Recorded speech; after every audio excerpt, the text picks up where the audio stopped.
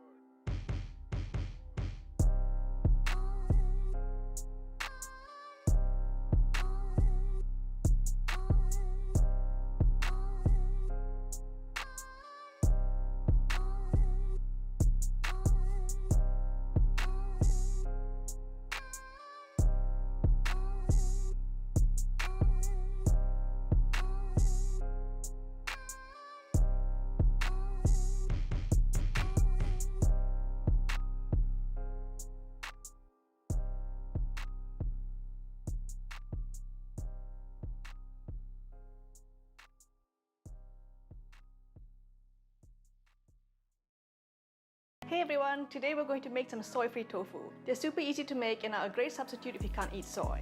Make sure you stay tuned till the end for the stir-fry recipe. Now I'm sure you've seen chickpea tofu going viral all over social media. It's also known as Burmese tofu. Unlike soy tofu though, Burmese tofu isn't coagulated with any added ingredients. In its most basic form, it's just water and chickpea flour. But what is chickpea flour? Well, it's exactly what it sounds like. It's dried chickpeas ground into a fine flour. So first off, we're going to place 125 grams of chickpea flour into a large pot. Let's go in with 1 tablespoon of nutritional yeast, 1 tablespoon of mushroom seasoning, 1 teaspoon of garlic powder, and 1 teaspoon of salt. Give everything a quick stir that we can pour in 3 cups or 750 ml of water. We want to do this in stages so we can incorporate the liquid into the dry chickpeas properly and without making a huge mess. This will also ensure that the batter will come out really smooth. In the end, we'll get a very watery looking mix. Next, we need a container. It can be any shape you like, but a square one will make it easier to cut later. Grease it with a bit of oil for easy release. Now we can place the pot on the heat. Keep it at medium temperature and stir the mix with a heat-proof spatula constantly. I'm using homemade chickpea flour here, so it's not as smooth as store-bought chickpea flour, but that's completely fine. Once the mixture starts to thicken, use the spatula to scrape the edges and the bottom. It's going to get super thick. This is why we're using a spatula instead of a whisk. It's done once the entire mix is pasty and there's no loose liquid anywhere. To be extra sure, you can give it a bit of a taste. It shouldn't taste floury at all. Then immediately take it off the heat and pour into the greased container. Smooth out the top as best as you can. This is an optional step, but I like to place a greased parchment paper on top to prevent the tofu from cracking and to keep the surface smooth. Leave it to cool off at room temperature for 30 minutes first, and then we can leave it to set in the fridge. After about 2 hours, retrieve the container from the fridge and peel off the parchment paper. Flip it over into the palm of our hand and it should slide right out. The chickpea tofu is soft and cuts easily. Unlike soy tofu, it's a lot firmer and sturdier. It doesn't break apart as easily as soy tofu. It's somewhat similar to polenta but has a different mouthfeel. It kind of reminds me of the texture of fish cakes, believe it or not. Cut the chickpea tofu into any shape that you like. Squares are always a good choice. They're easy to cook and flip. If you're looking for something with a softer texture like silken tofu, let me show you how to make it real quick. But before that, give this video a like and don't forget to subscribe to my channel. So here we have some dried mung beans and some mung bean flour. Funny enough, the flour isn't green. We're going to cook the mung bean tofu in the exact same way with the exact same ingredients as the chickpea tofu. The difference is in the actual beans. Mung beans contain a lot of starch. This gives the tofu an entirely different texture. It's much more flexible now, a lot softer, and has a jelly sort of feel.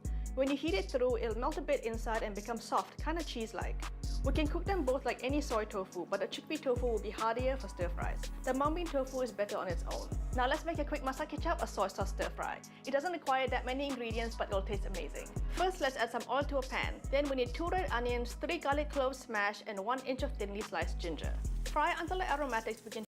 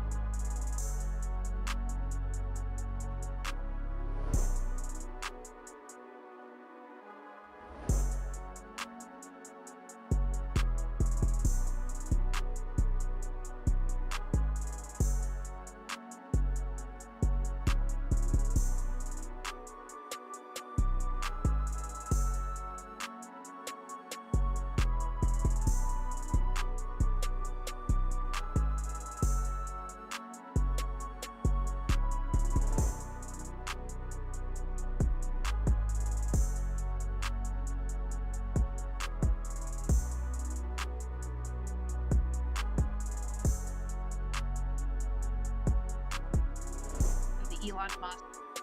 That lasted for 6+ months. So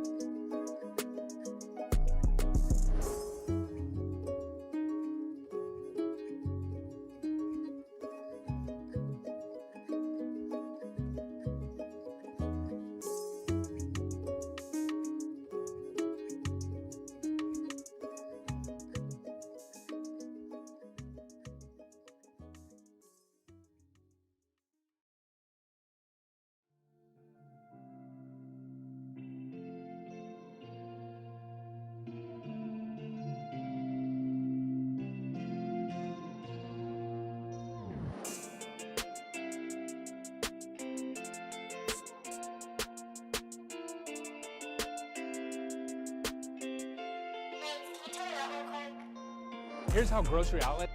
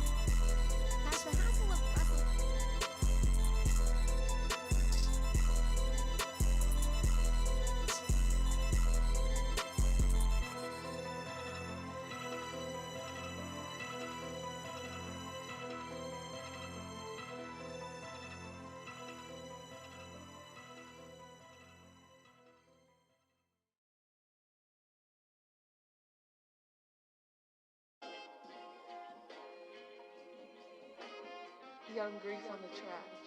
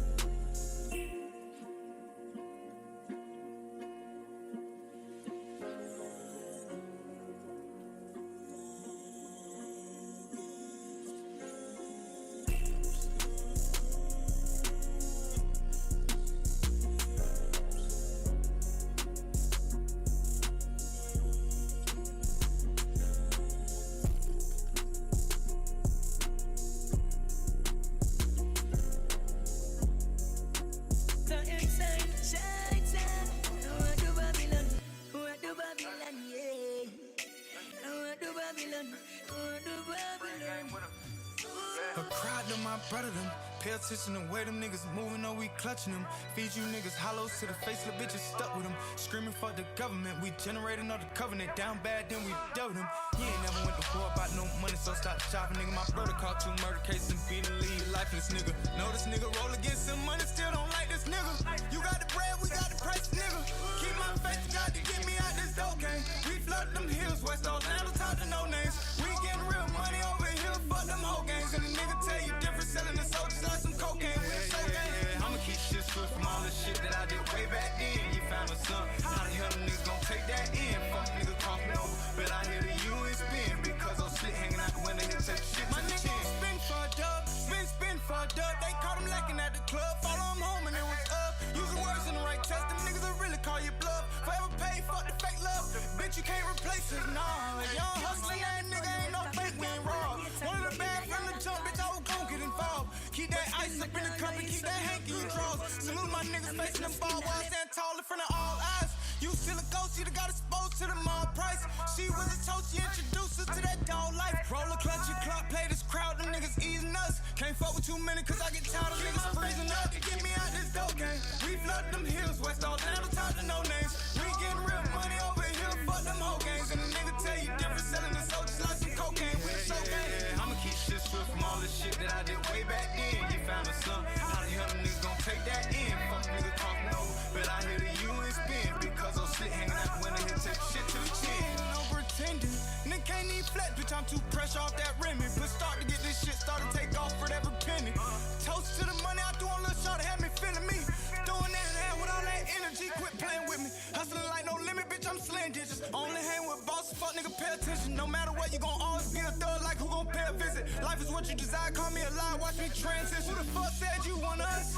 Who the fuck gave you a pass to come around like you won't get touched? Fail to see ain't no robbery, it's a stick up. From where them killers be, don't fuck around and get blicked up. Yeah, yeah.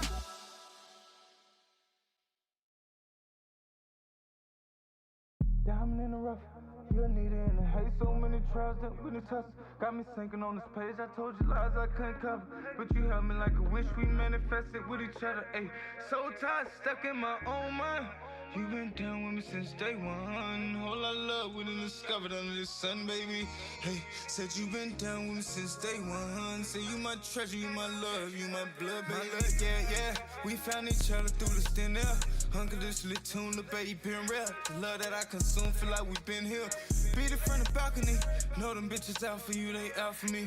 Causing different scenes, living our dreams, running through everything. Sticks to the scheme like it's the season 4 of wedding ring. Dunking that little bag on you from the baseline. Ain't thinking about the past, we gon' escape time. You give me your heart and you could take mine. Love you from the flow up, time won't control us. Mind doing donuts, you got the pen to the gold club.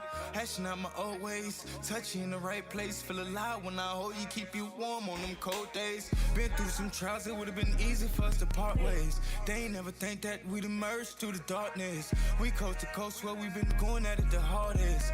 Permanent plug to your energy. Off this love, you gon' benefit. Loving, yeah. You been down with me since day one. You been down with me since day one. I'm loving you, ayy. Hey, you been down with me since day one. Hey, you been down with me since day one. Whole lot of love we done discovered under the sun, baby. Say you my treasure, you my love, you my blood, baby. You been down with me since day one. Hey, you been down with me since day one. Rock to the end, baby, I'm loving you. Over the years, I was being careless and thoughtless. I know the hurt that you would bear when I would end up on your block list. Tired of seeing all the nonsense. Things got real out of pocket. We make up, then I go back like we still living in them projects. You'll say me a sympathy cry, not like you were meant for me. Ain't holding back no love, I'm trying to give you all this energy. Dwell on good memories, please dwell on good memories. I ain't waste no time, short, I ain't never been your enemy. You got the right one. When the night fall and the road's clear, I'm a python. You got the right one. As we let bygones, we make room for some of this loving all night long. You got the right one. Been through some trials, it would've been easy for us to part ways. They ain't never think that we'd emerge through the darkness. We coast to coast where we've been going at it the hard days. Permanent plug to your energy. Off this love, you gon' finish loving, yeah. You been down with me since day one. You been down with me since day one. I'm loving you. You been down with me since day one. Hey, you been down with me since day one. Whole lot of love when you discovered under the sun, baby. Say you my treasure, you my love, you my blood, baby. You been down with me since day one. Hey, you been down with me since day one. Right to the end, baby, I'm loving you.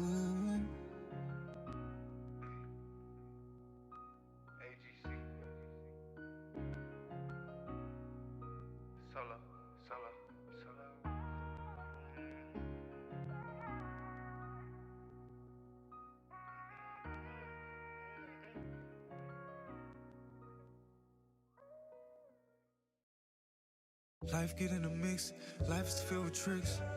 On the road with a nigga brick miss and they get miss. You lied if say I looked at you and didn't kiss. Thinking about your eyes, feeling this pain really gon' stick with me. Oh God, baby, I'm knowing you were meant for me. They telling lies, don't listen to demons that was sent for me. You cried in a nigga arms, that shit broke my heart. That's what they do to break us down, cause they know where we are. Dirty. I'm a little lean, a little perky. With my dog shit, onto the money. Kentucky Derby. I pull up in the excursion, probably swerving. My white is Eddie Murphy. Pull up in the excursion, probably swerving. Drunk as hell, slick as you burning. Reefer, thick blunt nigga, shit look like Queen Latifah. Smoking on Molly, y'all smoking Molly, nigga. Call that shit Jetta Pinkett. I feel like 8 all. Dropping 8 bombs. I got that AR, double barrel, nigga, assault all. Yeah, in the stool, I'm sipping on that Jose Cuervo. OIP to take off. Bitch, I'm boss, can't get laid off. Gotta keep grinding till this shit pay off. Till this shit pay off. Got stick and ball on the track. You know it's a hit, little dog. It's a hit, little dog. And we don't give a fuck about no law. About no law. But hold up. Bitch, we them souls. Hold up.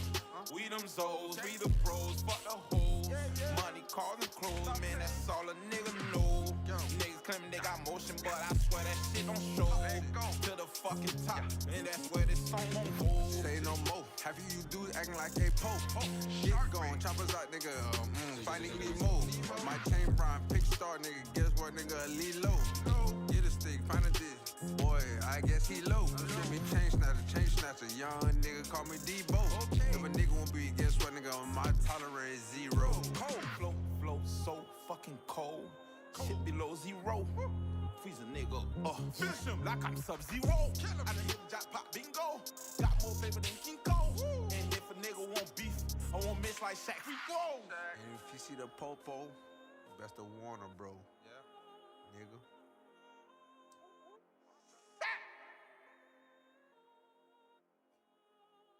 Split the ruler ball, just a shit, nigga. SCNG. Fuck you talking. This nice and struck you in the rears, the future for your kids. Monkeys gon' keep wearing a nigga down, but I maintain the bills. That baby girl got killed in the crossfire, now they got hella bills. Oh, just putting prices on niggas' head, cause they done destroyed the crib. Mama's out here crying cause the niggas down, we ain't got a chance to live. Learn to face the enemy cause they envy, hook you like a fish. But you trust in your brother to hold shit down, that butt nigga switch. Gotta get these little niggas about them bricks, we took too many. Bitch, I ain't from the dark side of the fire where them killers vibe. Kids got it with guidance, don't know how to finish side. Buck for the tears for them niggas stuck in the system. Nobody hear them crying out to God behind them walls, just trying to feed a child. I lost my nigga to that island, I went running wild. You lose a nigga in your face till the lead traumatized. Ain't no replacing all them times God to save your life.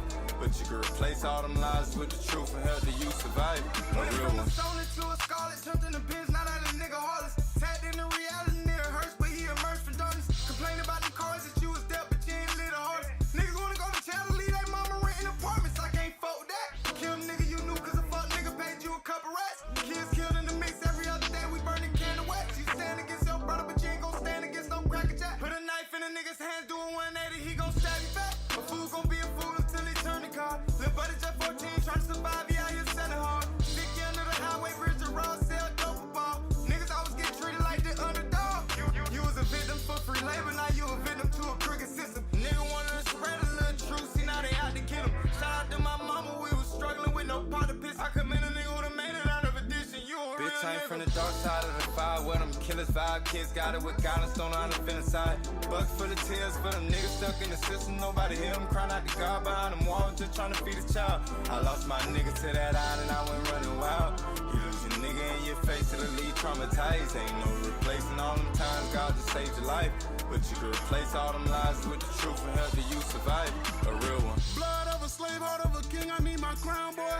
Came up from the dirty dreads, hanging like a rude boy. And the guilt is more than Paris, better cherish how I move. Boy, this fool, pay some dues, while like the man on the moon. Never been fed with silver spoons. Can't say to touch the sky, say I bet I touch the moon. One real be hot as summer June. Say I believe that I can fly this minute paper, tell my truth. Got on my grind, I changed my route. Rolling gon' meet me on this roof. Watch me take it to the top, my nigga. Watch me keep my faith in God, my nigga. Ain't no way that I'm a star, my nigga. Felt some iffy got from round them niggas. Hard dog is Wesley Snipes. You see my daughter change my life. My heart got dark like sharp and mark. That on my chin like Rosa Parks. You know I had to make my mark.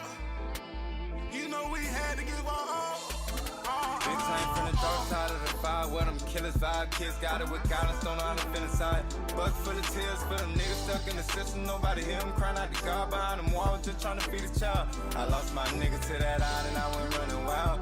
You lose a nigga in your face to the lead traumatized. Ain't no replacing all them times God just saved your life. But you can replace all them lies with the truth and help you survive. A real one.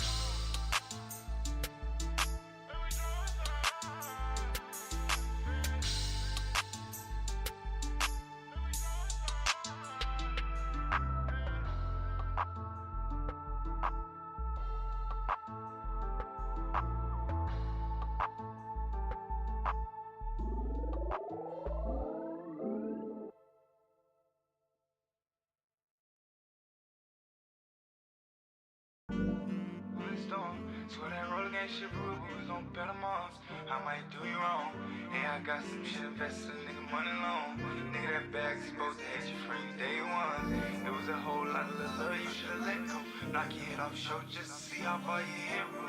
You been trapped up in the van dome, barking all your dogs to see a new light with the walk, just a new fight. That love in the bottom will get you tagged up like cattle, little nigga. That love in the bottom cause you the task skull in the battle. Got you sat mud, no apologies. Love in the bottom will get you back rub and them chops weak. Really in them trench, we don't give a fuck about no philosophy. The realest niggas in it, my niggas scope before them casualties. I ain't run with a whole lot of little killers, you can't fuck with me. I done fed both sides of the O, so they look up to me. Bless my niggas heavily, we on one. Me and white little bitch giving out pussy like she on some. Don't never contemplate by the critic game for the long run. Cause we getting money on purpose. Every time we pull out, niggas get nervous. Ain't worried about these bitches, I'm just trying to keep my focus on them digits. Ain't no a nigga cut gon' run it over nigga like anything. A young nigga out here ducking cases. I know what to do with them big faces. Call me the big bad bum, get you shit back the slump. Put the pin down and let the clip have fun. 23 shots of mixed up bulls with the rum. 23 shots of mixed up bulls with the rum. Call me the big bad bum, get you shit back the slump. Put the pin down and let the clip have fun. 23 shots of mixed up bulls with the rum. 23 shots of mixed up bulls with the rum. Niggas that new edition, Ash Pat wrote it, it's that upset, move swift, but you ain't dead yet. Talk about money, them niggas fold like fuck this subject, they would've told on you, sent your ass to the feds, that why the bread left. Bitch, I keep pushing for that oil like I'm a roughneck. Bitch, I keep pushing for that oil like I'm a roughneck. You can't see the money from my vantage point. Buy what you go get, it ain't about what you want. Never trust in a bitch, cause I've been damaged once. Made a couple moves, I let the boat sail. Told a couple folk tell, now shouted, loving how the dough smell. You can't listen to the blues, don't let your host dwell. Colder than the killer, well, nigga ballin' like he Odell. Thought the shit was sweet until the 56 spin the corner. Flying shells, smoke corona. Nigga ran, left you lonely. Ran down, you a goner. Nigga keep on advertising the guns, but I ain't spread money. Fuck niggas keep thinking this shit sweet, bitch. Nigga run up on me. Big bag, bum, get your shit back the slump. Put the pin down and let the clip have fun. 23 shots of mixed up bulls with the rum. 23 shots of mixed up bulls with the rum. Call me the big bag bum, get you shit back the slump. Put the pin down and let the clip have fun. 23 shots of mixed up bulls with the rum. 23 shots of mixed up bulls with the rum.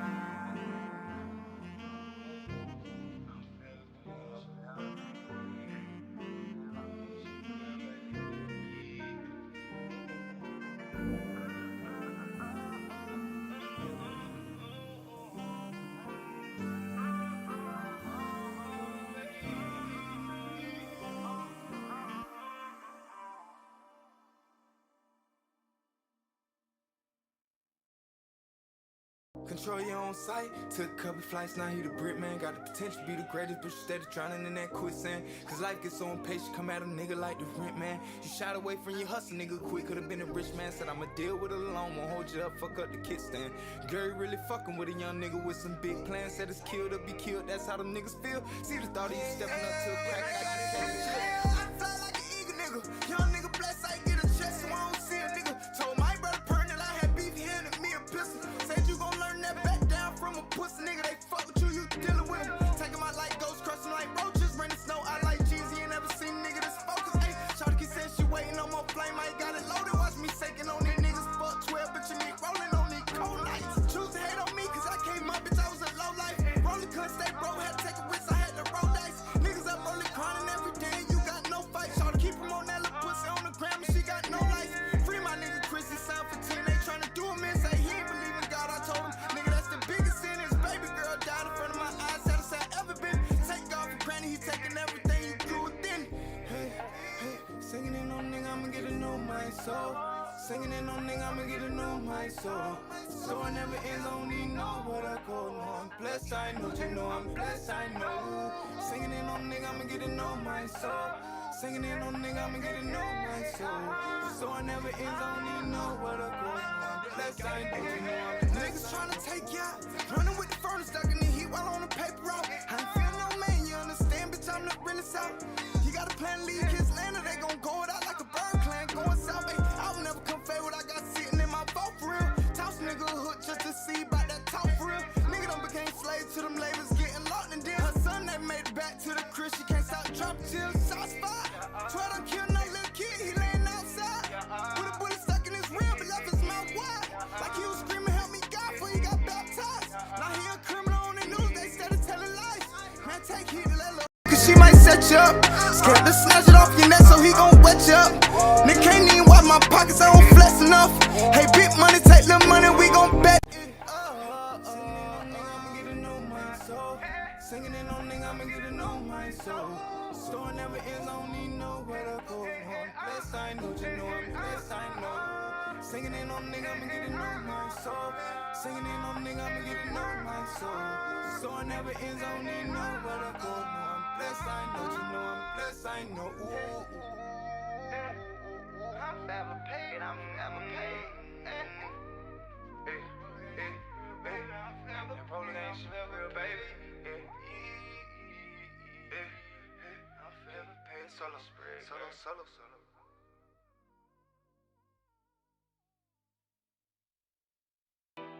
Talking like you talking, you going up holding a couple losses. Niggas and up in Boston for trying to waver no precaution. You must have lost it.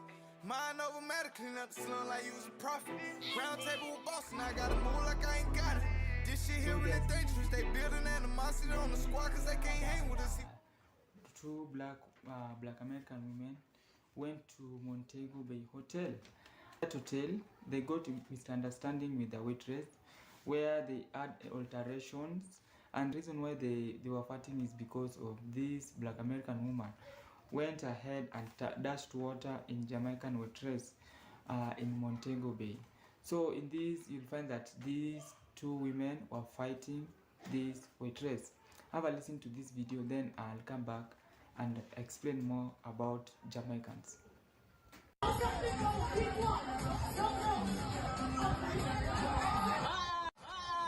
it! Crowd of people, come here. Guess what's happened? There's a video going around in social media where an American woman decides to throw water in the face of a Jamaican worker in the hotel in Rio Montego Bay. And she got dealt with big time. And then a friend tried to intercede and she got dealt with also. She got swung right to the ground. Now, it's a warning for you ladies in America. I'm not saying all of you in America or wherever you come from. Do not go to Jamaica and think you can disrespect anyone there because they won't take it. The code is respect, yeah? And that's what you always say, you say respect man and whatever, yeah? They take respect seriously, yeah? So if you go to America, you go to Jamaica and you decide you want to disrespect, you will be dealt with. They don't care who you are. It could be the Prime Minister who goes somewhere on his on a walkabout and he disrespects someone, they're gonna deal with him. Yeah, they don't care. So it's a warning, ladies from America, and I'm not saying all the ladies in America. Know what you're doing when you go. If you leave your manners, please bring your manners to Jamaica. You can't leave it in America. You have to bring your manners with you. And if you haven't got any manners, you try and learn some before you go to Jamaica. Because if you go there and disrespect anyone in Jamaica, they will not have it. Yeah? So that girl, she got a good whopping for misdemeanor. And if she had a problem with the hotel worker, she should have gone and just said it to the desk, the front desk, and they would have dealt with it. But no. She thinks she's going to throw water in the face of the woman and thinks she's going to the woman's just going to take it. She wasn't taking it at all. So, it's a warning. Manners carry through the world, ladies. So, when you go anywhere, you have manners. And you don't go on like you're at home, back at home. The things that you can get away with at home in your country, another country won't appreciate it and won't take it.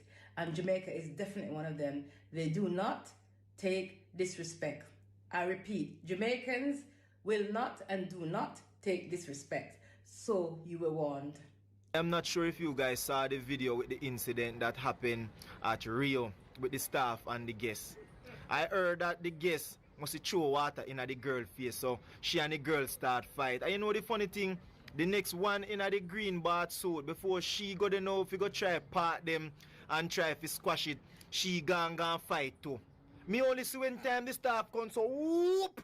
And me see mama spread out on the ground like shit. You get what me I say? Me not find this funny. But what I'm trying to say is that you see some of these American guests, especially the black ones, I don't know why these people are so angry. I don't know if it's because they are coming from a country where them can get fit do as them like, and when them go to another country, them carry the same style and attitude. And them have a thing that say guess is always right. So when them know say them have that they right, they know them feel like say them can treat the worker them any and any way. Or you figure dash water in a somebody's face. That is so freaking disrespectful. That is a no-no. Come to Jamaica, we are nice people, we treat everybody good. I want to say it to myself too, but when you go over the board now, if you go dash water or food in a somebody's face, what you expect? What you expect? You need to change them kind of style and attitude, and some have a style when you come out here, come have a nice time and the money done, and you hook up with the worker them. When you go back home, you go write bad review about the hotel, call up the people in name and make them get fired. But you see some staff as well too, some need to control friggin' self when they come on to guests. Stop hook up with them guests here. Because some of them don't real. When time you find one real one, make them go back home and come back if they're interested in you. Don't just get up and go just date one friggin' tourist like that. Sometimes they have their husband or their man back home. And when them realize that them have how much bill to go pay back now, then they want to find something for all the hotel them accountable. I want to know these things and yet still you not stop putting yourself in that. But I know that me come to talk about, me will just talk about the whole fact of the incident that happened at Rio. Sometimes I know everybody who go dash food pan go just take it like that. People are going to retaliate. We don't expect we are all human beings and we have emotion too. Yes, one of the things that I've come to realize with the Jamaicans and the Black Americans and even the Caribbeans and many people who are usually against the Black American women is that most of the Black American women are feel entitlement to be the people who should be respected all over, and that is not even the case. The case says that most of the Black American people in United States went through a lot for them to be in America. Like during those times they really fought for their country, and that's why you'll find that a lot of Black American women or a lot of black people are usually bitter, and even most of them are usually not mentally stable, and that's why you'll find that these people went ahead and fight. Now to Jamaicans, you'll find that Jamaicans are usually not even hostile. There are people who are always hospitable as long as you don't disturb their peace, you don't fight them, you don't do anything that is going against their will. And that's why you'll find that these women were beaten by this waitress. And the funny part is that there was a time that this fellow woman, black American woman, who they joined all their forces to fight this waitress. And in the event, this waitress beated all of them. So one of the things that I've come to realize that the Jamaicans are the people who don't care who you are. They don't know whether you have money. They don't care if you are more respected in your country. As much as you give them their respect, they will also return their respect. And to this case, you'll find that these women were pouring water. They dashed water to this waitress, and that's why this woman retaliated to beat all of them. So one of the things is that the Jamaicans are people who have manners, and they usually respect one another. Beside the black American women or men, who all of them usually don't walk with manners in their pockets. And it is not even this, you'll find that there's been a lot of fight amongst the black community. And it is not this channel is not to bring fights amongst people and even solve them. No. The thing is that we as black community, we have to know that there's a time we need to get respected. We need to respect one another. And also there's a time we need to also to have unity.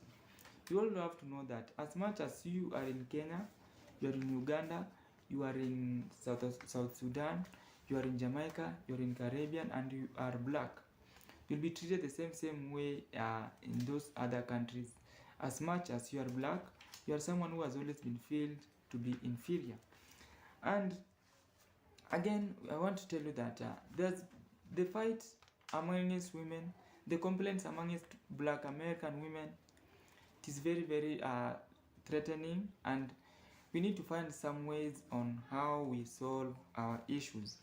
Now, there are several ways to solve these fights, because I've always seen fights in America, and I've always seen fights in Africa. So do you know that when people fight, there's a time that someone can end up and lose life. Also, there's someone who can end up losing even one of their body parts. Like there's a fight recently I saw. The two black men were fighting, and one of them ended up not having a arm, not having a finger, and he was picking his finger as if there's nothing that happened. So you can imagine when people get involved in fight, there's always been someone who will always lose.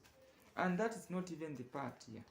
The part is that how are we going to solve these peaceful ways? How are we going to find peaceful ways to solve these issues? Because there's been a lot of many Caribbeans complaining about the black Americans, and also many black Americans complaining about the Caribbeans and even the Jamaicans. So what are the issues? What are the ways that we have to solve these issues?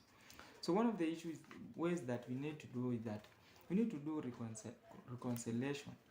If you know that Welcome and thank you for joining us for a second half hour of The Factor Uncensored. Peru has established a new group of people considered to be mentally ill. Transgender, intersex, and non-binary people are now officially in that category in that country. The president of Peru signed off on the law last week. According to the state's health ministry, the decision was made to guarantee full coverage of medical attention for mental health for the transgender community, which should also note people in LGBTQ plus community as a whole will not be forced to do conversion therapy, meaning make them straight. Joining us to talk about it, therapist Dr. Bernadette Smith, Ryle Williams from the Urban Conservatives of America, and Barbie Braxton, a model and local member of the Houston LGBTQ community, transgender community. So, Barbie, first of all, your thoughts on this when you hear Peru saying individuals who may be transgender and other categories may have mental illness. They gotta speak for people. You can't say who's mentally ill. It's not just everybody from being straight to first off, let me slow down. Heterosexual people, LGBTQ LGBTQ plus IA community, everybody has a mental illness within those groups of people. So you can't just automatically say because someone's trans or intersex or anything is automatically mentally ill. All right, Ron, let's hear from you. Your thoughts on this from the Peruvian government. I think that it was a great decision. I think that, you know, it kind of speaks for itself. You know, studies show that people who are transgender, I mean, for instance, in Sweden, they did a study, they're 6 times more likely to have to take, you know, anxiety medication. 3 times more likely when they're transgender to have to take antidepressants. So that kind of speaks for itself. I mean, when you go against God's order and you begin to try to live a lifestyle that he didn't create you to live. God didn't make that. God didn't make what? God, we've been here since forever. So you can't go and bring God into this and say what God made when God didn't make that. Do you believe, the Bible was a book that was written, if you want to go there. Let's not even get into that. You took it there when you said about, when you brought up God. We're talking about whether or not transgenderism is a mental disorder. Like I stated, everybody from every community has mental illness. It's a lot of transgender people, intersex people. I'm a transgender woman. I'm a transgender woman. I'm a transgender woman. I'm a transgender woman. Stop trying to disrespect me and be real to me, because we can really take it there. Let's bring in Dr. I'm feeling male vibes right now. I don't care, and I'm feeling feminine vibes and tacky vibes. Look at you. So you sit here talking this all greasy and stuff. So what guys, hey, look, we're going to do one at a time, or we're going to move on. Dr. Smith, let's bring you on. Go ahead. So what becomes important is, one, we have to be able to respect people where they are. And the other thing, we talked about this before, people will take a statistic, and because they don't understand how to properly read the statistics, that's how then you infer improper information. So when we're looking at statistics and where people in the LGBTQI community are more susceptible to things such as anxiety and depression and suicide, is because they're living in a society that does not allow them to be their full versions of themselves. That's not true. Can you imagine how challenging it would be if somebody said, you can no longer wear your glasses and now you have to function in society without it? That's going to create a level of anxiety, because then, yes, you're right. Studies do show. 1 second, we'll let you ride. 1 second. Studies do show that people who are in the LGBTQI community are more at risk for anxiety and depression because of the community and society at large. However, those who do have the opportunity to be in their full version of themselves and have the support and love do not experience those things to that degree. And so being able to say, what does it matter? At the end of the day, what does it matter how somebody decides to live their life? Because it should not impact you. All right, and Raul, that question to you, why should it matter to you how somebody lives their life? Why would it? If it doesn't impact you? Well, it's a number of reasons. You know, you can go and look at studies from Professor McCall from Johns Hopkins University. He shows that transgenderism, and he's a psychiatrist, he shows that it is a mental disorder. It's not something to where it's just something that they you know, you can do and it's okay, and you can try to convince yourself that you're something that you're not. You are a man. If you're born with a penis, you're a man.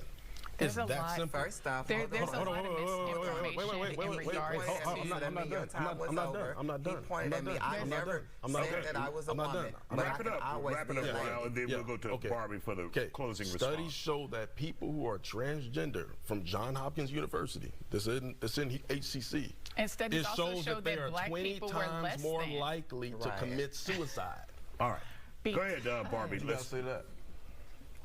But you could, hold on, because you spit a little bit, so just chill out. 20 times. Okay, hold on. You're going off a study, but you don't know. You can't speak for people. You cannot speak for people just because you're intimidated and everything, and you trying to down talk me. You totally wrong. I'm giving you the facts. You're giving me. You're not giving facts. You're giving a study. You're giving a study.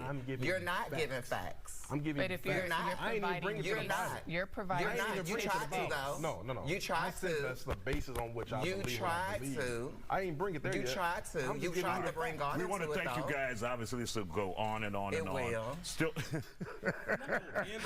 It will. Really quick. Let's give her the last word, Don. Go ahead, Don. I would just like to say that there are people who love and support, and there's also people who will be able to provide support and love for all people, LGBTQI included, and to not focus your attention on the small few, the loud minority of people who are not loving and accepting. All right. Thank you guys for joining us. Still. And welcome back to The Factor on... Welcome and thank you for joining us for a second half hour of The Factor Uncensored. Peru has established a new group of people considered to be mentally ill. Transgender, intersex, and non-binary people are now officially in that category in that country. The president of Peru signed off on the law last week. According to the state's health ministry, the decision was made to guarantee full coverage. Hundreds of protesters in Peru's capital came out on the streets to demand the scrapping of a new law that describes transgender people, among others, as having a mental illness so that they can access health benefits. Around 500 demonstrators peacefully walked the streets of downtown Lima, hoisting banners with slogans that read, "No more stigma," and "My identity is not a disease."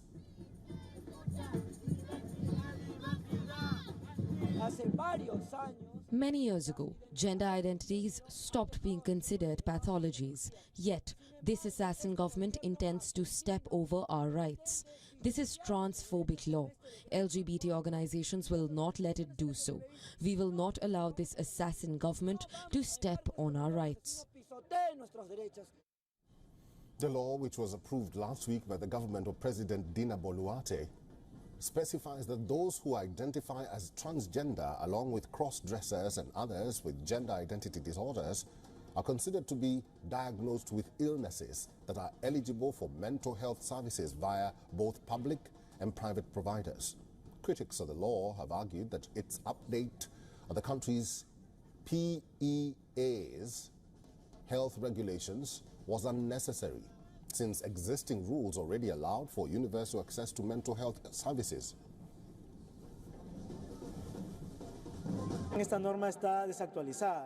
This law is outdated.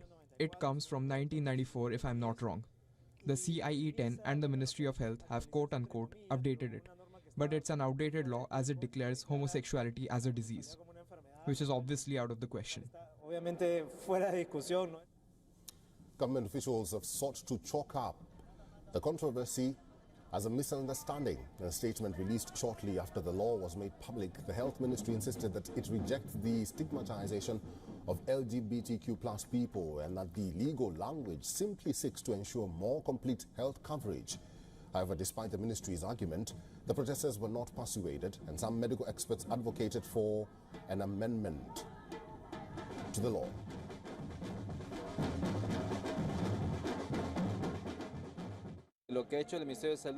What the Ministry of Health has done is just pass a law that people inside the CIE-10, which is a document from the WHO, have health coverage. So here people understand the Ministry of Health is treating as a disease gender identity. It's important to make this clear, but there are other things more important.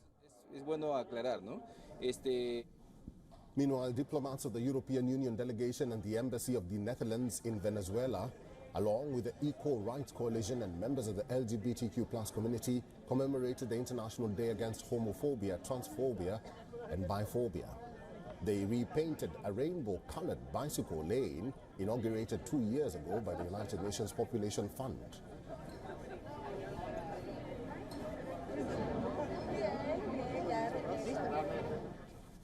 For all the latest news, download the WeOn app and subscribe to our YouTube channel.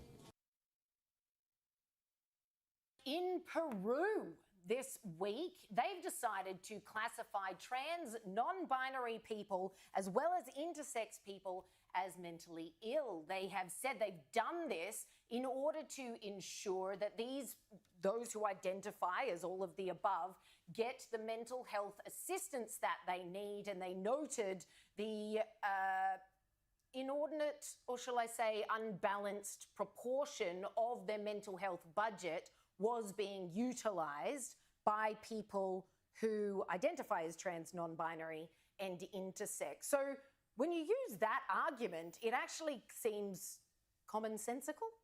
Yeah, well, they've said they've not done this to demonise transgendered people. They've not done it to hurt transgendered people.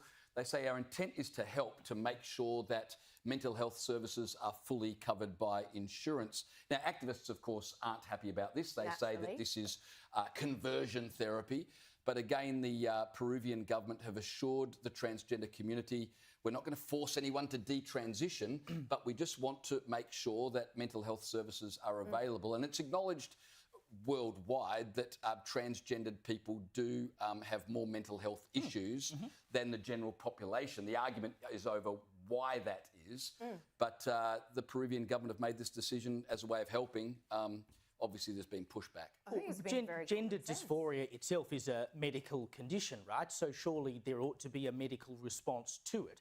And when you look at the number of people who are now deciding years after they transitioned, whether that be medically through chemicals and hormone treatment, etc., or even surgically in terms of trying to change their genitals, the number of people who are now saying that they regret the changes they made, it would seem an entirely humane thing to do to say that in the first instance there ought to be a mental health intervention here. Now, I have no doubt that there are people who seriously suffer with gender dysphoria, and I feel really sad and sorry for them, and they have to work through that, and that can't be an easy thing to deal with. That itself creates its own mental health issues. But the number of people who are increasingly coming out as having been a confused child and then in adulthood thoroughly regretting what they had done when they were a child and the road they were led down in order to be able to do that as a child, surely we should be saying, there are mental health issues here. You should be talking to a doctor not about the easiest way to change your gender, but about the way you are feeling and what you are experiencing and why you are confused. Because clearly, in many of these cases, there are underlying issues there. It's not just about, I think I was born in the wrong body. There's a lot more to it than that. The science and the medicine is starting to acknowledge that. A lot of the gender health clinics overseas, including Tavistock in the UK, and there's even reviews going on in our country now into this stuff about gender transition with children in particular. It is changing. Why would we not take a mental health angle on all of this?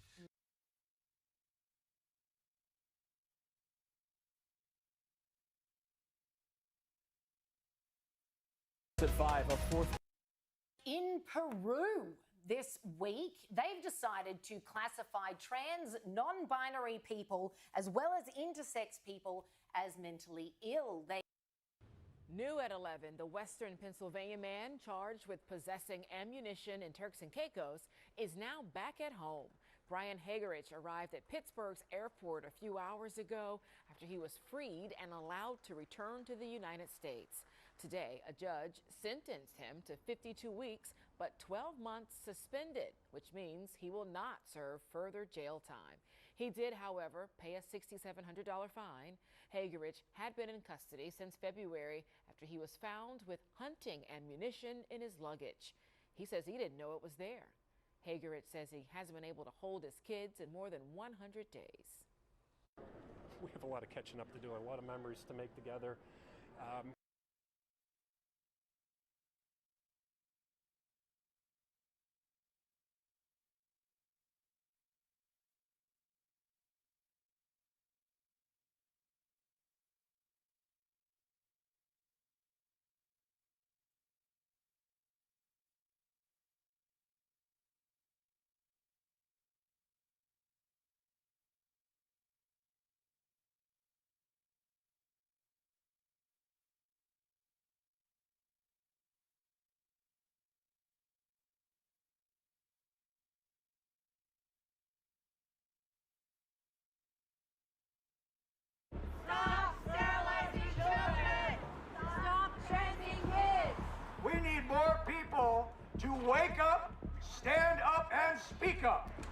I'm here at a detransitioner rally in San Diego.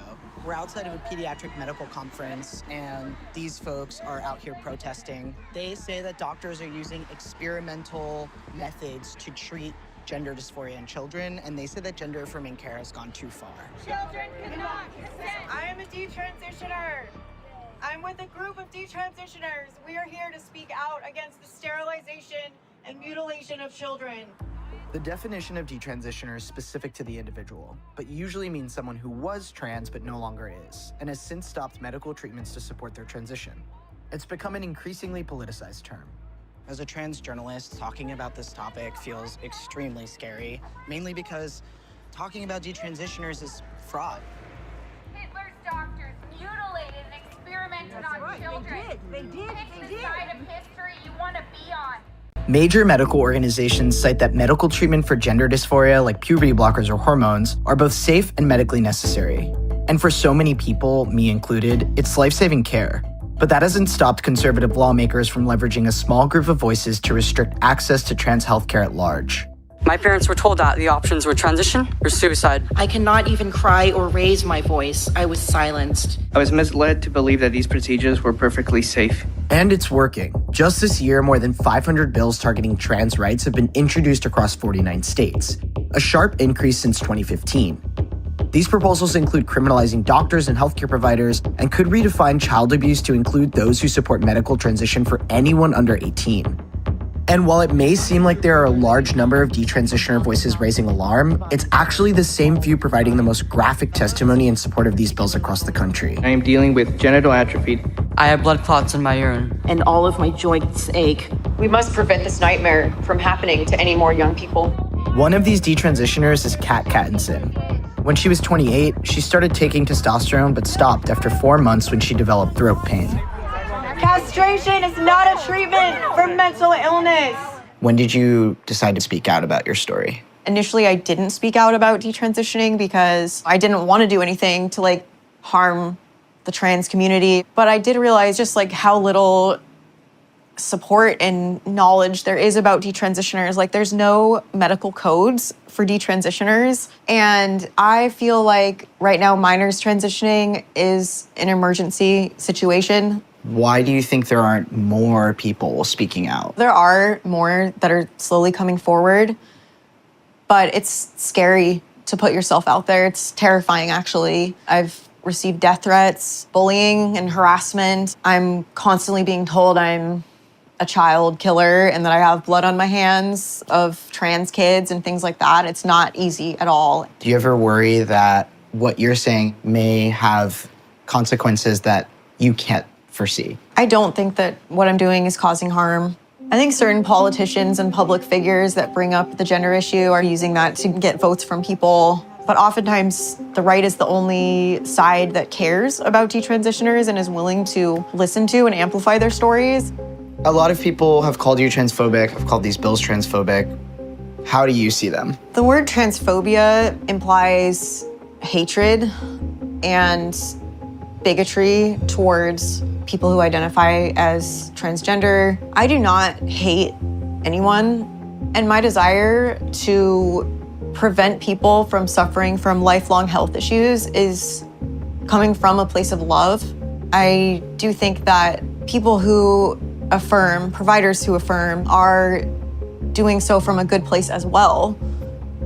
But I do believe that that leads to harm. Hi, it's so nice to finally Dr. Meredith McNamara specializes in adolescent medicine and provides gender-affirming care to minors, something she's had to defend in response to testimonies like Kat's. I think that the concerned public really responds to human stories. It becomes a concerning problem when anecdotes are being used to decide the fates of many, and that's fundamentally unscientific. If you're turning on the TV, you see narratives about children are being butchered, people are experimenting on children with gender-affirming care. What do you make of all that? How does that make you feel? In order to ban care for something, you really have to try to chip away at the existence of the condition for which care is being sought. So when people say things like social contagion is real, or gender dysphoria is other mental illnesses, or talk therapy is appropriate as the only treatment, what they're really saying is that transgender identity and gender dysphoria don't exist. The next thing you might hear would be false claims about safety, false claims about the evidence. And then the final thing is just attacks on medical authority. So medical organizations are advocacy groups, they're biased, liberal, leftist, ideological machines, that sort of thing. How often are you recommending surgery to adolescents under the age of 18? So I've never recommended surgery for gender-affirming purposes in my life because that kind of describes like a prescriptive model that we're not doing, that doesn't really exist. It's not a medicalized conveyor belt that you hop on and you can't get off until you get to the end. There aren't solid numbers on how many people detransition or why, in part because long-term and large-scale studies are scarce. But their impact is inarguably outsized. Current bills could limit healthcare for up to 300,000 trans kids nationally. And that's not accidental. We just landed in Chicago and we're going to meet Kai Shevers. She's a former detransitioner who feels like her story was co-opted by the anti-trans movement.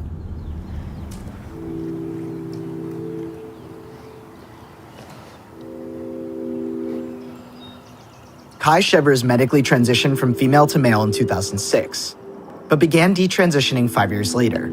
She now uses she/her pronouns and identifies as transmasculine. While detransitioning, Kai turned to the internet for support, and she was slowly indoctrinated by people she says are anti-trans radical feminists.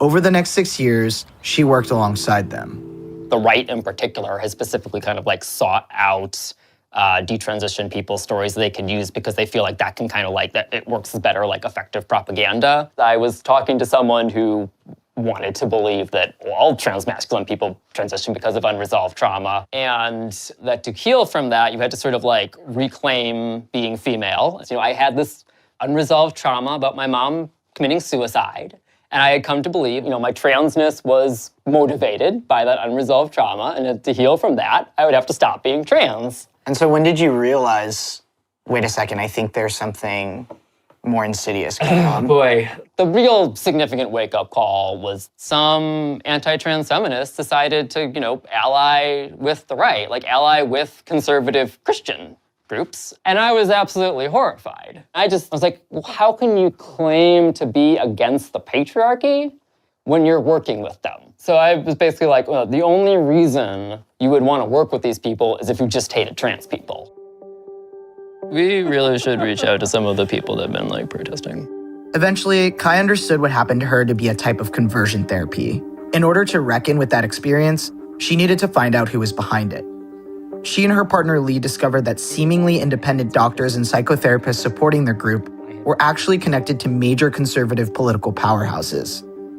Their work was validated in March when thousands of leaked emails revealed a coordinated effort between conservative state legislators, think tanks, lawyers, and gender-critical feminists to further an anti-trans agenda. There's a lot of different organizations that pass themselves off as something that they're not. The American College of Pediatricians, which is a conservative Christian group that pretends to be a legitimate medical organization so they can spread, anti-gay and trans and anti-reproductive right crap while trying to pretend to be scientific. Why do you feel the need to do this research? Why is it important right now? Just to make sure we can survive. How do we take this movement down so we can get on with our lives of just, living as people?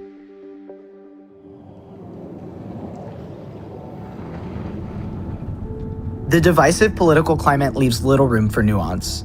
Some detransitioners feel caught between detrans activists and their former trans communities. So this is your studio? It is. I went to Canada to visit Maddie, who has asked that we only use her first name. Is this usually what you do? You make little diorama setups? Yeah, I sometimes do that. I sometimes just make miniature foods.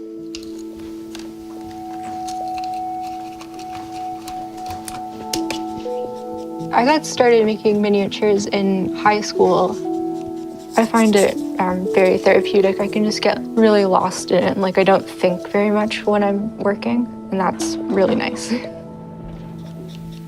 She first began her transition at 15 and eventually started taking testosterone and got top surgery when she was 21.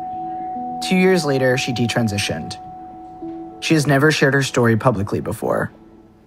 What made you decide to detransition? I had received an autism diagnosis, and things that had once made sense to me as being about gender suddenly were very clearly stemming from autism. Things like my discomfort with my body, and then I started to feel regret. I started to wonder if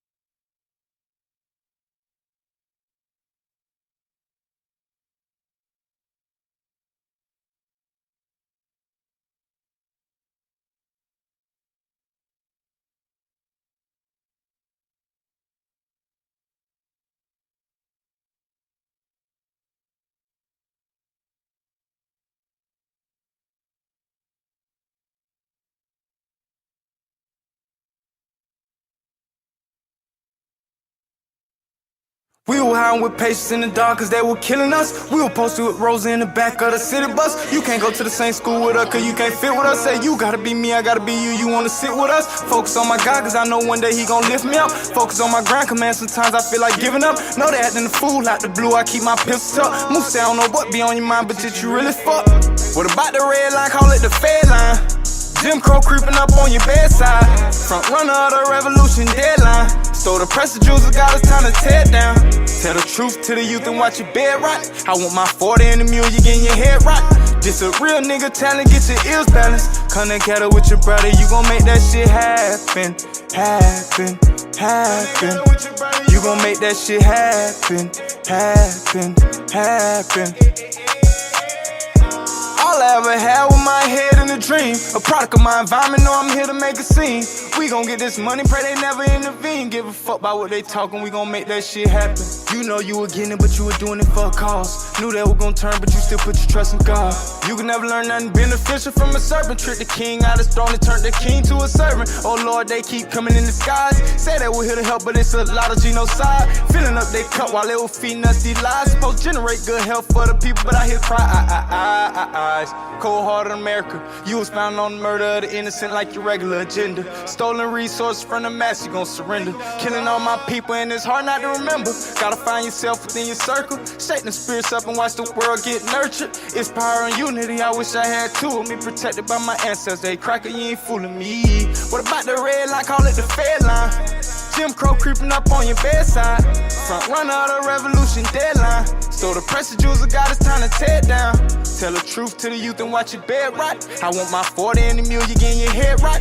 This This a real nigga challenge, get your ears balanced. Come together with your brother, you gon' make that shit happen, happen, happen. You gon' make that shit happen, happen, happen. All I ever had was my head in a dream. A product of my environment, know I'm here to make a scene. We gon' get this money, pray they never intervene. Give a fuck about what they talking, we gon' make that shit happen. Is you your brother keeper, you gon' play up underneath him. Why turn against your brother when you know damn when you gon' need him? Provide for my sister, cause I watch mama catch them beatings. Them kids looking up to you, what the hell is you gon' teach us? Sometimes I get weak up in the head, thinking about being strong, but I'm weeping instead. I can't hold my breath when they keep leaving us dead. Organs harvest country, they increasing the bread. Cold-hearted American, you was found on the murder of the innocent like your regular agenda. Stolen resources from the mass, you gon' surrender. Killing all my people and it's hard not to remember. Gotta find yourself within your circle. Shake the spirits up and watch the world get nurtured. It's power and unity, I wish I had two of me. Protected by my ancestors, hey cracker, you ain't fooling me. What about the red line, call it the Fed line? Jim Crow creeping up on your bedside. Front runner of the revolution deadline. So the pressure juicer got us time to tear down.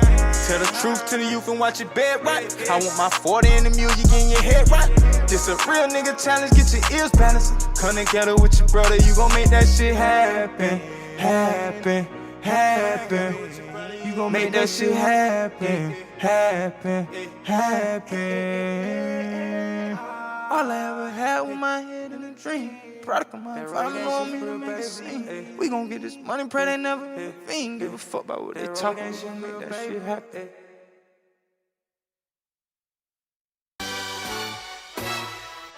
Yeah, yeah, oh yeah. A dream's only a dream.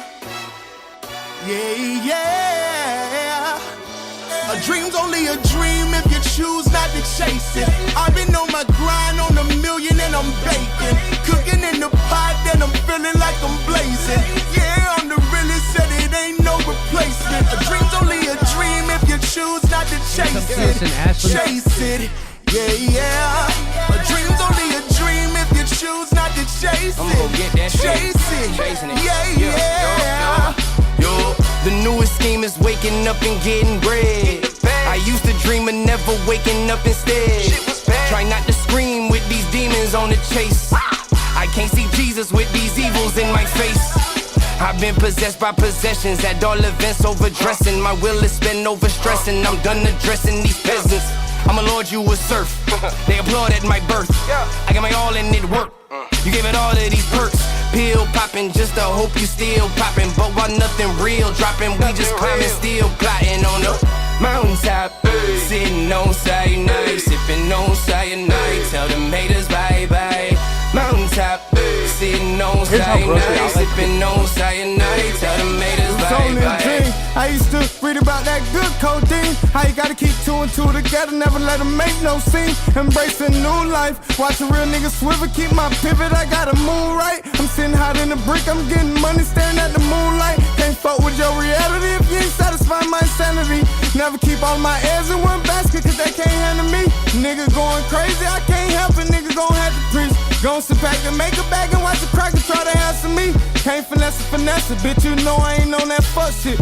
Bitch, I ain't got a bat, don't come around or you'll get touched, bitch. Creep around the corner, might put that iron on your truck, but I put a 50 on your head, pull up to your grave like it's nothing. I can't even lie, real nigga, do ya? Feel like I done jumped up out the cooler. Hey, bitch ass nigga, ain't better keep your tool up. I can't fuck with a bitch who can't come through the fuck. Run around with a click, who gon' fire shit up? Ay, run around with a stick and I can't lie, bitch, I'm drunk. Ay, see them pop little perk, I swear she bout to go up. Ay, I'ma fuck the city up with all this drink in my cup. Yeah. Dreams only a dream if you choose not to chase it. I've been on my grind on a million and I'm banking.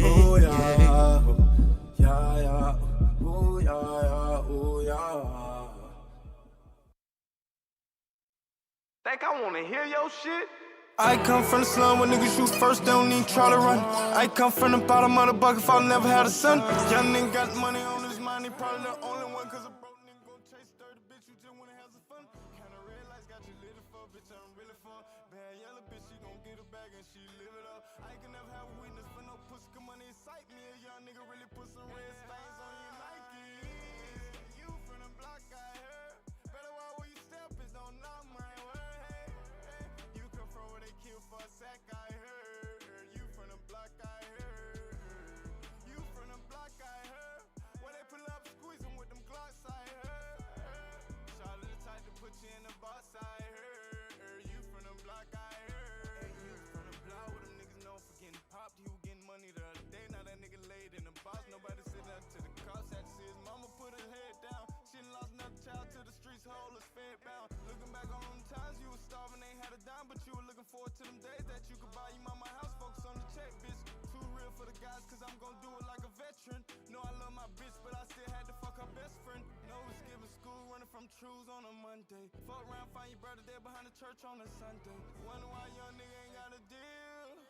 2 cup for the industry, nigga live this shit for real. You from the block, I heard. Better watch where you step, it don't knock my word. Hey. Grocery so much cheaper, but it comes with a dirty little secret. So Grocery Outlet uses a strategy called surplus purchasing. Let me explain. Take these Prime as an example. These might be going out of stock or they want to rebrand it, so they'll sell them to Grocery Outlet for much cheaper than what they normally would. Take these chips, like who wouldn't want these? 2 for $5, normally they're $6 each. That's like way cheaper. So what's the catch? So here's the dirty little secret. Take these chips, or even more importantly, look at this milk right here. So from the time that I'm shooting it, this expires in 1 week. So if you don't drink it right away, it's gonna go bad. What about these chips? Normally these would last forever, but look at them. They expire in just a couple weeks. Here's how Grocery Outlets get their groceries so much cheaper, but it comes with a dirty little secret. So Grocery Outlet.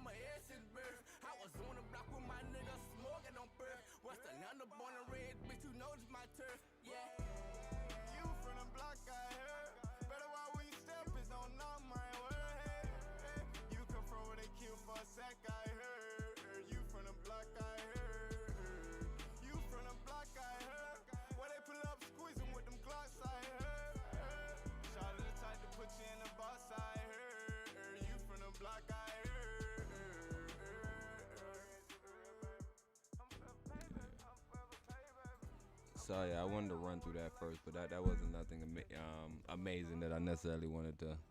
All right, you see my mic right now? All right. Eventually, you're gonna see me hit another stride. Yeah. Matter of fact, for right now, since we at this level, you could make sure that we all the way up on our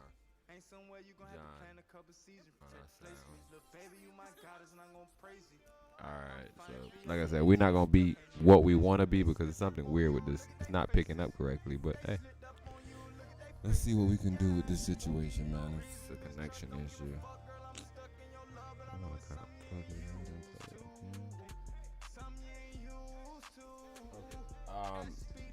See, we share that stream. I wanted to play another one. Yeah, this is the only thing I was saying was a little tricky. So what I usually do is I have 2 screens. So the screen that's currently showing the video just stays as the video, and I have another screen. That's how I switch between them, so it's not just this downtime. Shit really been shaky from the start, but always gotta go through a couple things to get to the plot. Let our love linger. I'ma keep on grind so I can put this ring on your finger. Then walk with me through the storm, baby girl, I remember. I just wanna love you from December to December. December to December. Couldn't think for myself, I had to see God in my dreams. Told me to grab your hand and together we could part the sea. Won't give you no reason, mistrust, don't give a fuck, girl, I'm stuck in your love, but I know it's something you ain't used to. Ay. Something you ain't used to. Actions speak louder, we make love lost like flows. I love you unconditionally. Love is really power, but I know it's something you ain't used to. Something you ain't used to. Stuck on the edge of a ledge, going through enough crisis. They have said they've done this in order to ensure that those who identify as all of the above get the mental health assistance that they need, and they noted the inordinate, or shall I say unbalanced proportion of their mental health budget was being utilised by people who identify as trans, non-binary and intersex. So when you use that argument, it actually seems commonsensical. Yeah, well, they've said they've not done this to demonise transgendered people. They've not done it to hurt transgendered people. They say our intent is to help to make sure that mental health services are fully covered by insurance. Now, activists, of course, aren't happy about this. They say that this is conversion therapy.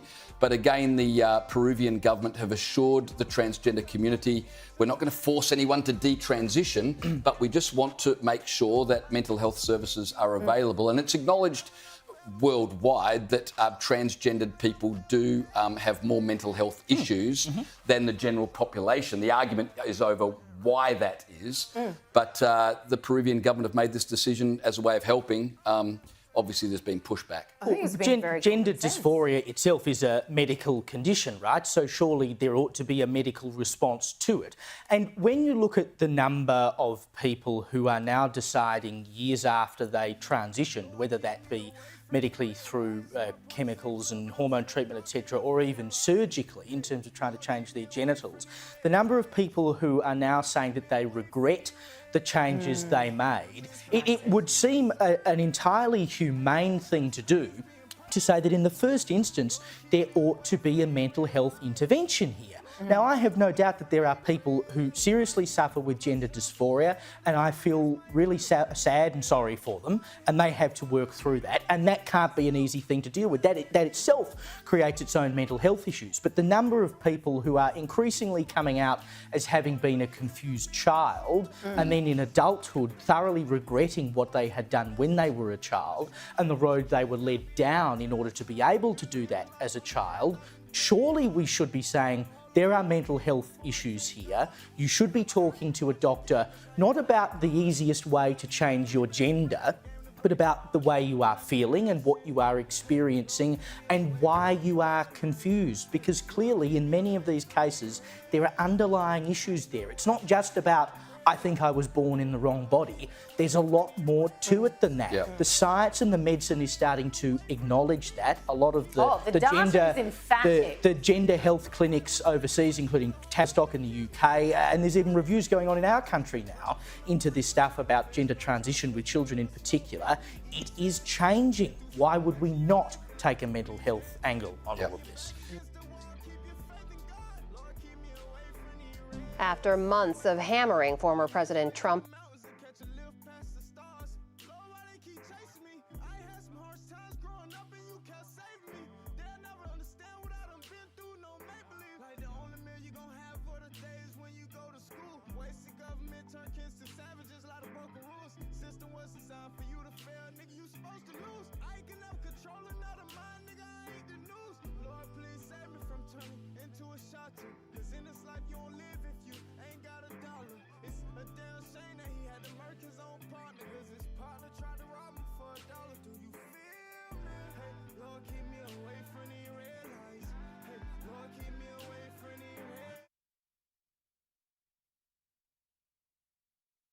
They have said they've done this in order to ensure that those who identify as all of the above get the mental health assistance that they need, and they noted the inordinate, or shall I say unbalanced proportion of their mental health budget was being utilised. So right there, that's the first point that I want to stop on, because I want us to understand, right? I guess Peru, they're trying to say Peru is transphobic or whatever the situation is, right? But Peru looking at it and Peru saying, yo, why is our budget being abused like this? Our budget is being used like we don't really have a lot of budget for the quote unquote real mental ill people, because y'all say y'all not mental ill. But so what we're going to do is we have to classify you as mental ill just because this budget is allocated to people that has mental illness, but you're getting majority of the treatments. So I don't know. I'm listening to this video and I'm wondering why the transgender community is so upset at the moment. But what do you think? Why they would be so upset? Somebody trying to reclassify you. They're not using their brains. Because if you want those surgeries, you get paid for by the state. That's all I'm thinking. Like, bro. You have to be clinically diagnosed. Yeah. Amber, they fighting back against it so hard.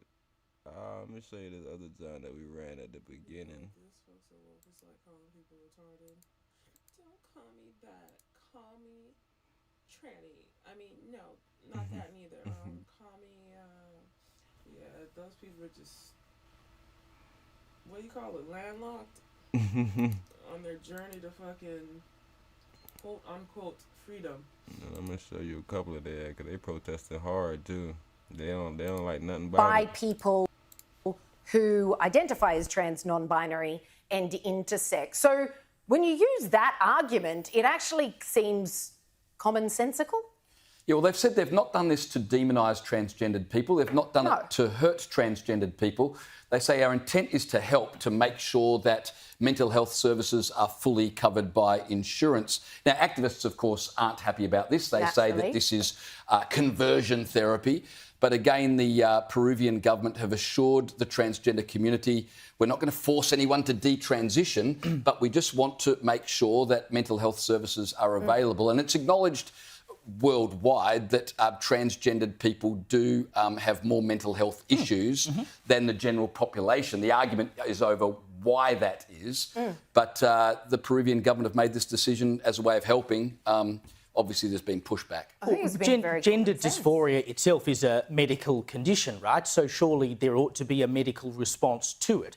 And when you look at the number of people who are now deciding years after they transitioned, whether that be medically through chemicals and hormone treatment, etc., or even surgically in terms of trying to change their genitals, the number of people who are now saying that they regret the changes they made, it would seem an entirely humane thing to do to say that in the first instance there ought to be a mental health intervention here. Now, I have no doubt that there are people who seriously suffer with gender dysphoria, and I feel really sad and sorry for them, and they have to work through that, and that can't be an easy thing to deal with. That itself creates its own mental health issues. But the number of people who are increasingly coming out as having been a confused child and then in adulthood thoroughly regretting what they had done when they were a child and the road they were led down in order to be able to do that as a child, surely we should be saying, there are mental health issues here. You should be talking to a doctor,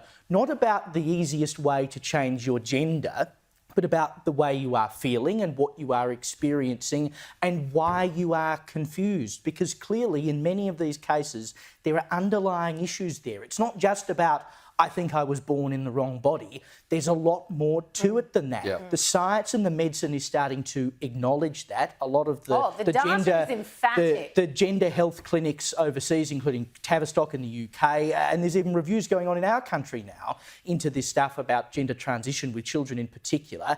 It is changing. Why would we not take a mental health angle on all of this? After months of hammering former President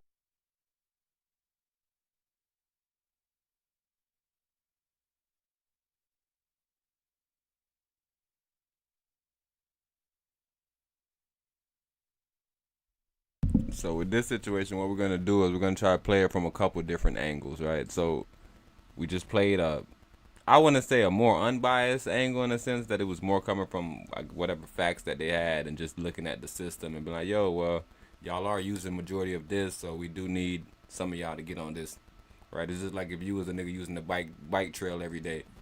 Eventually, we want you to do something for the bike trail, right? So that's kind of what's going on in that video that we kind of heard. So let's just play the second angle of it. This one is a little more interesting because they got this person. So let's see where we go. Ill is not.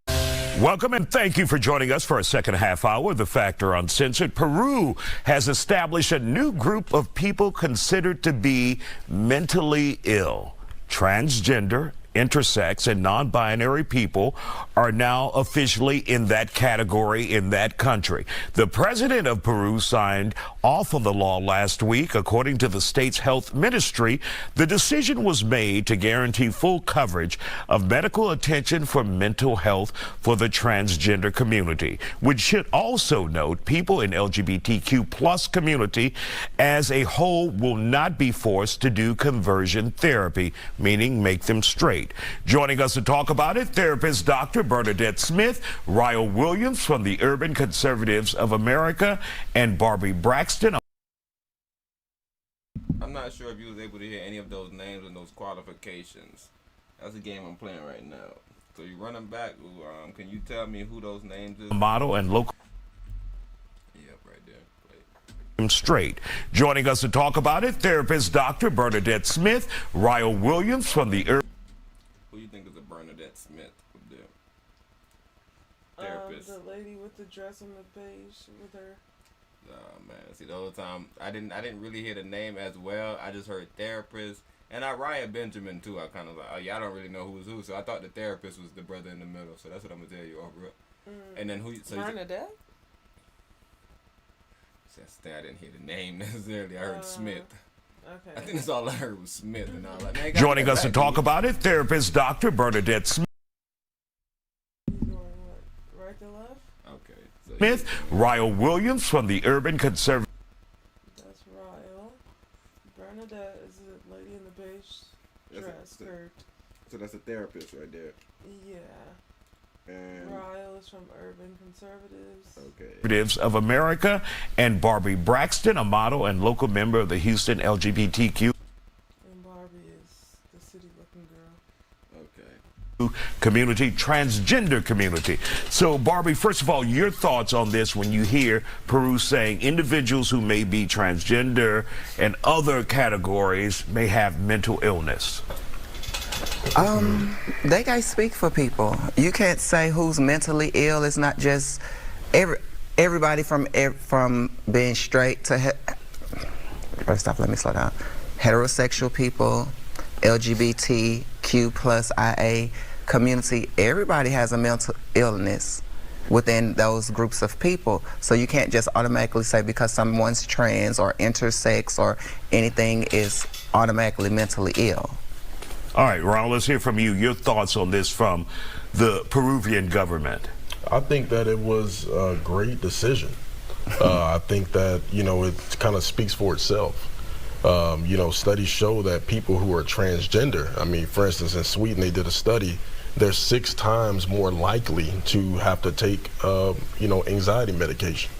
3 times more likely when they're transgender to have to take antidepressants. So that kind of speaks for itself. When you go against God's order and you begin to try to live a lifestyle that he didn't create you. Right, and that's always going to be the first problem you put yourself in. There's nothing actually wrong with it necessarily, right? You can present it, and I think it's presentable. I think it makes sense, it's sensible, but if you're having an actual discussion with people and you're trying to prove your point without a bias, every time that you bring God into it, you just lost your argument. I'm not even gonna lie, and I'm rocking with you necessarily. I'm not rocking with either person, but I'm just trying to hear everybody's argument. I'm just saying her argument with the Barbie argument was crazy. It didn't make any sense. We're just saying, yeah, everybody got mental illness. That's clearly not the problem. And there's people with it at a higher rate. What's going on?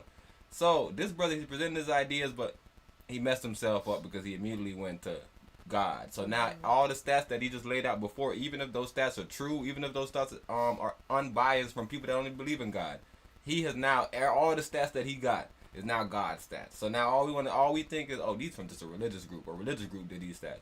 So now his whole argument is now null and void. But so what are you hearing so far, Empress, as far from Barbie and then from this brother? I have a question first and foremost.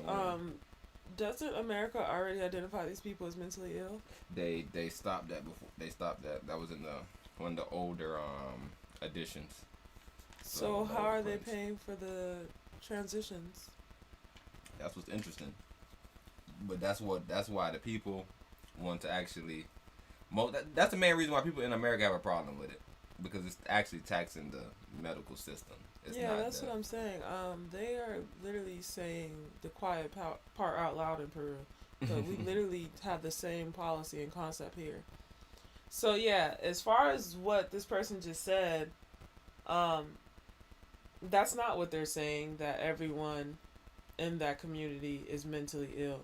They're saying if you want to transition as far as cutting your genitals off or adding genitals to you, we have to deem you mentally ill in order for the state to cover the cost of that surgery. And like I said, the main reason why they're going there is based on the stats that they have seen so far. They're looking at it going. And just to think about the Bruce Limpton video, as far as him saying they give you the poison for free and then tax you for the remedy. That's literally what's happening to these people, because it becomes very costly, and after a while they cut you off. So they get you in there, cut everything off, and then before you know it, you need to constantly go in there to make sure everything stays intact or whatever the case is, and you don't get infections and stuff. So yeah, go ahead and sign yourself up for that, and just understand the consequences of it, bro. Because literally, you're mentally distraught when you do something like that. You're literally cutting off a piece of your body for no apparent reason. Like I said, like even the people that had the mastectomies just because they had the gene. Mm-hmm. That is a mental situation, because they said 50% of the people that actually have the gene don't ever receive breast cancer. Mm-hmm. But people are going as far as to cut themselves off, cut their titties off, and these people end up on the same antidepressants that a transgender would end up on. But that's always the same thing, right? Niggas been taking out their appendix and all type of crazy shit their whole lives. Mm-hmm. We think we know what the hell we doing until we come back 10 years later and be like, hold on, what it cost? Oh, and that's why you need it? Man, how come nobody told me that? Bro, they remove whole uteruses. How come nobody told me that? Like I said, a lot of these things that they're coming out with, even when we played a thing where the doctor was speaking, he was like, yo, the way we do our little butt checks in America. What's the name of that son? Colonoscopy? He said that don't make no sense. You don't do that nowhere else. I said, damn. What? And everywhere else that they don't do it, they have far less cancer. Far less. So I don't know, bro. A lot of these things, it's just like our medical system, bro, we're using too much feelings. And I think Peru try to use the stats based on, yo, bro, I'm looking at the medical shit, and y'all are the ones that's using it more even than the disabled people. We have a higher percentage of disabled people in reality, but y'all are using it at a higher rate. So I don't get what is the actual trick here. Like I said, the brother messed himself up, and now everybody hate him. Everybody hates Chris right now because the brother brought up the Most High. And now everybody's like, yo, this dude's a religious dude. I don't want to hear him. You know, religious people they don't like LGBT. They don't like none of this. So, but the good thing is, these are just two people. He's from the urban conservative group, and that person is a model. These are just two humans. We still have a therapist to get to, y'all. So we're going to get some good information, I think. Let's see. To live. God didn't make that. God didn't make what? We've been here since forever. So you can't go and bring God into this and say what God made when God didn't make that. Do you believe? The Bible was a book that was written. If you want to go there. Let's not even. What is this young lady debating at the point? God didn't make what? The Bible. We don't care about the Bible. So in the beginning, you telling me that the Most High told us that if we get together, same sexes, or if we change our sexes, nothing will happen. You saying the most whoever you think created the planet? Do you think somebody created it, or you just believe in Big Bang? All right. So when the first Big Bang happened, that was two male planets that banged together. I'm very, very confused about what is your angle of what God made or didn't make. There's male and female animals. We didn't create male and female animals. This person is trying to reinvent the wheel, and I wish him no good luck. God didn't make that. Even get into that. You took it there when you said about when you brought up God. We're talking about whether or not transgenderism is a mental disorder. Like I stated, everybody from every community has mental illness. It's a lot of transgender people, intersex people. I'm a transgender woman. I'm a transgender woman. Gender people. Okay, fair enough. If everyone has a mental illness, say for the sake of your argument, how costly are their mental illnesses in comparison to your group's mental illnesses? And that's the main thing I was stressing, Empress. I don't think they're going off stats, because we just heard the other people say, yo, they're looking at the actual people that's going into these places, getting these different things. Get your feelings out of a bunch and look at the stats. Statistically, you guys are demanding way more money from the governmental system. So guess what? They're trying to look out for you, idiots. Oh, matter of fact, I want you to get a therapist. Because the therapist is going to tell you why. Because what you said? You saying that they're looking out for them? The therapist is going to tell you why they have to look out for them. Why? you a intersex man people. or a woman? I'm a Are transgender you a woman. man or a woman? I'm a transgender Are you a woman. man or I'm a a woman? transgender Are woman. you a man I'm a or a transgender woman? woman. Stop trying to disrespect me and be real to me, because we can really take it there. And what Let's bring in Doctor. I'm feeling man vibes right now. I don't care, and I'm feeling feminine vibes and tacky vibes. Look at you. So you sit here talking this all greasy and stuff. So what guys, hey, look, we're going to do one at a time, or we're going to move on. Dr. Smith, let's bring you on. Go ahead. So what becomes important is, one, we have to be able to respect people where they are. And the other thing, we talked about this before, people will take a statistic, and because they don't understand how to properly read the statistics, that's how then you infer improper information. So when we're looking at statistics and where people in the LGBTQI community are more susceptible to things such as anxiety and depression and suicide, is because they're living in a society that does not allow them to be their full versions of themselves. That's not true. Can you imagine that's how challenging it would be if somebody said... So the reason why we know it's 100% not true, I'm saying just 100%, like this is the only thing that we know is 100% not true. When black people was in slavery, we committed suicide at a lower rate than white people. Today, black people are quote unquote the poorest people. We still commit less suicide than white people. White people are more accepted in the society. Definitely not allowed to be ourselves, i.e. driving while black, and everything else that comes with fucking your skin color. So how is that proving anything about why you're on anxiety medicine? Oh, I know what you're going to tell me. We don't even have enough money to even get on the anxiety medicine, so that's why they don't know that we're on anxiety medicine. Because it's literally no way to win this argument, because we've been black, bro. We've never committed suicide because we wasn't allowed to be who we wanted to be. Literally, that would be something that we would think is mentally wrong with a group, what bro. Obama said? Pull your pants up. Come on, bro. That's all he had to tell. No, that's why my hips are fucking broken and I need a replacement. That belt's been too tight around my waist. You can no longer wear your glasses, and now you have to function in society without it. That's going to create a level of anxiety, Studies because show then, that transgender people, yes, from the time you're right. that Studies they become... One second, we'll let you You're run. right. 1 second. Studies do show that people who are in the LGBTQI community are more at risk for anxiety and depression because of the community and society at large. However, those who do have the opportunity to be in their full version. So it has nothing to do with them being unattractive and people not liking them physically or being attracted to them physically. It's because society as a whole has shunned them. So does Pride Month not exist? Does the Glad people not exist? I'm confused. Matter of fact, I think they mad at Dylan Mulvaney right now because they said, I guess he too quiet. I mean, that person too quiet on the situation. Are these people not allowed to get married? Like, what are you talking about? Society has availed them all the opportunities that they've requested. Like, I think the only thing more that y'all could do now is just let them start fucking young girls and boys that are underage and know no better. Because that's the next thing they definitely ask them. That's the last straw. Because What more do they need? I'm sorry. I thought Obama answered all of their requests. Because this got nothing to do with Christianity. Because like I said, you're allowed to get married. That was a holy sacrament the Most High gave to us. Mm-hmm. I even heard one crazy person say that the Most High put the rainbow in the sky for y'all. I said, oh wow. So you don't even care about the scriptures no more. You just like disrespecting those. Like, bro, what?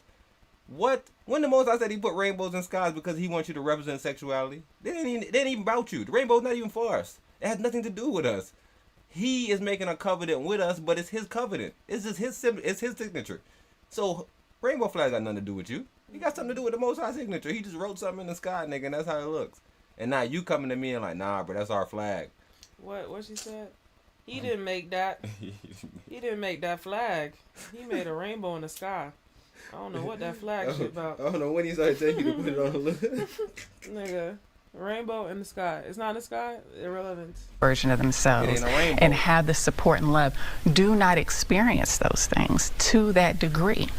And so being able to say, what does it matter? At the end of the day, what does it matter how somebody decides to live their life? Because it should not impact you. All right. And live their life. It matters because when you present it everywhere you go, as far as media, and at this point in society, and now you have the whole society being influenced by this type of lifestyle, where are we in 10 years? If everyone decides to do the same exact thing that you're saying is A-okay. Bye-bye. You're not here. And Your right. children sure as hell ain't here. But in that simple sense, see, and that's what I think you gotta get a little more personal with them. I guess you gotta ask them, yo, would you want your child to do this? What if because it's so hard to get to somebody because they'll say, man, people should be able to do what they want. And it's like... And then they have the argument, oh, we'll just adopt. Well, word on the street is that most men, specifically black men, are not donating their sperm.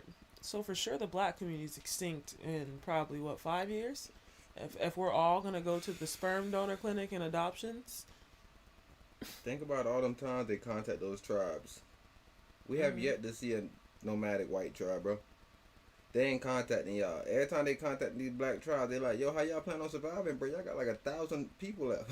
I'm like, yo, what? So only 1,000 of them left? They're not committing suicide, bro. Them people are living in the fucking forest, bro. They used to hunt on these lands, and then now people come in with guns. They can't even hunt anymore. And you telling me that it's because of the way you're treated in society that makes you commit suicide? No, bro. It's a mental illness, bro. And it ain't nothing bad. It's not. We're not saying it's because y'all are that. No, we're just saying, bro, the second that the Most High made you one thing, and you're not living in reality, and you're saying you're something else, you're mentally ill because you're not going to be able to survive. Because think about it. People that's skinny, body dysphoria, just a regular skinny girl that thinks she fat, is mentally ill.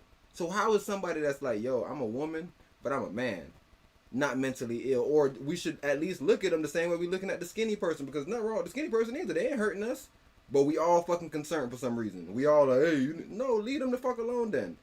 Leave all the bulimic people alone. Let all the people do all the crazy stuff if none of them mentally ill. Bro, that's why we think people are mentally ill, because they're saying something that we can objectively look at and say that's not true. That's what mental illness was to us, nigga. Hey, what you said? So that's blue? All right, he colorblind, y'all. Hey, everybody's looking at it, that's red. And he's saying it's blue, he's colorblind. That's how we did it. We didn't go in your brain and, oh, yeah, it's because we don't like you. Because no, it's nothing out trying to make you feel no other type of way, bro. Yeah, we try to find a mechanism to describe what the fuck is going on with you. No, we can't do that. Okay, so what do we do with you? Just send you into exile? You just watched her, bro. She just tried to say, yo, categories don't mean nothing, because you could be straight, you could be anything and have mental illness. That's not what we said. We said that the LGBT community is causing mental illness because everybody that's going over there, you start off normal and then your mental illness rises. There's a group of mentally ill people that suffer from depression, schizo, so on and so forth. Yes, yes, yes. We can put them in a group, right? All right, where do you stand at? That's the problem, right? When you don't want to... I don't stand over there with them! Yes, you do. Get over here. And do you need medical treatment on the regular?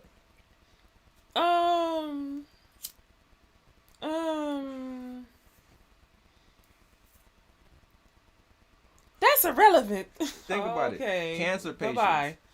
Cancer patients get prescribed antidepressants. Bro, that's the main thing I was saying. I was like, bro, literally straight heterosexual people, nigga, that know they're about to die have mental illnesses, bro, because they fucking are thinking about the concept of death, nigga, and whatever fucking belief system that they have it in. It's what it is, bro. It's nothing to offend you, bro. Like, it's to fund you.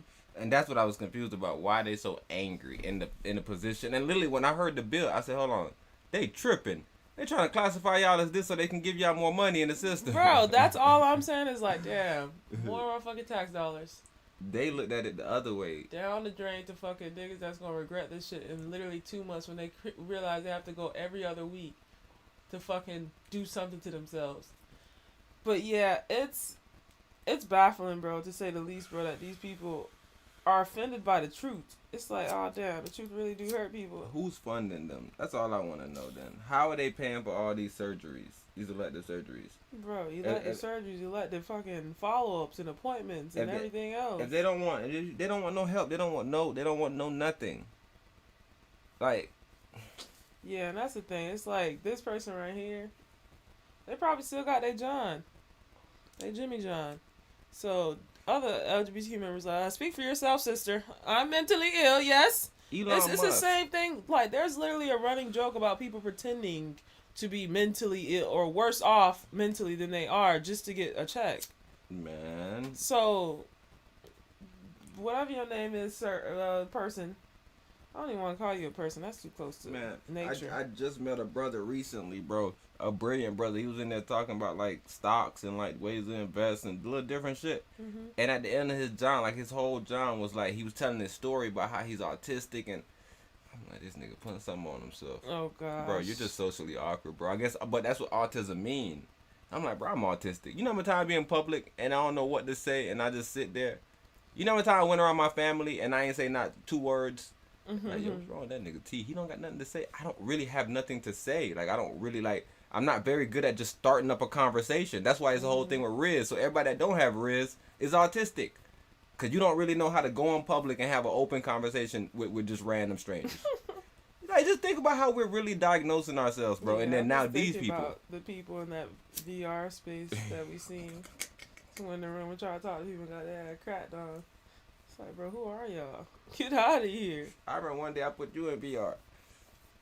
I remember one day I put you in VR. You thought VR was attacking you. Mm-hmm. You said it was sounds everywhere. Little kids everywhere jumping around, playing with you. You just trying to go around the world. Mm-hmm. This is how life is, bro. So imagine if you go into something and look, you got into a big argument with bruh. You got into a big argument just now with bruh.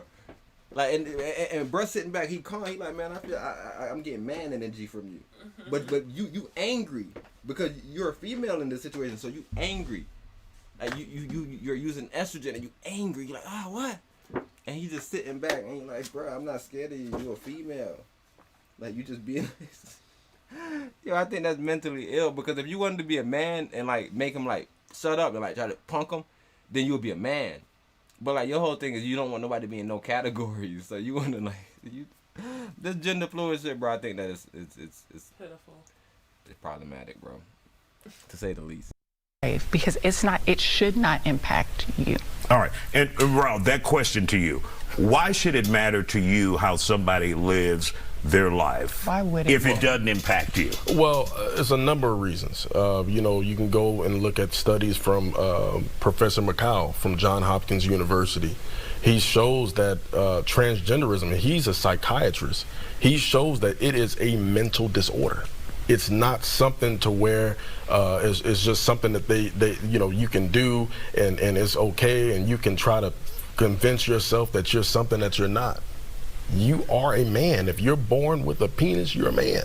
There's It's a that lot. simple. First off, There's a lot of misinformation in regards to. I'm not done. He pointed at me. I never said that I was a woman. Wrap it up, Raul, and then we'll go to Barbie for the closing response. Studies show that people who are transgender from Johns Hopkins University, this in HCC, And studies it also shows show that they that are black 20 people were times less more than. likely to commit suicide. All right. Go ahead, Barbie. Let's say that.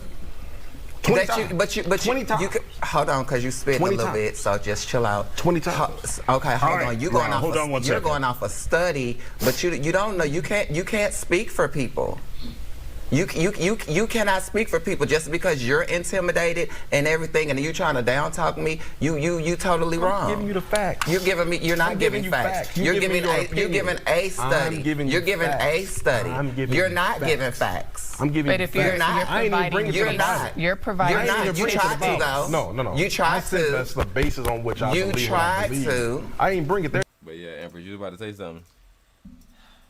Very hypocritical person. You can't speak for everyone. Meanwhile, she's speaking for the entire LGBTQ community, saying that they're not mentally ill.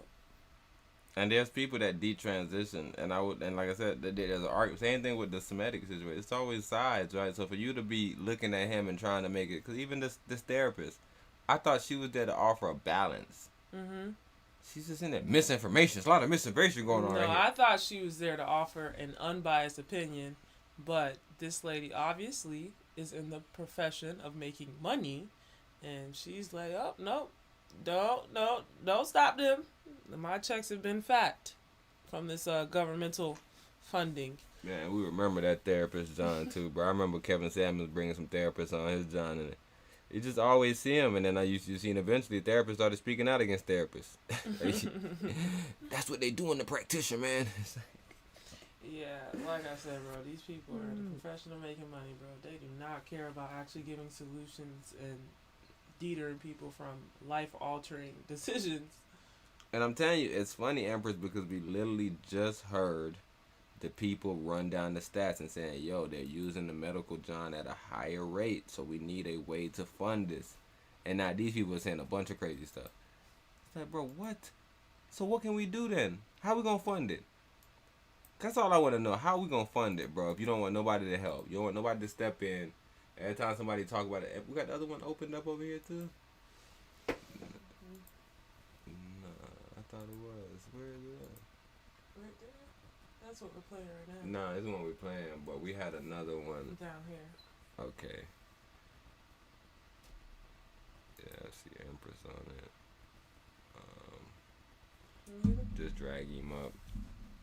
Drag him? Yeah. Because I already cut this one here. Benefits. Around 5. Hundreds of protesters in Peru's capital came out on the streets to demand the scrapping of a new law that describes transgender people, among others, as having a mental illness so that they can access health benefits. Around 500 demonstrators peacefully walked the streets of downtown Lima, hoisting banners with slogans that read, "No more stigma," and "My identity is not a disease."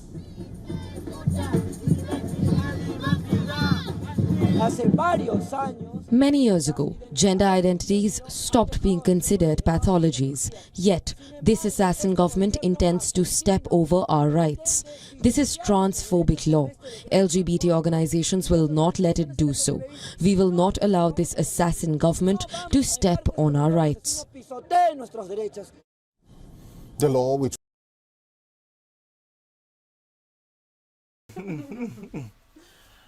Come here. Yo! You said you're a what? I see your birth certificate says otherwise. Yo, I'm telling you, look, these people fighting. I never said I was a woman. Did you hear the other person? Yes. I'm a lady. All right. Hold on, that's what she said. You want to play with the semantics of it? What does it say right here, since you want to read? I'm a lady boy. What does it say? Male or female? Yeah. Male? Okay, it seems like you're trying to put an F-E in front of it, though. Are you okay? Nah, that's what I'm saying. They're going to tell you, nah, those are genders. Like, Piggyback! Yo, this is a crazy... Like, that's what I think really going to happen to them. They're going to get in that jail and be like, Piggyback! And I'm telling you, you're going to hear Peru. I'm pretty sure Peru about to start... Peru about to start backtracking, bro. Which was approved last week by the You know you got your side button. You government of President Dina Boluarte specifies that those who identify as transgender, along with cross-dressers and others with gender identity disorders, are considered to be diagnosed with illnesses that are eligible for mental health services via both public and private providers. Critics of the law have argued that its update of the country's PEA's health regulations was unnecessary, since existing rules already allowed for universal access to mental health services.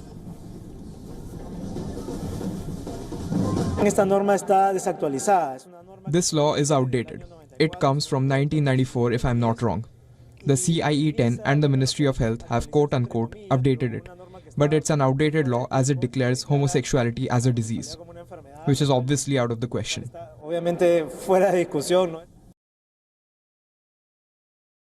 Another intriguing question now, because this is definitely setting a precedence. Anybody that wears weave, makeup, fake nails, fake anything that does not belong to them, technically should be funded by the government. Why? Because they're all mentally distraught. They have some type of mental issue where they feel like they need to do this in order to, I guess, live in society without feeling depressed and suicidal and blah blah blah blah blah blah blah. See, nah, I think I wouldn't go as far as that, because some things just cultural and it's just ways to stand out. Like, so that's what I'm saying, because like with the LGBTQ community, right? They're not saying lesbians, blah blah blah blah blah. They're just saying the T's. Nah, they're just saying anybody, intersex, just anybody that's born outside of the paradigm of male, structure. female. Yeah, it's outside the structure. So yeah, if you was born intersex, nigga. Okay, so it's only the people that are actually trying to cut something off or add something on. So BBL people. Yeah, all those people just probably eventually you're gonna be like, yo, people, because you put yourself at harm. Hell no. None of them mentally ill. Nope. Because I see what y'all doing now. Y'all gonna be paying for BBLs. Y'all be paying for fucking coochie add-ons. I don't think they paying for that necessarily. I think this angle is supposed to be just in the mental ill side of it. So I don't even know why he said it's classified as a disease. Because I thought they were saying it's a disability. Which means what? It means that you get therapy and mental treatment. So do you get like an SSI check? Maybe you do. I don't know. No. That sounds way too sneaky, bro. I don't know. I just think it's more dangerous because they commit a lot of mass shootings, a lot of things. I think the service is needed. So their only pushback is saying that, yo, the service is already offered universally in a sense. I don't really know necessarily. Because if you show up in there and then somebody believes that just because you think that you're a man and you are a woman, nothing is wrong with you, he don't give you no service because you don't belong here. So that's the whole point of it. I think just it, because if somebody played the same game with you and they believe the same that you believe in, you come in there, you clearly a man, and you telling this bro, man, now I'm a woman. And he played the same game with you though. He like, nah, there's nothing wrong with you. You don't need no treatment. But you trying to get some mentally ill treatment because you know you tripping, bro. You know you're not a woman, but this how you feel. And you pleading to him. And that's what I'm saying. That's the government side of it. So like, you remember the bro that we watched that was talking about the emotional pets? Yeah. Like, doesn't it just go into like this slippery slope and gray area? Oh yeah, it's already grayed area though. There's emotional pets everywhere in every store. I'm telling you, that's the angle that their government is trying to come from. They're just trying to make sure that if you go somewhere and there's people pretending to be just as crazy as you, you're still able to get service. Because like I said, if you go somewhere and you're pretending to be another sex and the other person is pretending that you're another sex, nothing is wrong with you. They're just like, oh, you good, bro. Like, man, doc, for real though, I feel like I'm a woman. Like, nah, you good, man. You a woman. Embody it. That's what he tell you. Instead of being like, okay, I need to have a talk with you. We need to see what's going on with you in your life. Yeah, I'm just thinking, how does this change like within society? It's like, okay, so say for instance, a guy goes to a woman's only gym, and he's like, I'm a transgender woman, and they're like, oh, good for you, but no, we need women only. We can't play that game. Like, it's too much risk involved. And that's why the government is saying that they need treatment, because there's gonna be people that don't want to play that game. Okay, because that would be technically, but that's the hold on, no. Because now my point is, these people are deemed mentally ill, which means there's a disability of sorts, right? So now, does that go into the ADA violation, where it's like, yo, you're not accommodating my disability? Yeah, that's what I'm saying. That's why the government is trying to be another full SWAT, like the actual people that the laws being made, but just like when they make laws for black people, I think the people saying, yo, there's already laws on book, don't give us extra laws to try to classify us as something. But the government is saying, yeah, but there's people that think that there's nothing wrong with you, so they're not going to give you treatment. So now we're making it a classification. It's just like claiming an animal is endangered. Like, the animal been endangered, or maybe not even endangered. But when you say it's classified as endangered, you can no longer do certain things to this animal. And that's all the government is trying to do. They're trying to make it that if it's somebody crazy like me, nigga, and I don't want to put you in my shit, I may listen to your story. You may tell me everything. It's just like somebody coming in there and they skinny as hell. And they're like, man, doc, I'm so fat. I've been getting fat. But I'm playing crazy with you. I'm like, yeah, man, you getting kind of fat. That's what the bill is trying to help. The people that people might play along with, they can still get help, because even if I want to trick you and tell you that, yo, bro, you're not And skinny. what is help, Dean? Pills? Yeah. So they're not trying to actually help you. They're trying to medicate you. Get that prescription on that boy. And that's why I think maybe these people are mad about it, because they saying, yo, we already have laws, bro, for mentally ill people. That's all they're saying. We already have the laws for the transgender when we and fall that's into what it these seems like. categories. It's like they're trying to cut it off. Like, no, we aren't mentally ill. It's some people in our group that are mentally ill, but we're not a part of that group. We are just slightly it's like, what? And that's what he's saying. He's saying, well, okay, so now if I go talk to this lady that was just getting angry with the dude about information and had no other information, I would say that person is mentally ill, and I could tell based on their composition, right? So they're imbalanced. I would say that's a learning disability. It's something wrong with them, and I would think it's because, okay, well, why do they want to be a woman and they're a man? I would try to figure all that out, and that's what I'm saying. The government is actually availing that to them now, because if people don't have that law on book saying that there is something wrong with people that think that they're a man or think that they're a woman, then everybody could just look at you and be like, no, there's nothing wrong with you. You're a man. You good. No, you good. You're a man.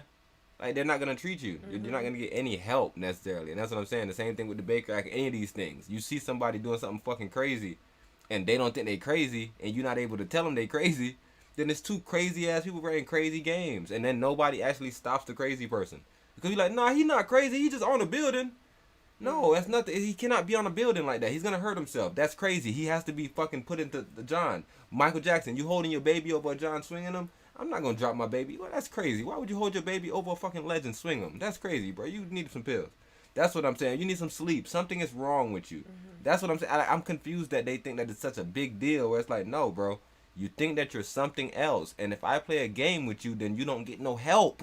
Like, do you want help or not? Bro, do you want to come to my office and cry to me about how you feel like you a woman and all this stuff, and I'm looking at you and you a man with a full beard, and all I can tell you is, no, it's okay. You a woman. like, it's okay. Okay. Right, so that's what the government is thinking and trying to think that the people mad. So now the government going to walk it back. Like, we play the end of it just so the people could hear Peru Government officials have sought to chalk up the controversy as a misunderstanding. In a statement released shortly after the law was made public, the Health Ministry insisted that it rejects the stigmatization of LGBTQ+ people and that the legal language simply seeks to ensure more complete health coverage.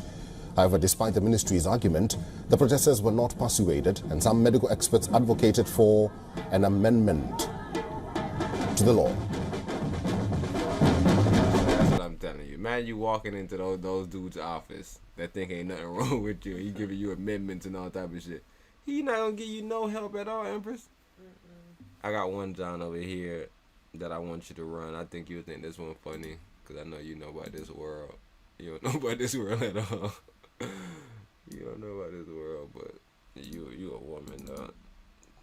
Are you a lady? To try to tell the fact that people have the audacity to try to tell people that have encountered any kind of poop butt situation, poop out of butt situation, to just clean it up or move on. The amount of dismissal that comes to this, it really irritates me, because there is no support system for estheticians to deal with this, specifically in this space for Brazilian waxing. It's an old saying, whatever is done in the dark comes to the light. They need to start calling TikTok the light.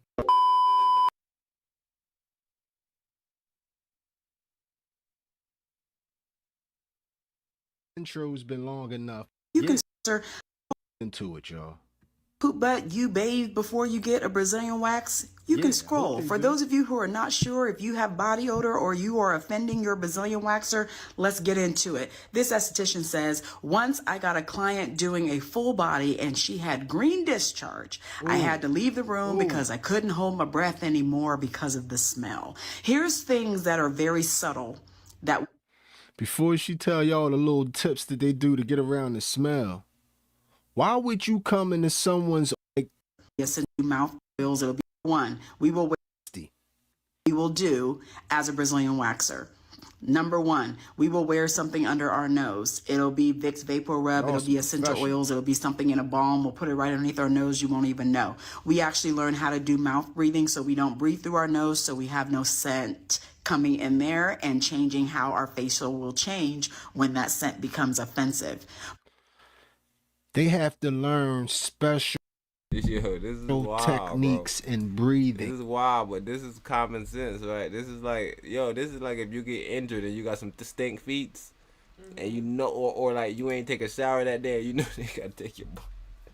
You just broke your bones or something. You broke your hip or something, so they gotta unclothe you. Right? Or you broke your leg or something, and you ain't changed your shoes or your socks for months, and you just. I think it's ironic though. Like, damn, bro, my leg, I'm good, bro. And you wait till you get home till tomorrow, and then you turn yourself in. Cause you said them Asian people been doing that. Been mouth breathing around everybody and talking in Chinese behind everybody about, oh, stink fit. HG comes in every oh, shit. Let's move on. What's going on outside? Oil-based towel over your. My number one go-to for stinky feet was to put an essential oil-based towel over your feet, especially a warm towel, and let it sit there the entire service because your feet smell. Another thing that I would also do is I would have a fan blowing on you to blow your body odor away from me and towards you so that you would be able to smell what I'm smelling, all while still breathing out of my mouth. Another thing that I have is my amazing Funk Buster. Funk Buster cuts all funk. It actually is my number one product during spring and summer, specifically for Brazilian waxers or anybody who's in the waxing space who wants to cut offensive odors, or we don't want the next client to smell the last client. That lemongrass Funk Buster will cut it. It'll smell brand spanking new, and that's how we get through. Before we. So we hearing this, bro, and just like listen. But this was just the warm-up. We're going to move on to the next video. This is elective, Fellas, bro. We don't have to put ourselves in this position. It's like we don't. Like, if you really want to Brazilian wax yourself so bad, Brazilian wax yourself at your own house. Go to the store, buy some fucking wax, pull your damn hair off, let yourself bleed and cry. But you want to take yourself into somebody's establishment.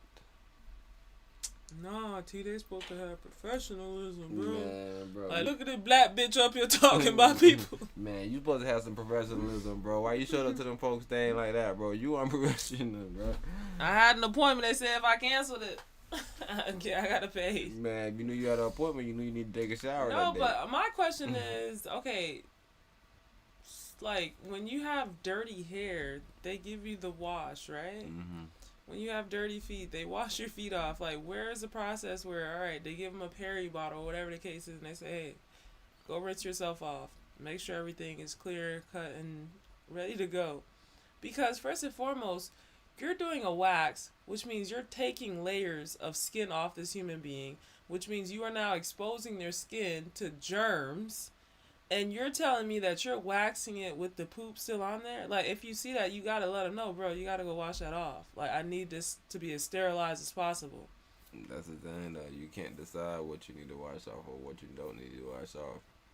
If you're saying there's discharge, whether it's clear, green, blah, blah, blah. You don't understand about disabilities, bro. We're literally watching people just classify something as simply what they see it as. You can't do that, though. Somebody can get mad. Somebody can feel offended.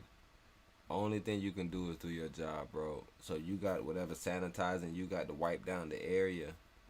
That's all you can do. And send them home and tell them, yo, make sure you keep the area clean. That's all you tell them. Like, you get a tattoo, they sanitize the area and say, yo, make sure you keep the area clean. After such and such hour, put some A&D ointment, but whatever ointment you want to put on it. They give you a special ointment, but then when you say, what is this shit? I don't need this. And then you might find them the better one. Like, yo, I'm going to use this one.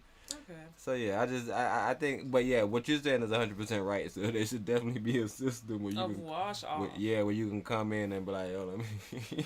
It's like, bitch, you wash it off. That's what I'm paying you for. It's like, oh gosh, no shame. See, and that's what I'm saying. And like I said, both sides is right because you still looking at it as being a professional. You like, yeah, you still got to be professional about it. But I know their thing is like, bro, we just complaining. And that's what I'm saying. When you get women in the spaces and they want to like complain. Yeah, it's like a doctor coming to me and like, boy, this boy pill was orange when he did his drug test. It's like, okay, do you fucking want to get fired? Like, why are you on the internet talking about this? Nah, that makes sense though. That's just like a doctor. That's like if you had like one of them doctors. I don't know what the doctors is that worry about nonsense, but if they giving like a bruh physical checkup and they're like, oh yeah, this bruh small. That small penis syndrome. And it just comes on the internet.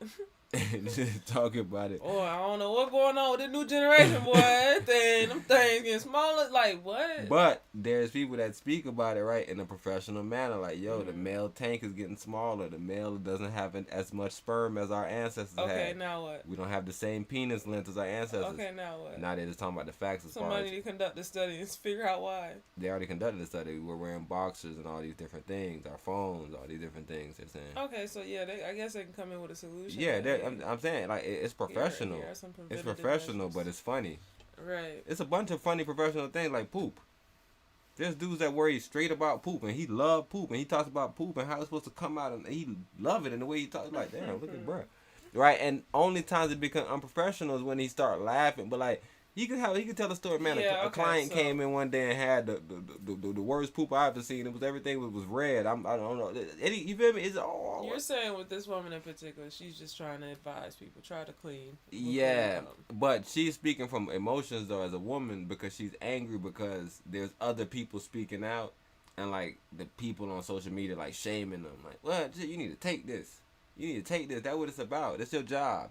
It's your job. People come in there with poop butt. People come in there with poop butt. And she's sad about that. Like, she almost want to cry. Like, damn, what? We let y'all know that this is a problem. Y'all shouldn't do it. And y'all saying, fuck us? We gonna double down on it, nigga? This is your job? So, like, how you feel about that angle, though? It'd be hard for some people to get down there. What you mean? Nah, but I'm saying, though. Brazilian waxing is an elective, bro. That's not a class. That's not something real, bro. That's not something nobody told you to do. That's Fat people need their booties ate too. I don't know what that means. What do you mean it's an elective? They need to get it shaved down there. I've never heard that concept. So you're saying that those people, I'm saying those people in particular in that space, feel like it's okay for them to have hair down in those areas. Well, I'm confused. I don't know why they wouldn't, but I'm just saying either way, the cookout is an elective. That's all I'm telling you.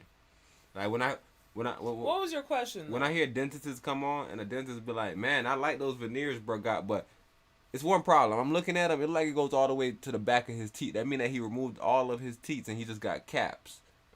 That's not very stable. That's not gonna help him. It's facts. It's not that I don't like. I'm just speaking professionally, bro. As like that's not actually healthy, and that's my whole point. Is about like, bro, when people speak professionally about that's not healthy, bro. That's all they're speaking about, bro. So like you saying that people need to do this. That's an elective. It's not healthy. Don't do it if you don't know about it. It's an elective. Nobody has to do it. So yeah, you can tell me, yeah, what them people do they think it's okay or not okay? That's the thing, because if I've experienced the BO from heavier set people, and it's intense. What are you recommending that they do to take care of those like cavities in those areas? I'm confused. A shower?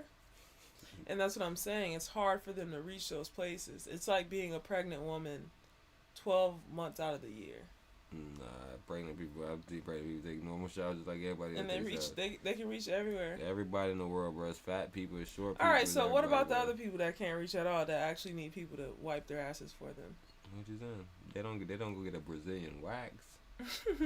Right. Okay, but no, that wasn't the point that I was making. It was just as far as you're saying, yo, this is an elective surgery. Why are you not making the decision to make sure everything is clean prior to you reaching? Yeah, because you're going to go do something that you're choosing to do. The procedure. Yeah, and I said it's hard for them to reach down there. So they looking for you to reach down there. They paying you to reach down there. Yeah, so that's where because you're saying there's hate coming towards her. No, but I'm saying though that has nothing to do with cleaning yourself. Because you're saying it should be easy for them. I don't think you understand. It's an elective. If you got bad feet and you elect to go to the people to get your feet done, that's what it is, bro. But you should elect to watch your damn feet. That's the problem. Like, people are not doing a job for you to come in there at your worst. Now, if you come in here and your feet is so ruined because you've been homeless and we got to deal with your feet, we got to deal with your feet, brother. But if you elected to come in here, you don't have to come in here. If your feet is ruined, you have to come in here. You feel me? It's nowhere on the God's green earth that you have to wax. Now, if you wanna be an idiot and shave, I seen a white dude on the job. He was like, bro, everybody need to learn how to shave, bro. He was like, bro, first of all, bro, if you cut your hair, it's gonna grow back, and it's not that serious. And I was like, bro, that's ingenious to me. If I cut my hair, if I was a nigga that shaved, I would get my own clippers. They sell clippers all the time at stores, and I just buy clippers, and I just learn how to do my own lineup. Like, it makes sense. Like, bro, but now you elect to go to the fucking to get your hair cut. You got hella dandruff. About the $30? No, I'm complaining to you. I'm telling you I want to cut your hair. You got dandruff all of your damn hair. You go online and man, that barber talking about I gotta pay extra and he don't want me in his chair because I'm always dirty because I got dandruff in my hair. Nigga, that's what I'm paying you for. I know I got dandruff in my hair. This ain't no fucking heavy duty Come people. on, bro.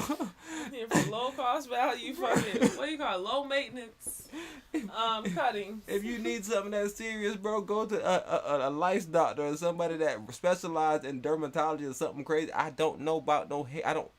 To me, it's disgusting, and I'm saying like something elective, Empress. That's what I'm really trying to say to you. These aren't doctors. This is elective, bro. Yeah. If I choose to do something electively for you, bro, what they calling people so on. Don't come in here like that, bro. Not a fucking care in the world. Don't come in here like that. They expect you to deal with it, etc. It's like cleaning a car, right? It's like, bro, you know you about to get your car detailed or whatever the case is. But you insist on leaving dirty drawers, dirty diapers, everything. It's like, nigga, I'm paying you. Babe. It's like, man, why are you so fucking shameless? I would literally watch people. I watched a lady, bro. I didn't want a lady. It was just a random video. I happened to see it. It was a dude. He was power washing a car, and he said a lady, but then he happened to say the dude. Maybe it was a husband and wife couple, but the lady was telling him the situation about what happened. But long story short, the car was dirty. Dog threw up in the car. Oh gosh.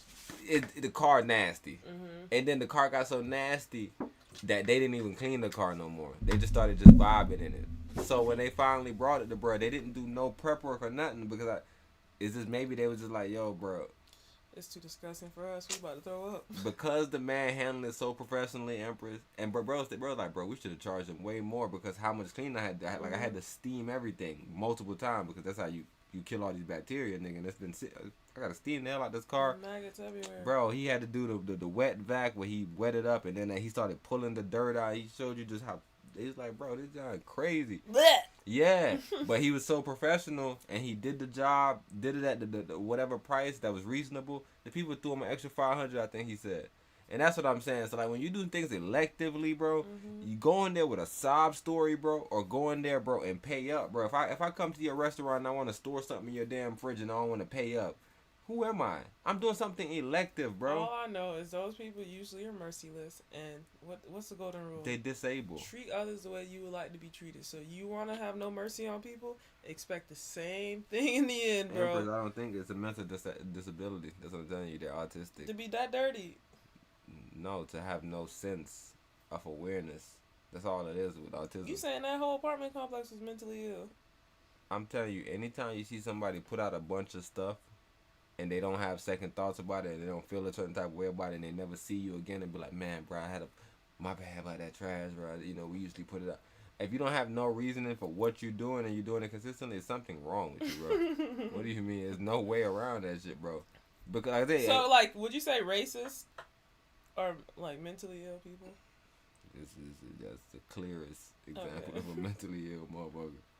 They're upset with you, nigga, because of your color. Skin color. They have no other reason, nigga. They can literally sit down with you for 10 seconds because humans talk all the time and hate each other.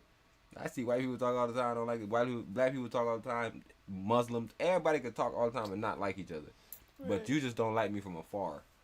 And that's what I'm saying, like, with her. Imagine if everybody came in and she was like, oh, look at that Arabian. I know she gonna smell like curry. That's where it'd be unprofessional for her as an esthetician. But right now, she's speaking from just a bro. This is what we're witnessing. Yeah, bro, this shouldn't be happening. And hopefully, the people that it fall on say, damn, bro, I did know my feet was stinking that day. Bro, when I go in there, bro, I'm always make sure I'm tightened up.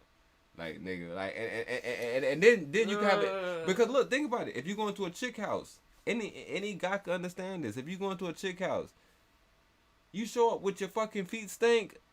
You show up with some fucking stank ass shoes.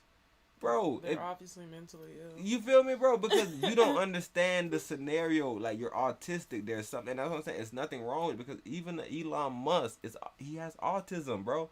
They're just social cues that you just don't get. Yeah, it's on the spectrum of autism. All right, so that's what it is. You can't tell me you got autism. I need specifications. Yeah, of what? You better where you at on the smack spectrum? the fuck out of you. You come in and talk about autism. Where you at on the spectrum? Don't even know none of the fucking spectrum words, names, nothing. Bro, get out of here, bro. You see them bros with they fucking LGBTQ spectrum? They know where they stand at. Quick. They know where they stand at.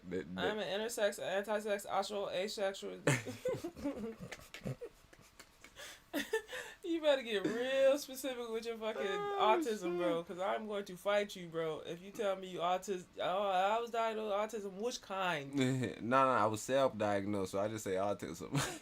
Nope, not gonna work. You better go read that fucking thick ass psychological books. What is it, the DSM? Yep, you know what it's called. So yeah, I'm tired of the self-diagnosing of autism, bro. Nah, but you're 100% right. And like I said, that's the main thing. So like when I think about it, it's like even if you like musky, just anything, bro. Just anything, but like even though like after a basketball game, bro. If I'm like extremely sweaty, it's like I may see somebody and I may be like, and I may try to get my shoulder and my elbow real quick so he don't really try to And that's what I loved about never being one of the real wet bros. But I remember and they probably not autistic but they may be on the spectrum. Now I'm thinking about it, they used to be wet. And they used to just be everywhere. And I'm like, damn, bro, you wet. Come on, bro, you out the hood. See, I thought the guy was autistic because he refused to be wet. Ooh. Bro, when I was in West Palm, it was a guy that would practice and literally take off all his clothes. No, that's autism too, though. Any sense of doing anything abnormally, bro, it's something wrong with you, bro. Like, you don't get social cues. That's what I'm saying. Bro, is this like a materialistic thing where he's like, yo, I can't mess up my leather seats? Like, what the fuck? Like, he would take everything off. Boss, gym shorts, See, but shirt, there's everything. a level of... See, and it was never me. So maybe they would see, and that's manners then. There's a sense of manners too, Empress, right before you get to autism. So I'm saying a lot of people that's diagnosing themselves on the spectrum, I'm still going to put them on the spectrum because they like being there. They just ain't got no manners. Right? Because I remember we used to go play basketball. I say I never sweat. So it was never necessarily a thing for me to change shirts. So now everybody just looking at my social cues like, oh, T don't change shirts. I don't change shirts. So, oh, no, nigga, you need 3 shirts. Now we get out of mommy truck, and mommy jump in the truck with tomorrow, and she like, mildew. What the fuck is the... Yo, the truck stink as hell. Put some towels on this. I'm like, damn. And I look, I'm saying, damn.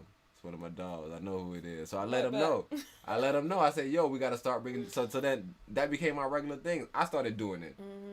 Because, you know, I understand. People may look and be like, oh, he's not doing it. I ain't got to do it. It's like, no. You see, that's what I'm saying. That makes you on the spectrum again. And you see, your checks and balances, the only reason why your car gets saved is because somebody else is there to check and balance you. Whereas if it's just your whip, your nose is like acclimated that's to what it. I'm letting you know. So or now it's like, nigga, you don't even smell that shit. Or just, I tell you, just based on my personality, I don't want to offend nobody.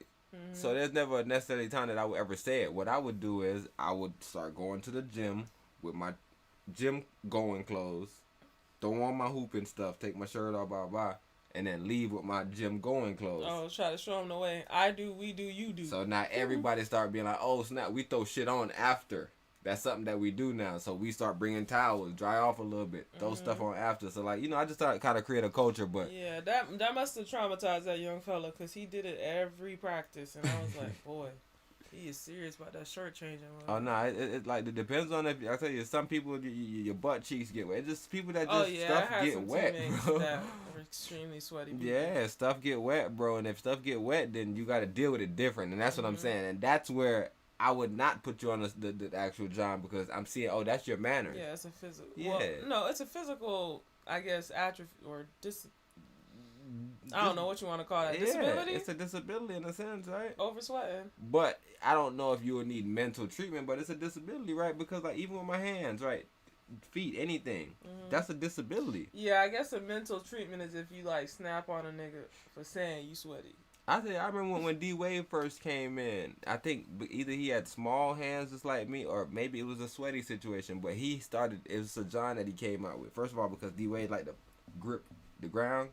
I heard a nigga talking, and he was. I gotta play that shit. He was talking about shoes, and I'm gonna tell you right now. He's talking about shoes, right?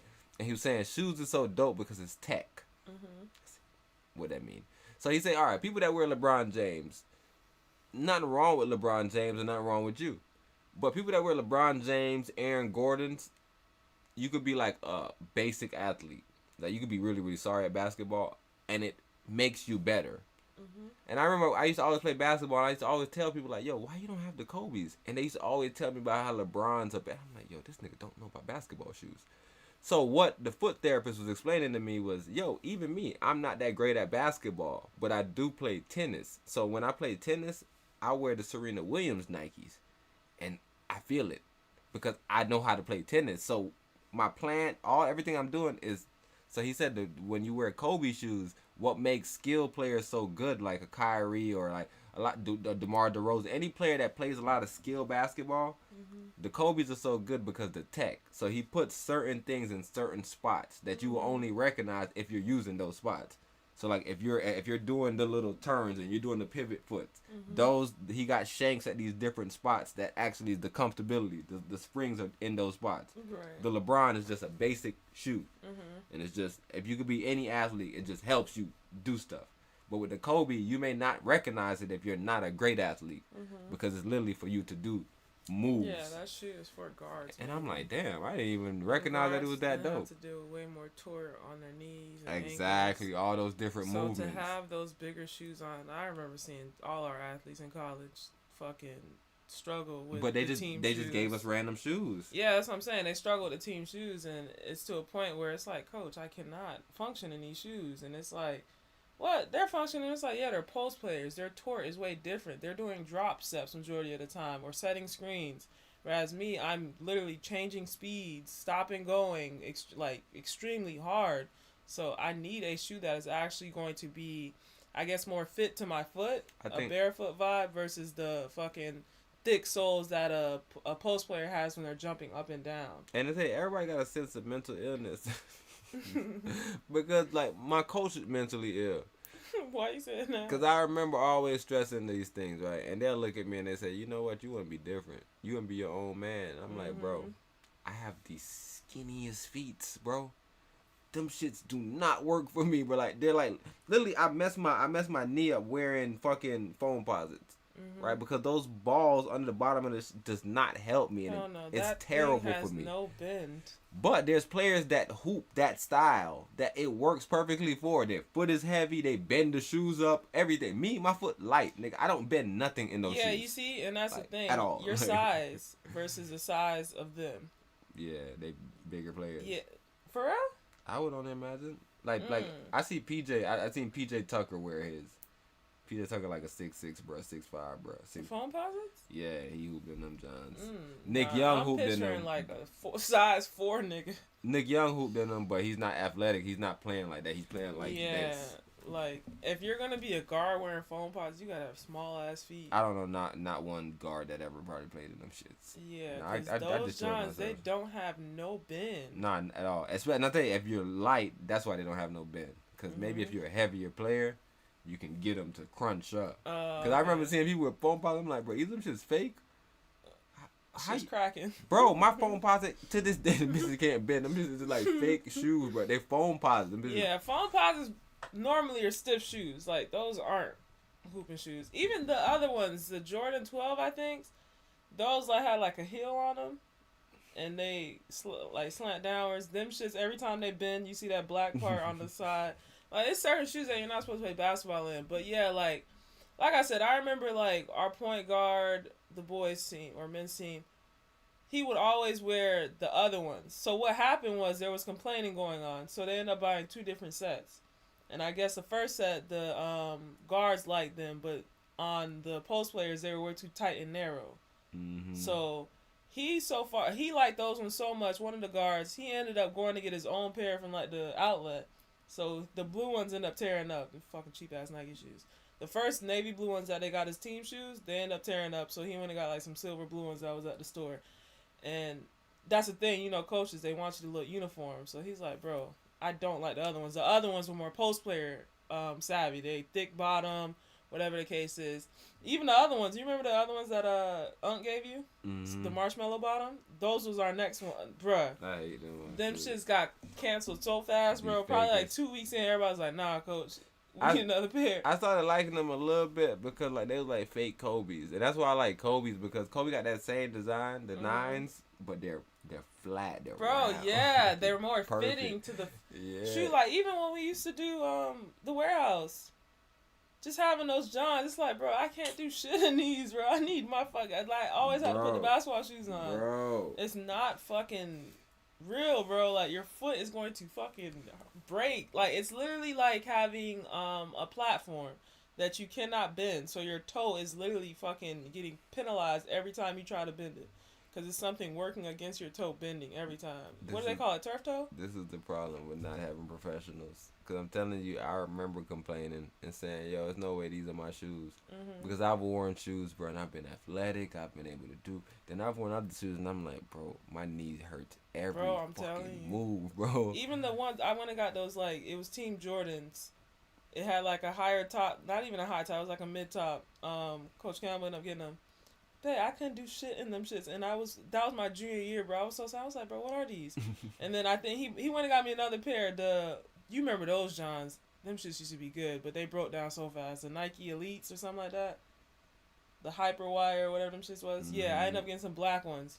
Way better. They were still thick, but they were way better as far as the bendability, like being able to just go and lay up and all that other shit. But the Jordans, bro, I played in like an outdoor tournament. I was like, this is the last tournament with these shoes, bro. These shoes are trash. It's like a marshmallow bottom, like the outer sole. It doesn't bend well at all. And it's like, bro, what is this? So, yeah, for sure, bro. It's certain shoes, bro, they're made to be, like, agility shoes. And then there's other shoes that are just made to be, like, post-player jump up and down shoes. It's like, all right, it's going to catch a lot of the tension that you're receiving from landing. But that's it. Like, that's all it's good for. And, bro, shout out to fucking Jordan, bro. I remember Jordan bought us some shoes at the beginning of the season. I don't know if those end up becoming our team shoes, but even my Evans shoes, there was some black and green shoes. Those were good, too. Those came right after. Yeah. Because those fly wires were, like, low top, right? Mm-hmm. And then they came with, like, a mid top. Yeah. I love them shoes. They thin. They just work, bro. Those were some high octane shoes. They work, bro. And Jones ended up getting I remember some girls too. It was a burgundy team. Oh, West Oaks. West Oaks girls had them. Yeah, it was some people that I seen do some high octane stuff in those. They work, bro. I'm telling you, bro. And I tell you, I never understood shoes, but now I'm just sitting down thinking about it. I tell you, even with coaches, when they used to tell you, yo, get up, there's no air down there. And then you start studying and you say, yo, you know, if I stretch out like this, I can't breathe that well because I'm actually stretching your lungs out. Versus opening your sacs up and absorbing it more. So, Coach, it's maybe a little bit easier for me to just depress myself. But yeah, there is more oxygen up there. It's just it's stretching yourself out now, which is not normal. It's like, just stand up. So the best thing, Coach, you probably should just get me and make me sit up there. Yeah, just walk up there, nigga. But for sure, this thing right here, Coach? No.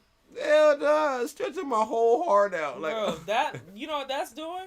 That's training for high altitude. When you fucking lift your arms up above your head. Yo, them coaches, I'm telling you, we don't know anything at the moment. We're just doing shit. And that's what I'm saying. And people, like, even with the rice, John, the rest, ice, compression, elevate shit. Mm-hmm. That shit been out of date since the 80s. Literally, a fucking scientist won a Nobel Peace Prize for this nonsense, telling you that, yo, don't do that. We should only do heat. You should do heat. I'd be confused that we're still icing. Yeah, icing is just to stop blood flow, right? Yep. If it's something that's like internal. So if you're trying to play the game, you can ice because it numbs it, but you shouldn't necessarily ice. No, like I'm telling you, when we started getting like a real budget, any real player, there was no ice. There was the compression with the cold water shit. But ice, that was for niggas that you want to get the fuck out of the athletic training room. Take your ass out. Because it cramp everything up. Yeah, it's not beneficial in the long run because muscles have now stiffened up, which makes it harder for the blood to flow, which makes it harder for it slows the healing process down. Man, you making me sad. I told you, bro. That first game that fucking coach put me in, they threw ice on immediately. How the fuck did I have 3 points? I don't remember making a 3-pointer. I got fouled and made 1 free throw and they made a layup. But on the John, they said I made a 3-pointer and I took 4 shots. That's a lie, bro. If y'all go watch that game, they fucking lied. I don't know. But nevertheless, second half, I made my move, bomb, Euro step, layup. Maybe they counted that points, maybe they didn't. I don't remember. I'm backpedaling. My shit pulled. I run to the sideline. I'm like, yo, bro, my John messed up. Bro grabbed a pack of ice and went to rubbing my back, John. You good? Bro, get back out there. They used to have I got back out there quick. Flip. Yeah. What was that shit about?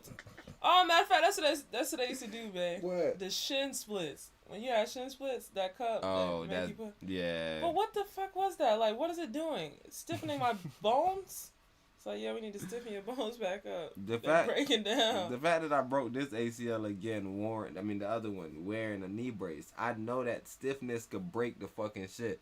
So it's no way that they was thinking it was like, yo, what? Oh, nah, you cramping up. Hold on, what? I was cramping up and you rubbed ice on it? What the hell was they gonna do with the ice? Yeah, them bros tripping. He wasn't icing me the fuck At down. best, nigga, you need to go look at the track coaches. They go get them Johns or rollers. Roll you out, get you a banana. I think he was rolling me out too. But why ice? With the ice. He was going crazy with ice. Because I remember I was sitting there. He lifted my leg up and went to...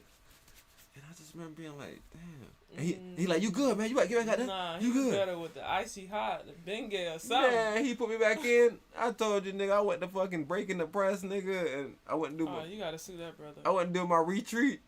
I did. He literally stopped all your blood flow. Man, I did 2 retreat dribble. I was like, hold on, what the fuck? I was like, nah, coach, this shit feel worse. Take me out, because if y'all watch the game, I think I had 5 steals in that game. I'm playing at the top of the key. I love getting steals at the top of the key. So I get a steal, but I can't advance the ball. So I fake push, and then now, because I'm pushing, people are coming back. So now I have to retreat. So I'm doing my retreat dribbling. I was dead. So I was like, man, maybe the ice. Like I said, now you learn a lot of new things. Mm-hmm. But man, they didn't know what they was doing at the moment, bro. They could have jeopardized my whole me. Bro, I'm telling you, I cried wolf so much, bro. When I finally actually got hurt, nigga, them niggas did not take me seriously, bro. See, and that's why you would need the mental illness package. You like, yo, no matter how much time a bro cry wolf, bro, they not crazy, bro. They just don't know. Right? It's just, you got to categorize bro, and I'm telling you, I used to hear that girl, Octavia Freeman, and she used to always be like, I know my body. And I'm like, what does that mean, bro? And one day, bro, I fucking broke my thumb, bro, and I was like, bro, this don't feel right. And I went to the lady because I told you I dislocated it. And when I was in high school, they just put it back in place. I screamed or whatever the case was, and that was it. I didn't go to no clinic, no urgent care, no nothing. So I'm like, all right, boom. I feel the aches and pains randomly, but it's nothing like to a point where I need to be casted. But yeah, when I went to North Carolina, that shit got hurt, and I was like, bro, something's wrong. And the trainers there were just like, all right, all we can do is wrap it. Like, nigga, you out of state. When I got to the other boy, I was like, yo, something's not right about it. The lady's like, bro, you've been saying something not right about it. It's like, well, shit, the shit's been dislocated. So something's going on. But yeah, she was like, nigga, you're fine. We'll just tape it up, blah, blah. So they kept taping, bro. And then that final fucking straw, nigga, where I think the ligament tore. That's what I actually felt. So they said the bone been broken. That's why I was feeling the pain. But they said the ligament tearing is what took me out. I'm like, what? The ligament? So yeah, after that, nigga, they had to cast my ass officially. But I mean, like, what more can you do for a dislocation? Oh, you can't do nothing for nothing, bro. Can't do nothing for nothing, bro. The brother Lonzo's supposed to be coming back. They just gave him a new meniscus. Can't do nothing for nothing, bro. Sad story. Quick question: has the other kid ever got hurt? Noah Lyles? Who's Noah? Track kid. I don't know. I don't think so. Okay, cause he came back from some. Oh, it was COVID. Yeah, he came back with vengeance. I'm like, bro, they get that, bro. Nah, but You saying they get bro a new meniscus? The thing is, I think he had an injury too though. But nah, he's been you gotta think about it. He came out of high school like at 17. He's been that dude. The same thing with Trayvon Bromell. It's like a lot of people, they just need like a mental illness, John, or like just a break. Just a break from the sport. Like some people, they just been doing this So since what they were about your children. other theory though? What's up? As far as if you break a bone, you come Oh back yeah, 30 times stronger. Yeah. Depends on the surgery too. Like I tell you, that what Joe Rogan always talk about. Nigga, they gave him a fucking animal cadaver or something, nigga, and just way stronger than his original meniscus. So yeah, you get more power. So you see him, he teaching people to spin kick. That's knees over toes too, right? He had surgery too, but he's strengthening it, doing the knees over toes and all his workouts. Okay. So that's why, like even Joe and a lot of people, they try to get on that type of stuff. But yeah, Joe believes, especially like with knee. I said knee is one of them things where it's like, especially meniscus. Have those injuries been slowing down? Hell nah, meniscus injuries. Like, let me ask a better question. In the NBA, niggas still doing it? Oh Okay, my so you're gosh. saying the little kid just did it, right? Is at a higher rate. Lonzo or what? Lonzo, that was a couple of years ago, but even this year, like 4 or 5 people was out for like meniscus injuries. So wait, ACL, meniscus, same? ACL is easier to recover from, especially with basketball, because like I said, in and out is a meniscus move. Oh, the other guy just messes up then. Oh. Porzingis? Yeah, no, it's a common thing for people, nigga. Hold on, so he was on the Boston team? Yeah. Yeah, exactly. And Maybe he got out the way. It took out one of their main bros. What you mean? Because you said they won, right? They won their first round with who was that? That was New York Knicks. Cleveland? No. I'm saying, what are you saying though about Porzingis? That's all they're arguing. What do you think about Porzingis? As far as they're winning, right? They've been winning. They was winning way more with him.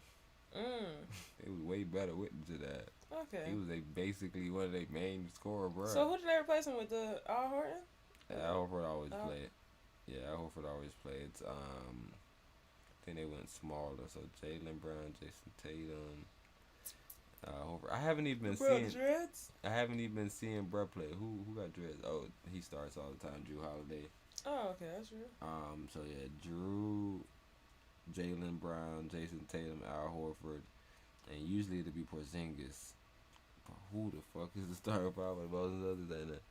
Yeah, that's what I'm saying. Like, and I tell you, every time I've been watching them, I'm like, oh, that's why they're not as good. And they're still good, but yeah, they don't have Porzingis. That's a fucking big ass piece, bro. Because that's like your center, and that's your 3-point shooter. So now you kind of only got Al Horford. But yeah, look, these some random guys, man. I don't even know who start. God damn, who you saying had? Oh, Derek White. Derek White starts. I don't know who that is. Yeah, that's that killer backcourt that they got. Derek White, Drew Holiday. This Derek White. Derek White is the one that let the bro from the Minions. That's what I be telling you, brother. Like, my bad, Derek White. If you heard me, you think I'm selling you out, G. Okay. He let the bro from the Minions. Minions? The actual person that they all follow? The fat guy? Yeah, he does, I guess, if he's not fat. If he got fat. Nah, if he's not fat. I can duplicate again. What you trying to duplicate? Oh, this backdrop.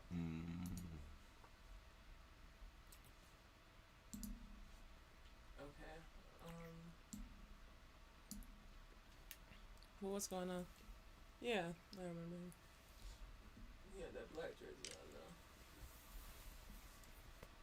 Oh, next slide. What happened? I grabbed the wrong one. Let me see what I'm doing.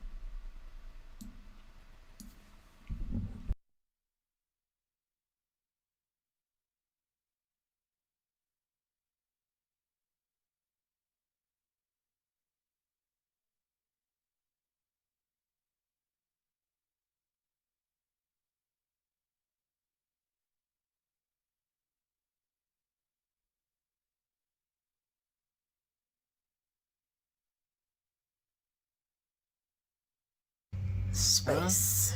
Yeah. If you don't want to hear any of my content, you can totally scroll. For those of you who are here for our content and this conversation, you can absolutely stay. Let's get into it. This esthetician says, the first time I saw poop inside someone's labia, I about died. The poop conversation during a Brazilian wax is not an easy conversation. As much as we try to kind of stay professional, once poop moves into other spaces, especially into the labia space, that's a different type of conversation. And of course, we obviously can't really proceed with the service. I mean, the thing about it is when we start talking about hygiene levels and cleansing and what we provide for people to use, and most of them refuse to use it, you know, there's a lot of comments that, oh, you should have a bidet. The bidet can only work if people use the bidet. A lot of people will decline using the restroom, cleaning themselves, using anything that we provide, they decline it. So when it's presented in this way, just like this, now we have to take the conversation to a different space. Some people are okay with it, especially if it really depends on the way it's delivered. Some people become offended. Some people will say it's shaming. But in order for us to do an amazing service and not cause irritation because there's fecal matter in other spaces outside of the anus, when there is other people's body fluids in that space and we're trying to do work, sometimes we're not even able to provide the entire service because we don't have a space. I gotta cut her, yo. I gotta cut her, but I was in. You taking it way too personal. But that's an esthetician. She's saying it's a tough conversation to have, Empress. Yeah, I wouldn't be doing it. I think these people are an abomination to nature anyway. So That's a tough conversation to stop have. waxing these people. She's saying they turned it on, but they and all. What can you do? Entranced. How are they actually saying it? Do you want to go wash your ass? I mean, like, or do you want to wash off a little bit? Mm-hmm. Like, is it a suggestion, or is it like, hey, you need to go in there and try again? The only way you can do it is a suggestion. If not, then it becomes shaming. Because the person like, no, I'm clean. I just went in there. Nigga, you got poop stuck from 12 years of slave stuck in there, bro. What are you talking about? And that's what I'm really trying to stress to you. How hard is that conversation when you're literally looking at somebody and you're like, yo, bro, go in there and wash yourself off. You got hey, go in there, brush your teeth. They come back in here, teeth yellow. You like, yo, bro, what? Go back in there and brush. Remember, I'm coming in there to brush your teeth now. But that's a child. But now you there. Man, I'm coming in there to see what you're doing. Because you ain't watching your butt. I'm coming in there to see what you're doing. You just shamed this lady. See, that's the thing. I'm not even saying come in there. I'm just come over here. Stand right here. What you doing? I'm wetting it up. Oh, I thought you That joint got to be stuck. Plastered on. It need water and moisture. But if it's in be a Perry bottle with soap and water, hot soap and water. But if it's in the labia, this shit is out in your wrong area now. What is a labia? Your booty hole? What's that shit hit you? What's that shit hit you? Your labia? What is that? Your coochie? Man. I'm done talking to you. Man. I was entranced. I was.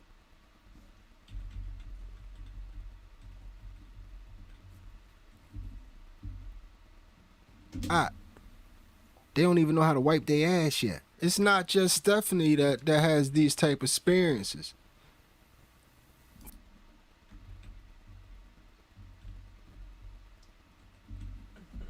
Listen to this story. Okay, I'm not doing this video to be mean. I just need advice on what the fuck you would have done Let us know, in this sweetheart. Let us situation. know. So I'm a waxer. I do Brazilian waxing, and all of my 4 years of waxing, this has not ever happened. So I didn't know what to do. So I'm waxing. I feel traumatized. So I'm waxing my client, and I'm doing like her cleanups for her labias. I already did the first strips, and I didn't notice. Just a side thought while she tell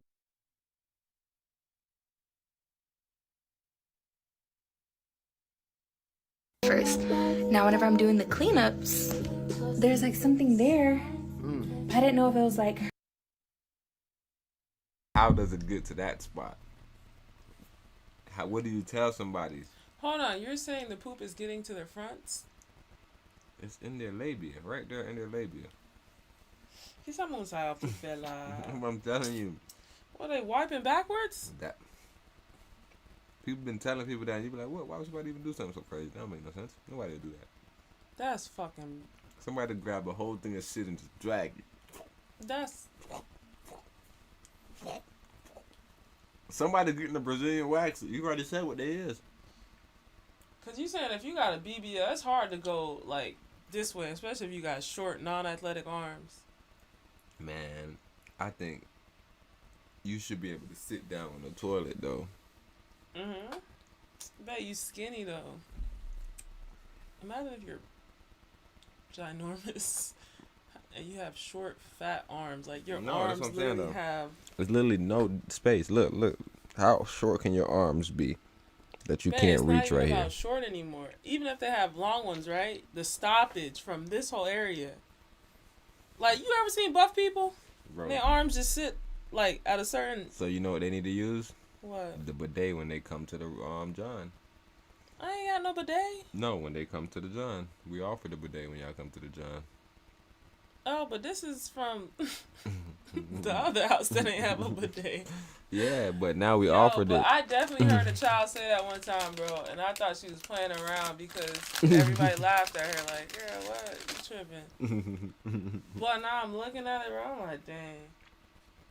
She looked like somebody that struggles to get back there. Because she was a big girl, 6'1", massive, like, big girl. Big girl. Looked like she had a BBL, but no, obviously not. But yeah, so I could see, man, most I please don't do that. But yeah, that's an interesting way to wipe. That's a scary, bro. Like, do y'all understand? Like, do y'all understand that like shit is not supposed to be anywhere near that area because that literally causes like E. coli type effects, which means imbalance, which means pH imbalance, which means acidic, which means burning. Bidet, bro. But they're not using the bidet, so they could even use the bidet. Cause, babe, like even the bidet though, like, all right, bidet for your butt is fair enough. It's not as sensitive, right? But if you got it up there, that means you have to turn around and put toilet water into your vagina area. That's scary. The way you describing it as toilet water is funny, but cause that's what it is. Technically, it's right by the toilet. Like that seems like that's scary, bro. Y'all supposed to wipe coochie and then butt. Do not ever bring what's on your butt by your coochie. And if you can't do that, get the bidet for the butt and wipe your coochie forward. So coochie's forward, booty's back. Okay? You go up your crack. Yeah, bro, that's the vulva. That's how it's supposed to be, right? Ooh, that is so scary to hear, bro. Because I'm literally thinking about poop by your vagina, and that literally is just pH balance nightmare, bro. That's why she's telling you the seriousness of it. The people coming in with it right in their labia, and that's why she's saying that it's in the labia and not inside the vagina. Ooh. Good job. Just right on the labia, man. Bro, like, I'm just thinking about their fucking burning, like, bro, like, that just sounds like it's gonna hurt. Yeah, this lady, the lady right here, she traumatized. It's her first time in 40 years. Bro, and that's the thing, I'm in disbelief. I'm like, bro, you sure it was shit, bro? Like, how you know it was shit? Okay, yeah, it smelled like shit, but it's like, you're literally right by her butthole, so fair enough, but like... Man, her butthole stink. Like, was it dried poop? Like, was it wet and, like, diarrhea type poop? Nah, but I'm just telling you, there's literally a thing that's telling you you shouldn't wipe a certain way. So there's a thing going on. People wiping a certain way. The wrong way. Same thing like they say don't have sex with animals. Bro, what? Is somebody like an animal? Like, yeah, bro, somebody out there tripping. That's what I'm saying. People really don't get it. But because the thing about they're going to get a Brazilian wax, bro. That's what I'm saying. Like, when you think about what they're going to do, like, you can't think about what they've done. Oh man, they wiping back to front. That sounds crazy. They just trying to get a Brazilian wax. Huh? They're electively going to snatch no, bro. That they would wipe. Because they I'm thinking, if you're extremely big, you have, bro. But like, even if you're extremely big, why just not stop before you get there? If you're extremely big, why go to the Brazilian wax people, bro? That's all I'm thinking, bro. Bro, I have a story, but I don't want to say it I'm online. thinking about. Tell you I'm offline. thinking about Joey Diaz, bro. Mm-hmm. I wouldn't see Joey Diaz going into anything that require a big dude to do anything that a big dude shouldn't be doing. That's what I say. Like that makes you not autistic when you understand that, yo. I can't get my butt ate. That don't make no sense for me to be doing. like that don't make no sense. I need to get fit first. Bro, the man talk about being You're old. shaming. The man talk about being old. The man say, bro, I wouldn't let my wife give me nothing like that on this old thing. I wouldn't dare do that. This man, like, bro, and he's so clean. That's what I'm saying. Fat people is so clean. I don't know fat people so clean because they understand about being dirty. They understand that just a little minute without some air make them stink. Yeah, I always knew this one girl that was a little heavier set to always have wipes. And I thought that was baffling because I'm like, nah, that's going to fuck you up too. Man, I always had wipes, bro. Joey Diaz always had his wipes, bro. He always, like, if he using the toilet, he don't put his John in he do crazy. Like, bro, you got to find out ways as a big person, as a normal person, as any person to just. And you see, that's how the conversation came about as far as with the teammate, because they were trying to figure out why Brazil don't let them flush toilet paper. It's like, nigga, the sewage system isn't as advanced. Like, we can't take too much toilet paper down drains. And, like, I guess the Texas girl was annoyed. She's like, yo, she literally puts anything, shit, paper, blah, blah, blah, blah, blah, into a garbage can. Like, I guess to practice a good habit versus, so when she goes back to Brazil.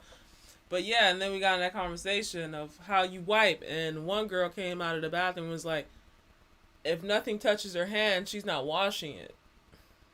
And I was like, girl, what? I said, bro, you just touch that doorknob, you just touch this, you touch the thing to flush the toilet. All those have germs transferring. You need to go wash your hands. But yeah, and then the girl was like, do y'all wipe front to back? And we're like, what do you mean front to back? She's like, do you wipe da-da-da? And it's like, I wipe my coochie and then I wipe my butt. Like, it's two different, like, directions. But she was explaining how she wipes back to front. And we were like, wait, what?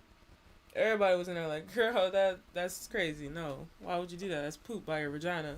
Like, do you know about E. coli? Like, that's just the end of the conversation. Like, you don't put that stuff anywhere near.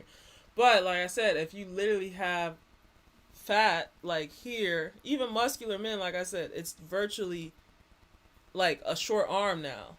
So for you to be able to go here and you have a big bottom, that's poop automatically on your hands every time you wipe.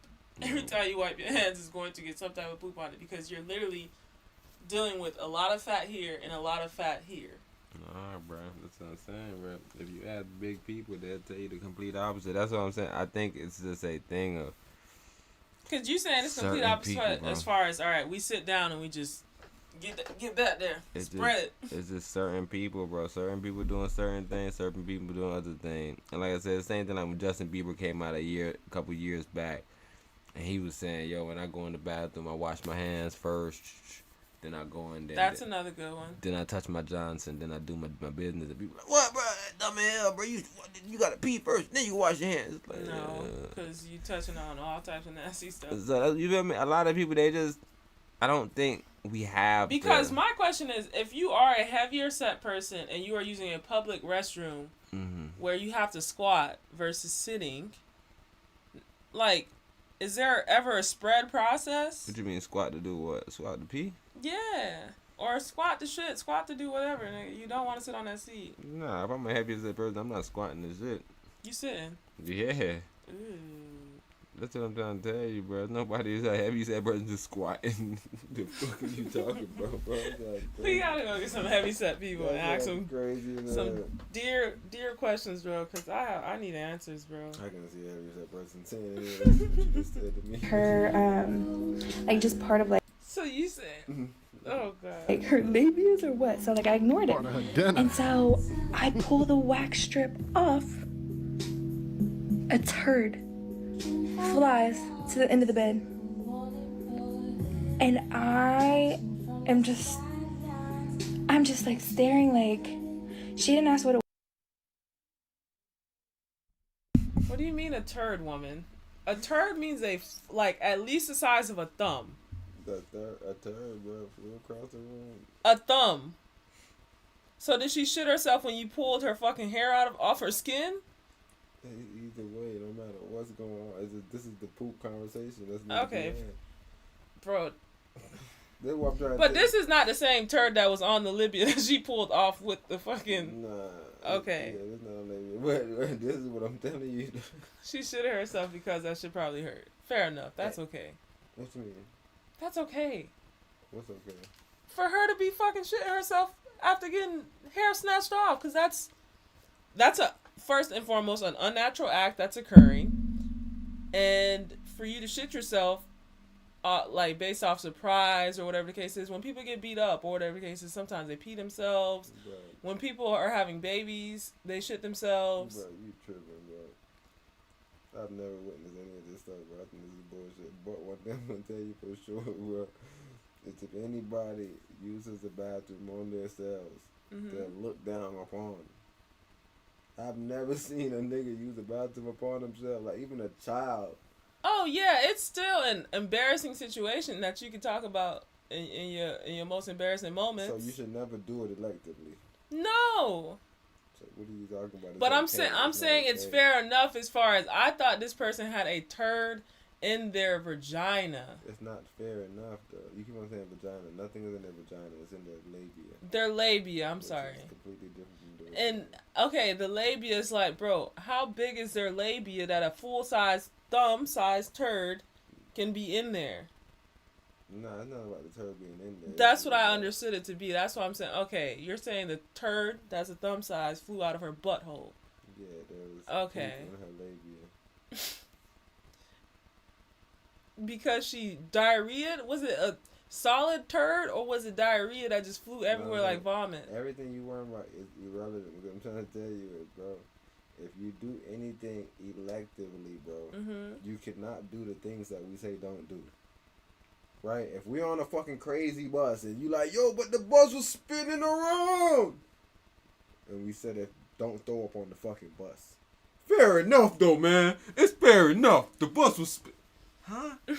I told you don't throw up on the bus. It's not fair enough. It's wrong because this is an elective. Do you know what fair enough is? Fair enough is if you go to the fucking doctor and you and the doctor because you got some type of fucking bubble guts or you got some type of crazy shit and you and the doctor and you throwing up everywhere and we can't do nothing and we just at the hospital and this is what it is with you. That's fair enough, bro. Once you elect to come out here, poop all day then. Don't have no poop nowhere by you. Douche your booty hole. Don't have no, bro, it's no way. Why do you cheat your booty hole? Deuce it? Well, do whatever you need to do, bro. There is no way, bro, that you need to show up to any event electively. I'm telling you, like, but if you show up because, like, you died or because, like, something crazy going on, bro, it is what it is. Now, imagine if a coroner came out. It was like, man, those dead bodies, they just release so much when you open them. Fair enough. They have so much in their guts. Right, it's like, come on, bro. That man dead, right? That's what you talking about.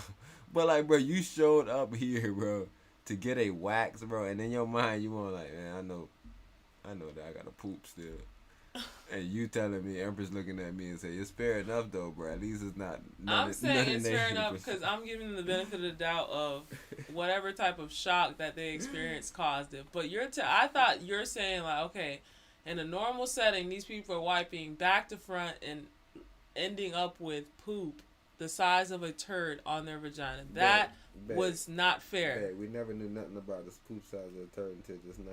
We just talking about wiping from the back to the front and getting poop. Yeah, that's what I had to pause and say, hold on. So you saying a poop size, like a turd was in her labia? We never said that. You just heard. She's saying it just flew out to the end of the bed. I'm saying, you just hearing this information. All we were talking about the whole time. But the whole time thing, she's saying that she whoop and it flew out to the end of the bed.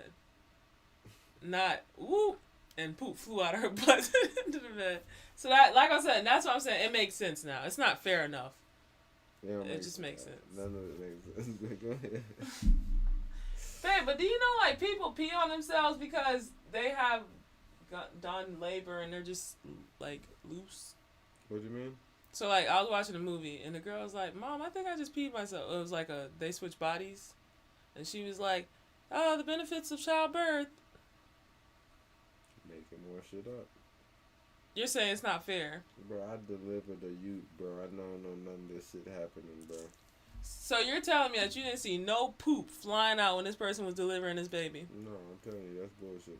Anybody that make those lies up, bro, they're liars, bro. So what was coming out? Just blood? I'm confused. Anybody that make these lies up, bro, I'm telling you, y'all gotta stop letting people lie to y'all, bro. What are you saying? What fluids came out of this person? Just the baby? Yeah, I never seen no poop. So what about the placenta? That's a whole sack of blood. Right now we talking about nothingness. I'm just trying to get to the simple fact. It was, thankfully, like, I didn't know that there is no activity. Like somebody playing basketball, it's like, man, he was under so much pressure, bro. He beat himself. It's fair enough. It's like there's no world where you elect to do something and you can do the thing that we said you can't do. Like literally, bro, you go get a BBL and like what? Like everything you said don't make sense in the elective world, bro. Do you understand that what electives mean, bro? It mean you showed up today knowing what you chose this. Like if you showed up, bro, it was like, yo, bro, you in gym class. You like, damn, I ain't even got my fucking. What if their booty hole is loose and they could not help it? They did not have to poop anymore. They already relieved themselves, and it flies out. It's not fair because it's not allowed. What you mean? It's something that you don't understand. what the fuck to do. So I'm just like looking at it and like I just try to play it off. And so she had a hippo butt, bitch. And she hit her with one of these. Fucking shit. Okay, the paper towel.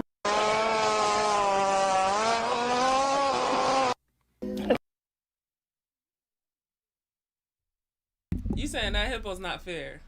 What you mean? That's not fair. That hippo, like, butt does that. Do what? Just flies, flings stuff like that. Like it should be a controlled poop coming out.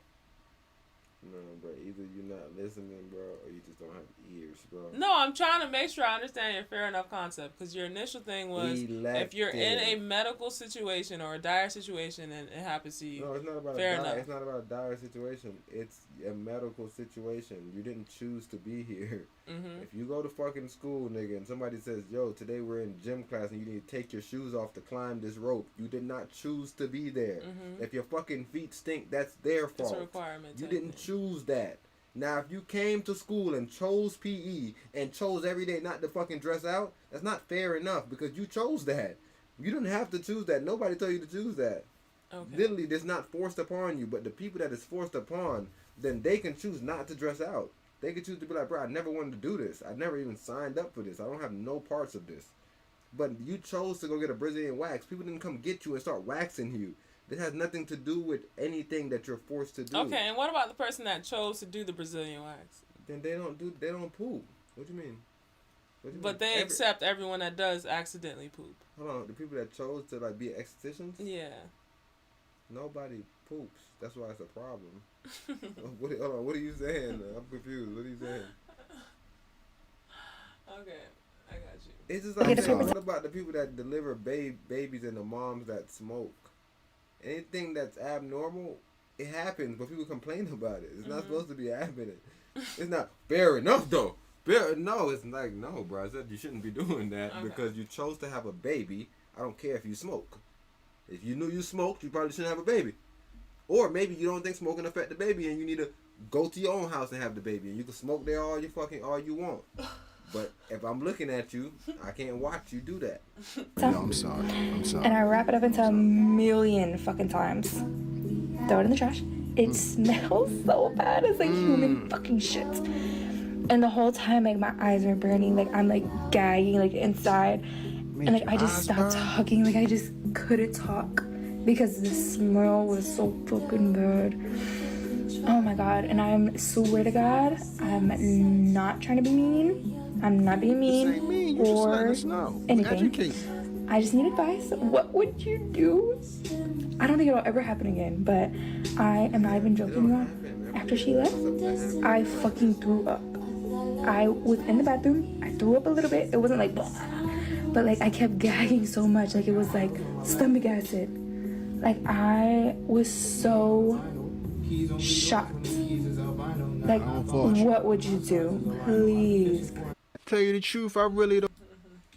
So yeah, Empress, I thought this was interesting because I'm hearing you, man. I might have to fire you. Many people have commented on my video, right? Okay. I have messages from people in my inbox. You're bound by HIPAA. You're bound by confidentiality. Nope. They brought the poop name and left it after they left. So I don't name any names.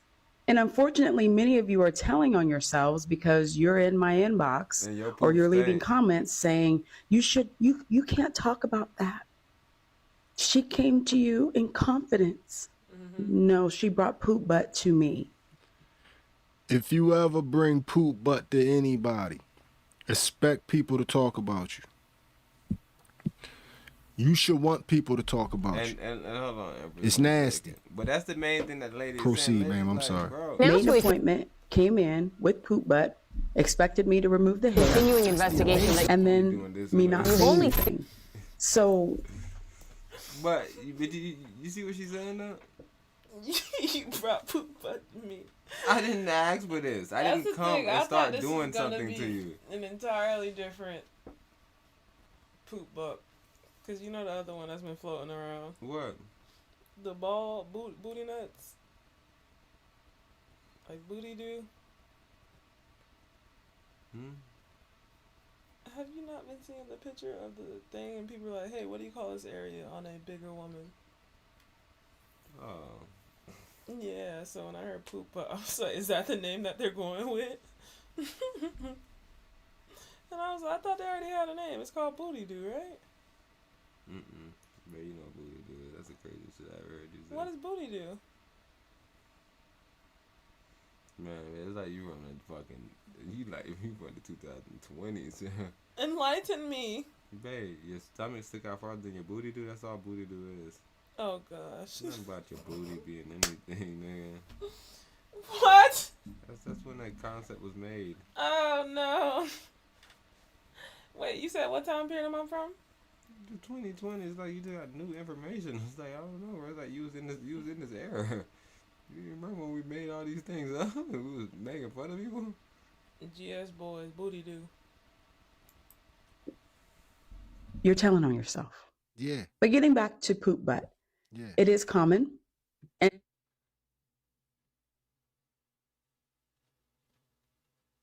And the ones that actually have it are not really who you would think. Listen up, it's fellas. the put together ones. It's the ones that have a great appearance. Listen up, fellas. And then it happens. That's what I think is most shocking every time. So I always have Funk Buster ready. I always have Ouch Bomb ready. I always have my personal cleansing bar ready. I include products into the service, and I always advise my estheticians to do that as well. You done saved a couple lives right now. The ones that come with poop butt aren't really the ones that you would think have poop butt. So there's a double shock. Now, if you ask me, fellas, Pro who are here for my poop butt content, and you want to hear those percentages, and you're all about poop butt TikTok, let's get into it. This esthetician says, I am a pro body waxer, and my guests show up with wet hair and clean girl makeup and cottage cheese down there and poop butt. 85% of my guests, that's 8 out of 10 people. All got kind of like, really? And then I'm also very intrigued by the ones who get upset. Well, we know why they're upset, but we're gonna not go there. But I want to be very clear. I'm not speaking about medically challenged or disabled people when I'm talking in my content. I'm talking about able-bodied people who are well aware. And see, and this is where you fall into a trap because they're not well aware. This is why I was saying that they're mentally ill. I kept on saying this on the spectrum because a normal person, they like, yo, bro, I shouldn't go to body wax person. I got something running down from myself. I'm just gonna wax myself. That's literally there's stories like this. Like They have like TV shows. Somebody they ain't do something in 30 years. They're like, why not? It's like, bro, my feet stink. I just haven't been comfortable of going to yoga. I've always wanted to go to yoga, but I just don't go because I don't like to take my shoes off. Somebody ain't going to the pool because his feet messed up. He don't like taking his shoes off, so he hasn't been swimming. He ain't swimming 30 years. All those guys with those socks. All these different things, bro. People understand that, yo, I have things that I'm not willing to change at the moment, or I'm scared. Whatever the situation is, I'm going to address it like this. So you telling me, bro, you know all these things, and you going to still come in here. And but like Empress saying, you were shocked. You were shocked. Sucked it out of you. But that ain't no good reason to be in there. That mean, but I guess hopefully you learn your lesson and you don't go back. You say, yeah, I'm not ready for wax, nigga. I went there one time, I pooped on that lady chair. I know that lady talking about me. You feel me? Like, and that's why she's upset that people are upset. Cause this is just letting people know, okay, these are things that we're seeing. So that you don't gotta come in there and even experience this. Now you can try it at home to be like, hey girl, let me do a wax on me. Let me see if I poop on myself. Instead of you going to somebody professional. I'm just thinking though, quick question. If you do come in there extremely washed, is that like safe? Cause I feel like that wax in itself, like if you're putting it on like your clean skin, like it can cause it, like it can become like an irritant. Whereas if you have like a protective layer of dirt or whatever the case is, when you do wax it, it's like, all right, I have a barrier in between me and the wax. That don't make no sense. You got an extra barrier to be grabbed up. No, because that's what I'm thinking about. Those people that usually wax, they be having like, you know, that scruffy face look. Like they get there and they be back over there. That's like, girl, you don't even got hairs yet. And it's like, what? You don't see all these scrubs? So they always want it smooth. So it's like, bro, if you come in bare, bro, I'm just thinking about like, if you come with that like shadow, that 5 o'clock shadow, and now you just washed it all off and stripped all the dirt off, and you go and put that hot wax on there, or whatever the case is, that's like an irritant. Yeah, I just think it'll work better because either way, I'm gonna do it 2-3 times. And then that's another thing too. You know how like, say like you shower before a pool, you get in the pool and then you shower again. Like that is an irritant to your skin in itself because you're like coming in and out of so many waters. But you're gonna need a shower though after that water. Yeah, for sure, right? So you're saying it makes sense to shower before you get into the pool? Nah, or maybe just rinse off. I was about to say, if you happen to just shower, you just jump in the pool. Yeah, I guess because what do you want to jump into somebody's pool filthy? What does that mean? You got shit all on you. No, but that's what I'm saying. You just got done working at the trash jon and a big bag of trash just fell on your head. Okay, nah, you need to go soap and water. And like, but I'm saying, as far as like, all right, if you do go in there, because you have to wash off, you have to go back in with soap and water once you're done waxing, right? You can't just fucking go about your day. So my whole thing is, if you go in initially, just use water. In other words, wash everything off with water. Don't try to use any hard soaps or anything weird, because you're taking that protective layer that's supposed to help as far as with the snatching of your fucking hair follicles. Whereas once you're done, all right, then you use the soap water aspect. But yeah, them people like they come fresh out of work. And that's the main thing. But she's saying that it ain't because I'm telling you, it's just the people that's retarded, I think, bro. Because you quote unquote attractive. Why are you going in there waxing? Empress thought that it was only for mentally challenged people the way she was talking about it. Bro, I thought your arms can't reach. Bro, and your legs. I'm like, I what? apologize a million times. But yeah, I thought it was literally the most able people. But I told you, once I figured out that poop was just flying out of booty holes because they got scared. But that's the thing. What is she saying? That it was... She said it was in the labia. What was in the labia? What size was that poop? See, babe, that's what I'm saying. You keep on talking about poop. And the poop that's in the labia is the poop that's being wiped from front to back. That's just smears of poop. Got you. That's the whole poop butt. And this doctor is even saying, not this black lady that's talking, she's saying it too, but the journal that she's reading, this lady saying they come in there with cottage cheese, there's white shit in their front, and poop in their booty hole.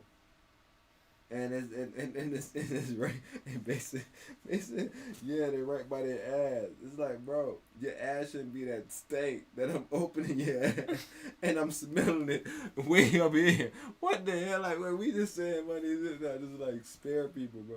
You know what I'm saying? Empress, you'll be the person that'll be out there trying to help these people, bro. Genuinely. You be trying to help them. Yes. Yeah, no. I don't have enough answers though, and that's really irritating me right now. Hey, look at this bro here on Facebook though. That dude right here, he had no answers. Matter of fact, his answers was the worst answers I ever seen the nigga have. Yeah, his answers was crazy. He was trying to make some money, but his way to make money was extremely funny. What you think about this way of making some money? Now to a continuing investigation that you've only seen on Local 10 News, an elaborate Facebook scam putting an entire neighborhood on edge. And there has been a break in the case, and we're learning the suspect lived very close to his alleged victims. Local 10's Andrew Perez is live in Dania Beach with the exclusive tonight. Andrew.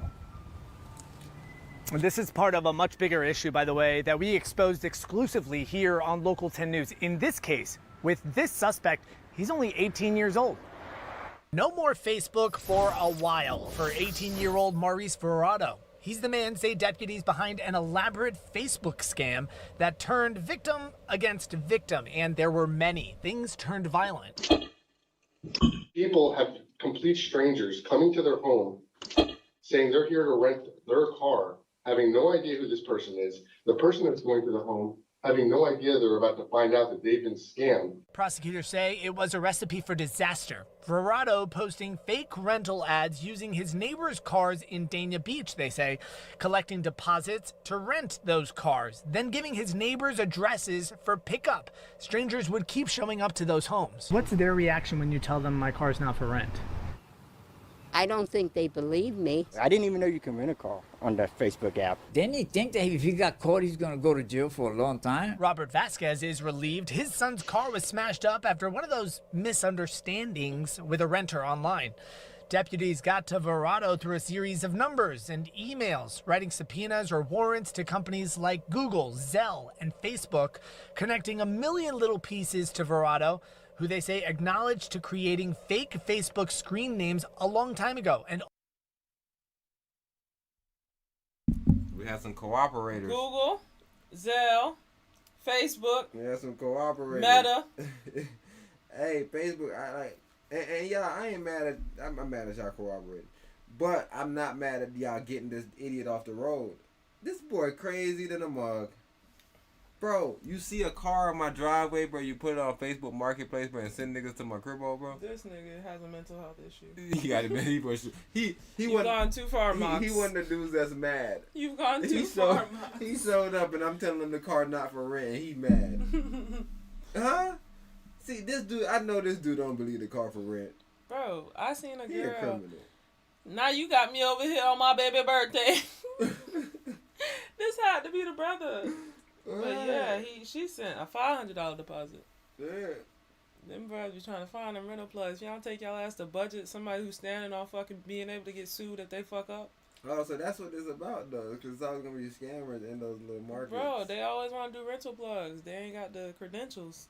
Man, I see that nigga following that nigga around about the housing scam shit. This nigga going around just leasing houses.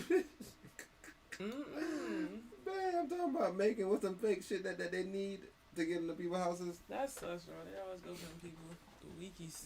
No credit score, no nothing. And then this one lady said she living in the house for free. But the agreement that she saying she made is she's building the house up. Yeah, I guess the daughter rented the house, but the daughter retarded. Damn, why did I say that word? Understandings with a renter online. Deputies got to Verrado through a series of numbers and emails, writing subpoenas or warrants to companies like Google, Zelle, and Facebook, connecting a million little pieces to Verrado, who they say acknowledged to creating fake Facebook screen names a long time ago and always having backup accounts in case Facebook took his down. He's facing 13 different charges, and his mother asked the court for some slack to get him out. And I was just trying to see if he could get a lower bond. because I really don't have it like that. Is there anything else that you'd like to share? Nothing else. That I'm just sorry for everything. I just want to point out it's still unclear exactly how many victims are involved just with him. We're still trying to work all that. He's got a $50,000 bond. He's got an upcoming hearing to try and reduce that bond that will, of course, be attending. But again, this is part of a much bigger problem with Facebook Marketplace scams that we've been covering. You're going to want to check out some of the stories and some of the other victims in other cases that we've interviewed and covered. All right, this is a sloppy scam. Yeah, you can paste it over there if you want to. This is a sloppy scam.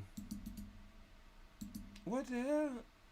Bro, you posting... Man, that brother need this. He needs some help. And he live in the neighborhood right next to the people too? Yeah, the fact the mom... first and foremost, I just want to add, Metro PCS also cooperated. So we have Meta, Facebook, Google, Zelle, Metro PCS, guys. So be very cautious. Oh, so he was getting paid through Zelle. Of your just Zelle me the money. Just Zelle me the money. And that's all I'm saying is like, all right, well, your mom seems to be struggling with bonds, so you might as well give all those depots back now. So what? He made some money? The man got deposits on every rental. You gotta figure out how much he made, bro, because his mom needed to try to get him out. She don't get the bond lowered. And guys, FYI, bro, if you gotta pay anything through Cash App or Zelle, bro, scream scam. Yeah. Yes, I know I've worked once or twice, buddy. But when you get scammed, bro, don't expect any pity, bro. You already know what's up, bro. If they're not using a legacy bank, bro, if they're not telling you, yo, put it into this, especially when you're dealing with cars, bro, and houses, scam. It reeks of a scam, bro. And yes, I understand your desperation, your credit, but it's we can't pity you, bro. It's very hard to feel bad for you, bro, because, like, it screams scam, like, from a mile away. Zelle, Venmo, Cash App, scam. If it's Chase, Wells Fargo, Bank of America, maybe. But even those are risky. But those make more sense. But the one scary part of the Zelle situation is you got to be with a bank, right, necessarily. Yes, you have to be tied to Chase, I think. Chase is the one that uses it. To use that software. No, I think they all do, I think. Because I remember when they had got robbed, Zelle, Chase was like, nah, it ain't our service. And then Bank of America. Okay, so wait, does Wells Fargo use it, you saying? I think they all use it because I remember they always pointing finger and they was like, nah, ours didn't get messed up.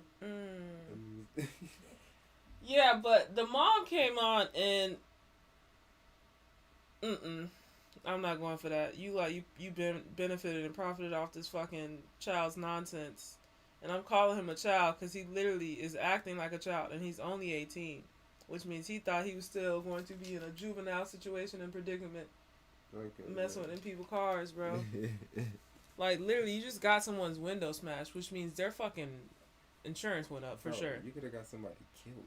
Bro!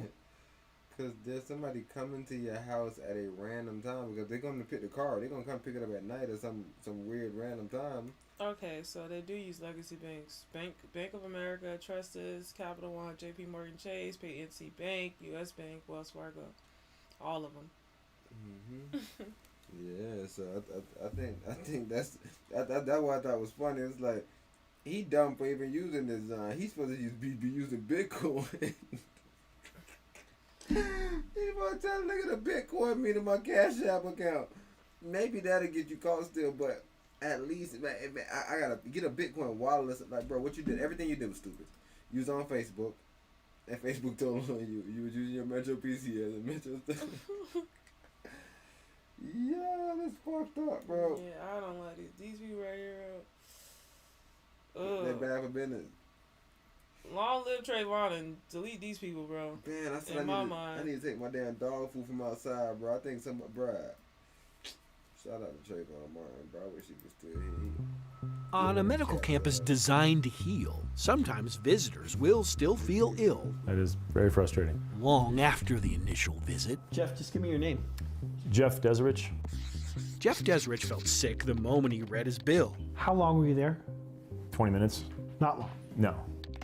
Medical Notes called it impacted cerumen. You can call it a buildup of earwax. Weeks after he went to UC Health's ear, nose, and throat clinic to remove it, he learned the common procedure would set him back $500. And so, I was like, okay, 500, dang, it is worst case scenario.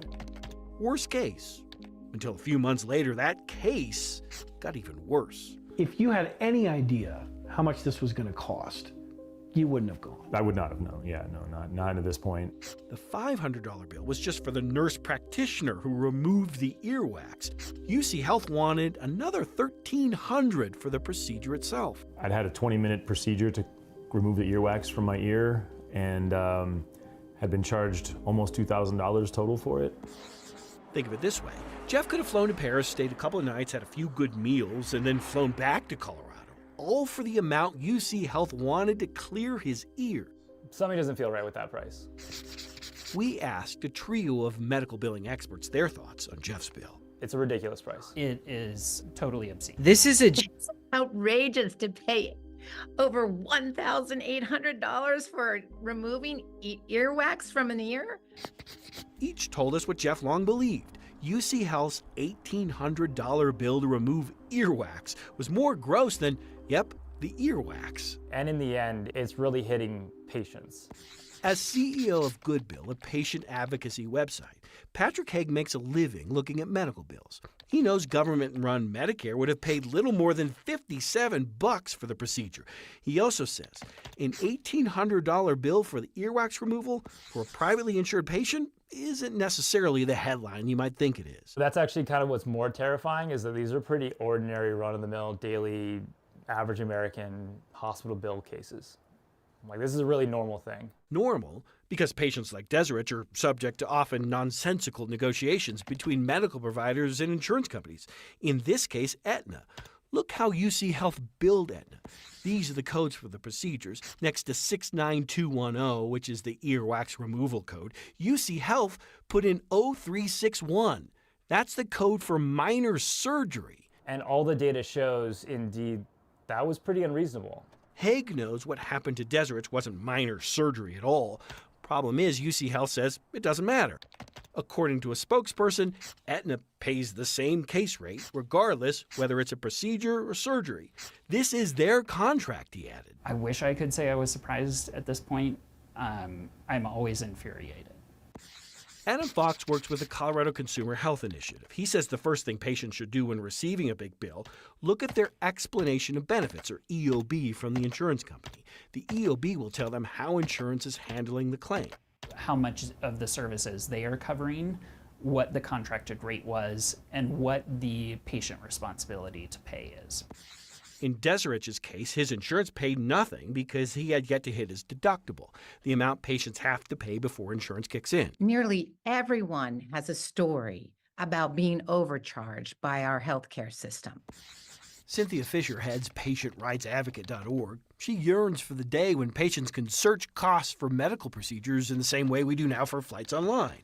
Need a tonsillectomy? Have Blue Cross? Boom, here's your price. Every bill is a surprise if the patient doesn't know the price up front.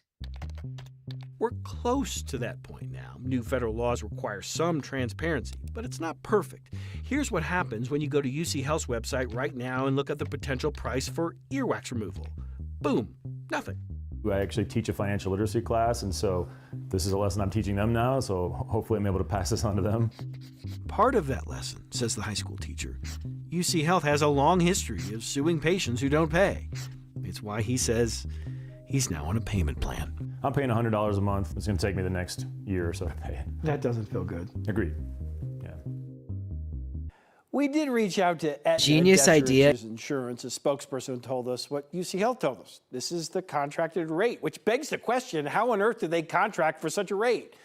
Who knows? These negotiations tend to play out in private. Do you have a bill you want us to investigate? Send us an email at investigates@9news.com. In the studio, Chris Vanderveen, 9 News. This is a genius idea in Vancouver. That was a wild one. That brother should have went and got them candle waxes out of Walmart. Man, they something. Candle earwax, John. Holy crap. That's fucked up. But like I said, this is why they was trying to throw y'all in that actual category, but because these bills don't make no sense. And at least I see that there's some people trying to take y'all out of the category because they don't think y'all should get no funding. So that's what I'm saying, bro. Y'all gotta be pleased with what y'all getting, bro, and be actually thankful about what's going on, because what's being offered to y'all, bro, just seemed like a life-changing experience. to think about how expensive these bills is, bro. Somebody like, yo, these people, such and such people, you automatically looked at as a disabled man. I don't know, bro. I don't know what's wrong. Come on, we got you out of there in 20 minutes. Man, he was in and out. I know that made him mad. And you know what they're going to tell you? The reason why it was so fast is because that's all our expertise. This is our 15 years of school, 20 years of schooling, man. Mm-hmm. Come on, dude. Come on, dude. You can't do this if you try. You go home, you do this shit in 4 minutes. Like, this nigga lied to me. My shit even cleaner than it was. Imagine, what do you call them? Estheticians? You shitted on yourself? That's another $13K? Yeah. That's Blank, what I'm blank. saying. And that's why they mad. Because I'm saying they're not medical doctors in the sense that they can't really just be charging random shit for these services. But they gotta clean up that shit. The service is what the service is. You come in, you pay for the service to be waxed or whatever. Once you pay that service charge, you could shit on the thing. Vancouver, where they leave bricks next to crosswalks to make sure cars stop for you. And the reason is because there's been a rise in speeding vehicles and fatalities, so this is a pretty helpful tool for safety. Do you think this is a good idea? Before dealing with collections. Before dealing with collections, you need to collect your brick before you cross the street and threaten them with the brick so they don't run you over, man, because they'll kill you. See, and I think that's I think it's twofold though. I think it's a little risky. I think that's a little risky, bro. Like, what you think you like? Who you think you do? What you think you're doing? Right, you walking across the street with a brick. Mm-hmm. Yeah, it might make some people like, oh, why did you got a brick? But I think I can see it making somebody like infuriated. Hold on, he got a brick? What, he gonna hit my car with it? I don't know. I just think it can go wrong. It's like somebody pulling out a gun on you, and like, yeah, the whole point of you pulling a gun out on him is telling me, man, calm down before I shoot you. But he like, bro, you put out a gun on me? Yeah, I think this works in a select few amount of cities because let you go to one of them cities where the Asian hate bill was originated from. He said the bricks being misused. Bricks getting picked up like BLM protests. The bricks are getting misallocated. Bro. You gotta make sure we categorize the bricks. They getting hit with a brick. These are crossing bricks. Yep. You better fucking chain these shits to the crosswalk. They get electrocuted. He trying to lead the crosswalk with it. Cause bro, definitely have like Walmart bricks. Right? You go past a certain limit, nigga. You better hope none of your mental health asylum victims outside. And then they just snap. Just snap with a brick. Just be running down the street with a brick. So yeah, like I said, this works in very particular environments, maybe where homelessness and mental health is not on the rise. Yeah, I think the best environment for something like this is like somewhere where they ain't got no people. Bro, this seems really, really risky though. Just give humans just like a brick. Rocks. Because if you saying humans don't have the common sense to stop, you saying the next thing we need to do is get the other humans common sense to threaten the other humans? Yeah, the only thing they can say is beneficial for is the fact that, bro, I need to damage this car if you try to do a hit and run. But yeah, other than that, bro, them bricks is gonna get misused. That's the only thing that you said that made sense. But I tell you, the bricks don't look like real bricks even. You said, bro, them just look like they spongy. So I just think it's like a symbol more so. And that's what I'm. Nigga waving his finger at you. That's why the bricks are even stupider, because it's literally like a nigga like, yo, bro, I'm crossing, bro. Stop. I'll hit you with this brick. And it's like, bro, that's not a brick. You might get more mad. Same thing like niggas holding you up with a gun. Across the street just yesterday. Brick soft as hell. Move, I'm late. Now you end up brick feeling it. It's the same thing they said about the face mask, right? When everybody threw the face mask on, more of us got sick because we thought we had protection. Poor little fishies, bro. But look, if nobody had face masks on, we'd be staying away from people. Oh, I ain't got no face mask. I'm gonna stay away. I'm gonna stay over here. I'm gonna yell in your face with my mask. People spitting on you with their mask. They breathing on you with their mask, and it's all because they got their mask on now. The mask got thrown in the water, bro. And now they want to throw all the masks out with the baby water. They saying that the mask causing violence because people hiding their face and committing crime. So, you know, hey, one man devil is another man God. So, hey, be careful, y'all out there, man. I see my transgender people angry about the situation. Make sure we look into the bill. Maybe I might be right, maybe I might be wrong, but just make sure we look into the bills. Kind of take our emotions out of it. I don't know what that Fox channel is doing. OG, you might not have a show by next year, bro. That boy trying to put a panel together. He don't know how to put panels together. He had a bunch of just yelling on his panel. He failed. He failed miserably, nigga. He tried. He tried. Yeah, you heard him trying to bring some. This is the urban conservative. This is a member of the members. Diddy and the CNN interview with. And this is a professional. Alrighty, guys. Did you recognize anything I just said? Did you recognize that kind of anger at all? He pointed at me. From your experiences? I don't know like that. What do you mean? Do I be recognized? Did I recognize him? I seen him. What do you mean my experiences? I seen him and I thought it was disgusting. I didn't do a zoom in to see if it was really him or nothing, but he admitted it was him. So yeah, it was him. Is there something known in the industry about how Diddy treated his artists?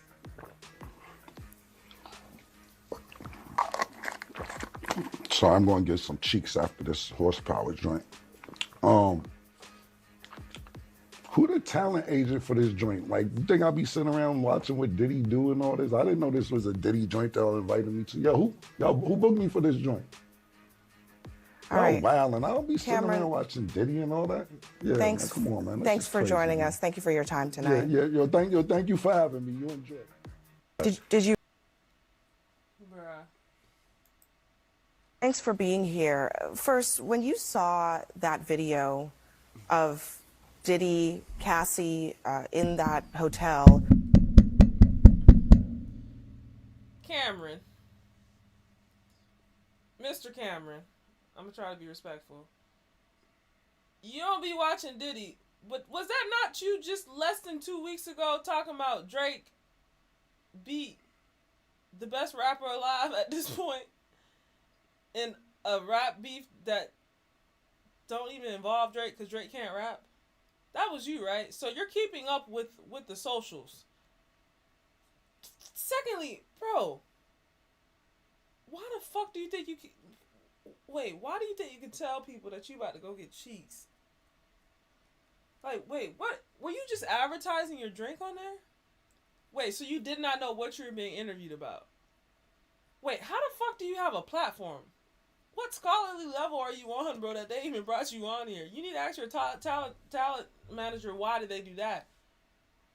Because you're actually on a platform that you're supposed to have some type of level of intelligence, and you displayed none of that. I have yet to see it on your actual podcast. And now you're just like totally embarrassing yourself.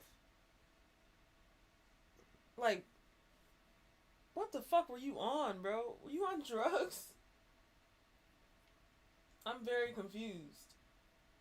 He did not know why he was there. What do you mean?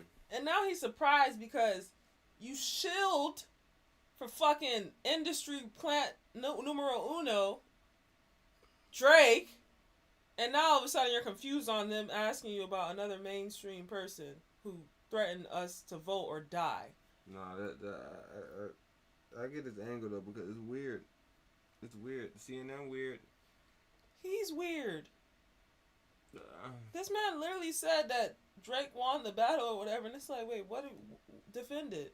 And he had no defense besides, yo, that's my dog. But that's what I'm saying. So he defended it.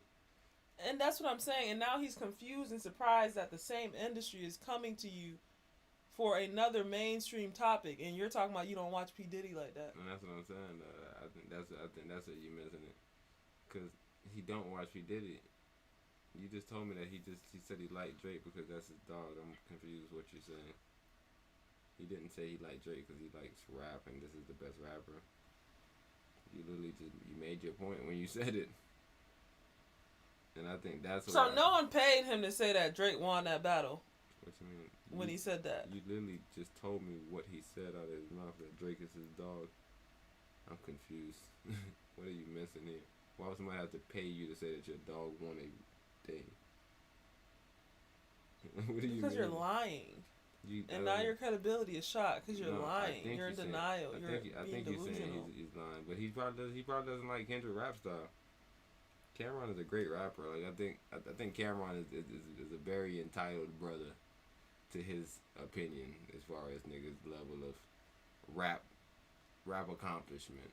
I just think because even right now he's sitting down with his Diplomat shirt on. Diplomat, shout out to Diplomat. Yeah, them boys got waxed by they got waxed by D Block though, man. Goddamn, bro. D Block did y'all dirty, bro. Jada Kiss and Styles P and Sheik, and they did y'all dirty, bro. But shout out to y'all though. Shout out to y'all because like I said, Cameron is a legend in the rap shit. Now I remember when Cameron went at Jay-Z. And Cameron legend in this rap shit. But there is two things wrong with this. Is it possible for you to lose your legendary status? Yeah, I don't know. It's necessarily. Maybe you can. If you find out that you ain't writing your own bars, maybe. What if you're a liar? What's up, buddy? Yeah, maybe if you lied about something. Okay. Yeah, maybe if anybody lied about something, they could lose something. But just in this very situation right here, what I thought it made a lot of sense, right? Because every time I see interviews, I say, how does that person get on an interview? Mm-hmm. So they even say Cameron the smartest person I've seen on an interview. Bro, nah. If Cameron's smart, then the other one is smart too.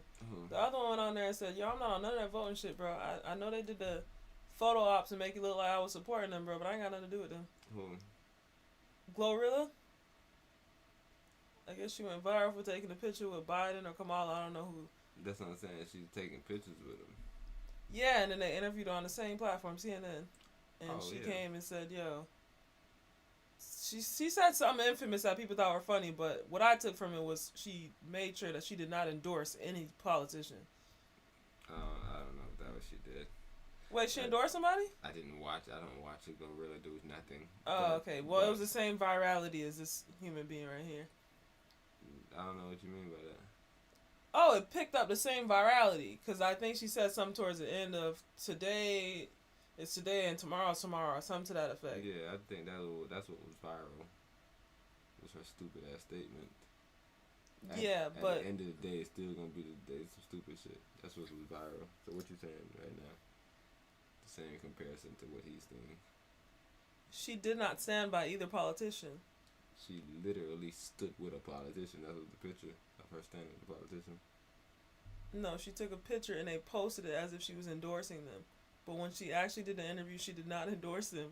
She did not tell nobody to go vote or nothing. You keep on saying that, like. So you didn't see the clip. I'm gonna show you the clip after the cast. No, you can't show me anything because do you hear the words that are coming out of my damn mouth? Because it's like you're not listening to me. You're saying the only reason why she went viral is because of the last statement she said? What is a fucking endorsement? If you show up right now on the TV show and you got my damn water bottle and you don't say anything about the water bottle and you take a picture next to my water, did you endorse my water bottle? Yeah. Wait, no. Because you're saying E.T. and them had essential bottles on there for the longest, and then somebody came to them and was like, yo, are y'all sponsored by them? And they finally figured out, like, oh, no, we can't have our water bottles. People are getting confused. You have to, don't change. Like, that's what I'm saying. I think we're getting. Did they endorse them? No. What the fuck? Yes, they did. That's how we knew about that stupid bottle, because it was right there in front of their shit every day being endorsed. What are you confused about? She endorsed the fucking Kamala. They all endorse these people. She's just saying that she's not political, so she don't want to speak on the topic. She didn't say that, yo, I'm not voting for them or I'm not. She's just saying, yo, I'm not. Same thing. Matter of fact, if we want to say that she's not fucking shit, then the same thing that Cardi B did. Cardi B never said that she's voting for Biden. Cardi B had a bunch of little stipulations where I'm not Mr. Violent. That she had a bunch of little crazy shit she said. Right. But they all stood with him and they all marched with him, and none of them said anything good for Trump, and they all talked about Trump. Mm-hmm. That's what. So the reason why Trump isn't being endorsed because he don't have no pictures with him, and all of them that did have pictures with him, they say, "Yo, fuck him, he's racist." That's how you did. That's how you don't ignore something. So like, if I caught you next to like some soy sauce, and I'm like, "Dang, she loves soy sauce," and then you came on the next video and you're like, "Yo, fuck soy sauce. I've never drunk soy sauce, nigga. This is my homeboy stupid sauce." Mm-hmm. Or if you had a cigarette next to you and you're like, "Nigga, I don't fucking smoke cigarettes, nigga. Somebody left the cigarette here, threw it away." You're not endorsing it. Fair enough. So yeah, but what I'm saying is different though. And like I said, I don't. Like, we got completely missed off the track because I don't even want to diss Glory. I don't want to diss nobody, but I just want to say there's something important here that we're missing, and I'm seeing that we're missing it because where the conversation went about virality and all type of stupid shit. I don't necessarily care. I'm just saying that what's happening here is that there's people with information, and we continuously call on celebrities to do fucking interviews. Grand open, grand fucking closing. Glorilla, fucking Dorilla, Dumb Dilla. I don't give a fuck. There should be no celebrities interviewed about anything political because they're stupid. Grand open, grand closing. But what I did like that he did was any information that you need from me about Diddy, I speak about it on my cast. I don't know who booked me for this, and the fact that you booked me for this and we're not talking about me, this is crazy.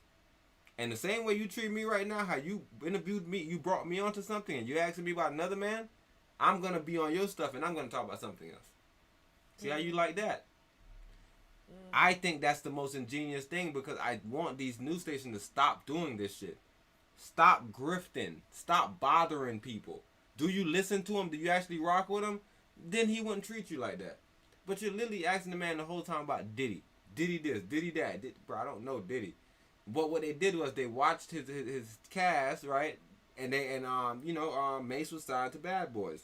Mm-hmm. And you know, Cameron and Mace do cast together. And the reason why I really respect these brothers is what they really did for my brother Mark Jackson. And why I tell y'all Mark Jackson is so important is when Golden State Warriors was a trash ass team, they had got a new coach. Mark Jackson, this black man, came in for 2 years, bro. This team was just going up in wins. And the third year, fucking Steve Kerr came in, and we just talked about this team forever. And then every day we talked about how Mark Jackson was a hater. Mm-hmm. It's the kind of shit that we used to say about him. Because when he used to do his commentary, he used to say little stuff like, "Yo, look at that. I did that." Now, he used to say little stuff here and there. They ended up firing Mark. And these two boys stepped in, Cam and Mason. You know, just gave him a platform like, "Yo, bro, we're bro, come on, bro, you a legend, bro. Go do your own cast, bro. We gonna pay for it, bro. You shouldn't be having to be under the nigga." So that's their angle, right? That's Cameron's angle. The reason why he's acting like this, which I agree with you completely as far as I don't like people acting stupid. The reason why he's acting like this is because she's not asking him nothing about himself. I thought that he could have did it better. But how else do you make somebody look stupid for calling you on an interview that you got nothing to do with? And I think that's what a lot of people is taking from it more so, about the CNN anchor embarrassing herself, trying to interview somebody that don't want to be fucking interviewed about another person.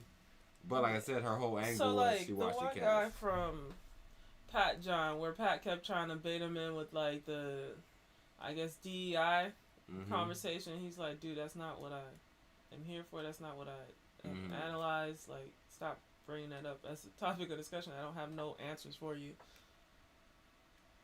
He handled that pretty well, right? Yeah, he responded. Cameron, I don't know what that was. It was just a soft form of disrespect. You just watched a 30-second cut-up clip. I'm confused. Oh, so how long was the interview? I thought he cut it extremely short. You were looking at even a clip right here. It's longer than 30 seconds. Oh, shit. Well, I'm learning new stuff as I go. I'm just saying, I'm saying from the beginning, though, you should be smarter than that and never use emotions. So no matter how somebody sounds like they're disrespecting somebody, are they disrespecting somebody? Because like even if the black dude with the drugs would have reacted like that, it would never been wrong. That's what we have to get. That's how we get caught up in like how somebody else handled the situation.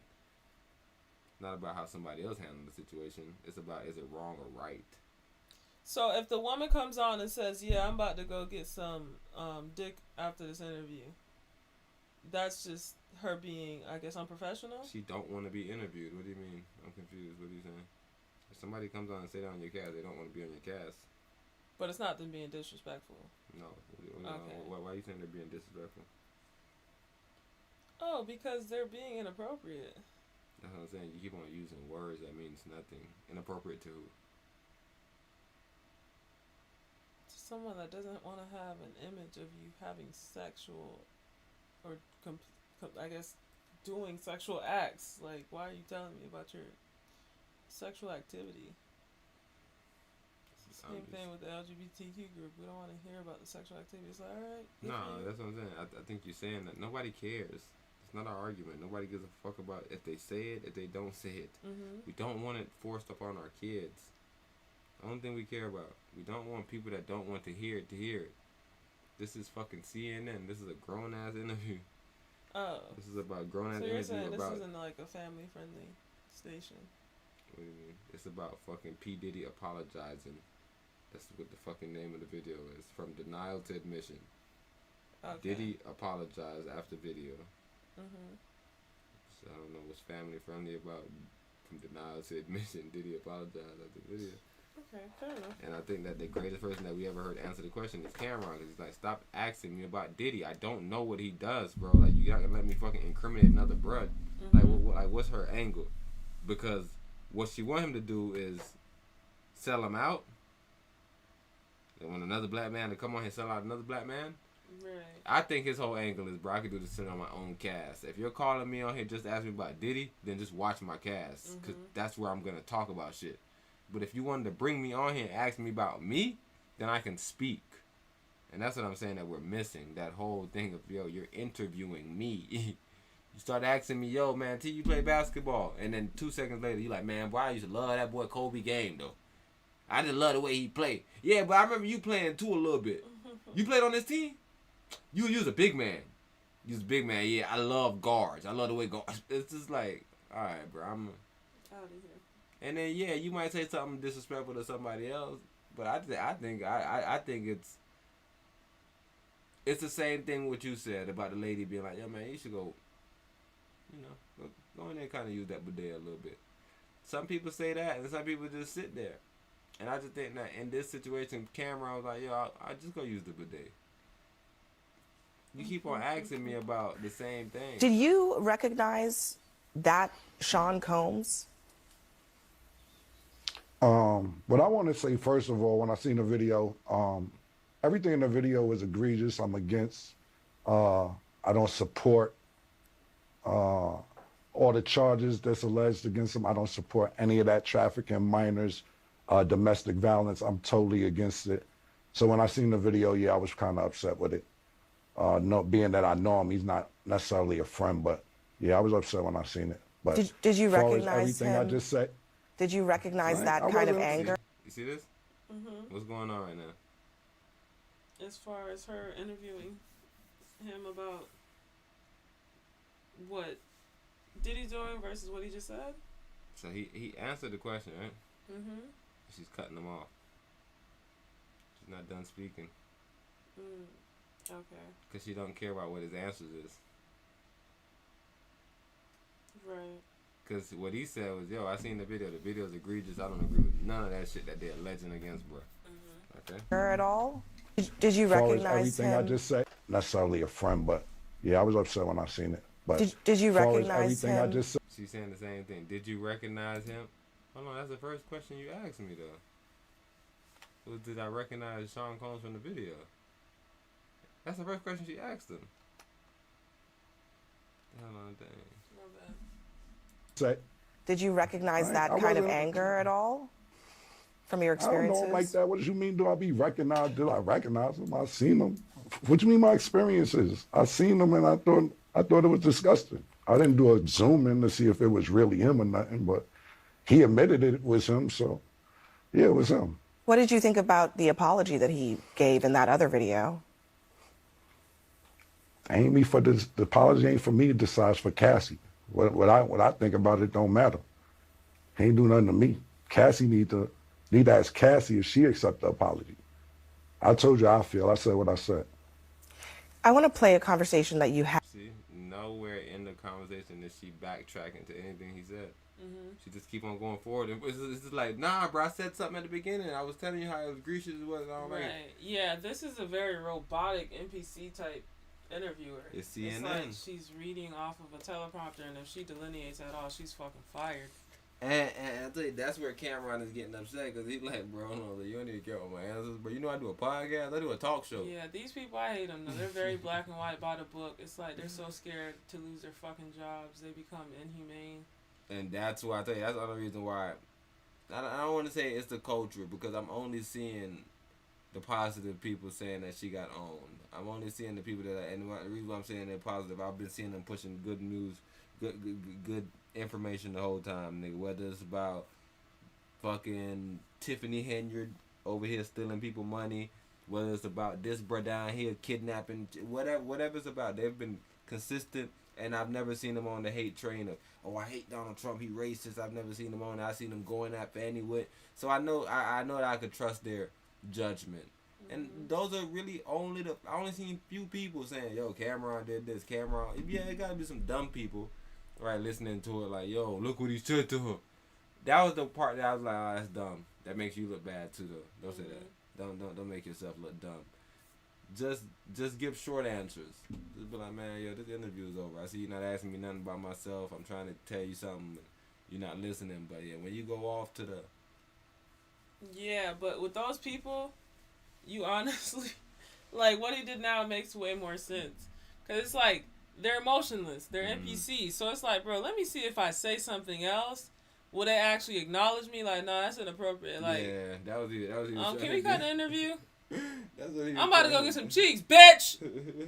You can't say that word. Like, there's no delineation from what that teleprompter says, and it's like, bitch, get your fucking black face and white body out of here, bro. Yeah, she just sitting there. She just asking Cameron, I'm gonna go play this video. And this reminds me of like what happens to like people in therapy and shit. It's like they don't delineate, they don't try to get into the color of it. It's black and white, black and white, black and white, no gray areas. Alright, so you said that you were mad because you showed up and there's no food there? Okay, I'm gonna get to this video. This video right here. Bitch. I said there's no food there. How the fuck, why are we getting to a video? In this video, he was telling you about some food. Yeah, but he's telling me about Diddy, and you're gonna ask me another question about Diddy again. You just asked me 4 Diddy questions in 4 different ways. Did you see this Sean Combs before? Did you know that Diddy had so much anger? Oh, what? Stop asking me about Diddy. This is literally a fucking NPC interviewing him right now. They're probably testing out their blackface NPCs. Let's see if we can AI an interviewer. Man, y'all got extra time from my Empress, man. Y'all we out of here, man. We about to get up out of here. Thank y'all for coming through, man, and chilling with us on this Freestyle Friday. We ain't do no freestyling. I was supposed to go in, too. I had Empress in the building, man. Got Empress in the building. What are you doing with your hands? What do you mean? They're off the camera. No one can see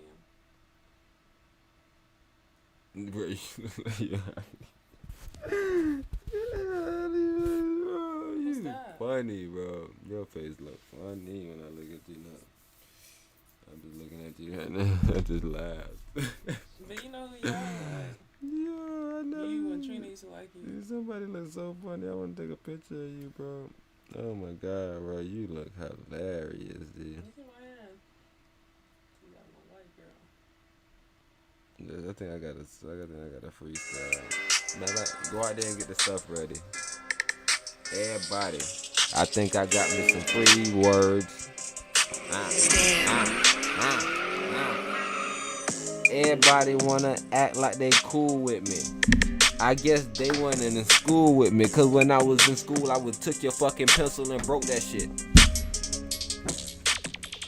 Everybody wanna act like they cool with me. I guess they wasn't in school with me, cause if I was in school, I took your pencil and broke that shit. But nah, we gotta get up out of here though. Thank everybody for coming through, man.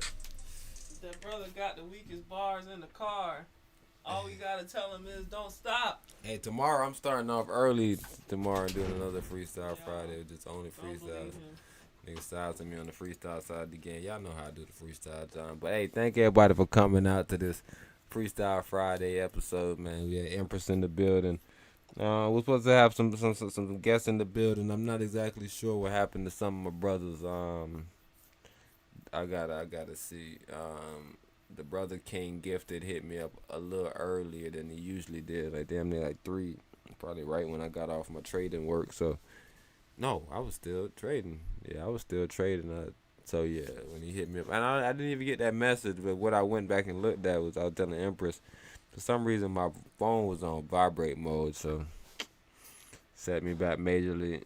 But yeah, thank everybody for coming through, man. Like I said, we're gonna probably do this tomorrow, so I want to get out here fast sooner than later so we can be able to get back in here. Peace.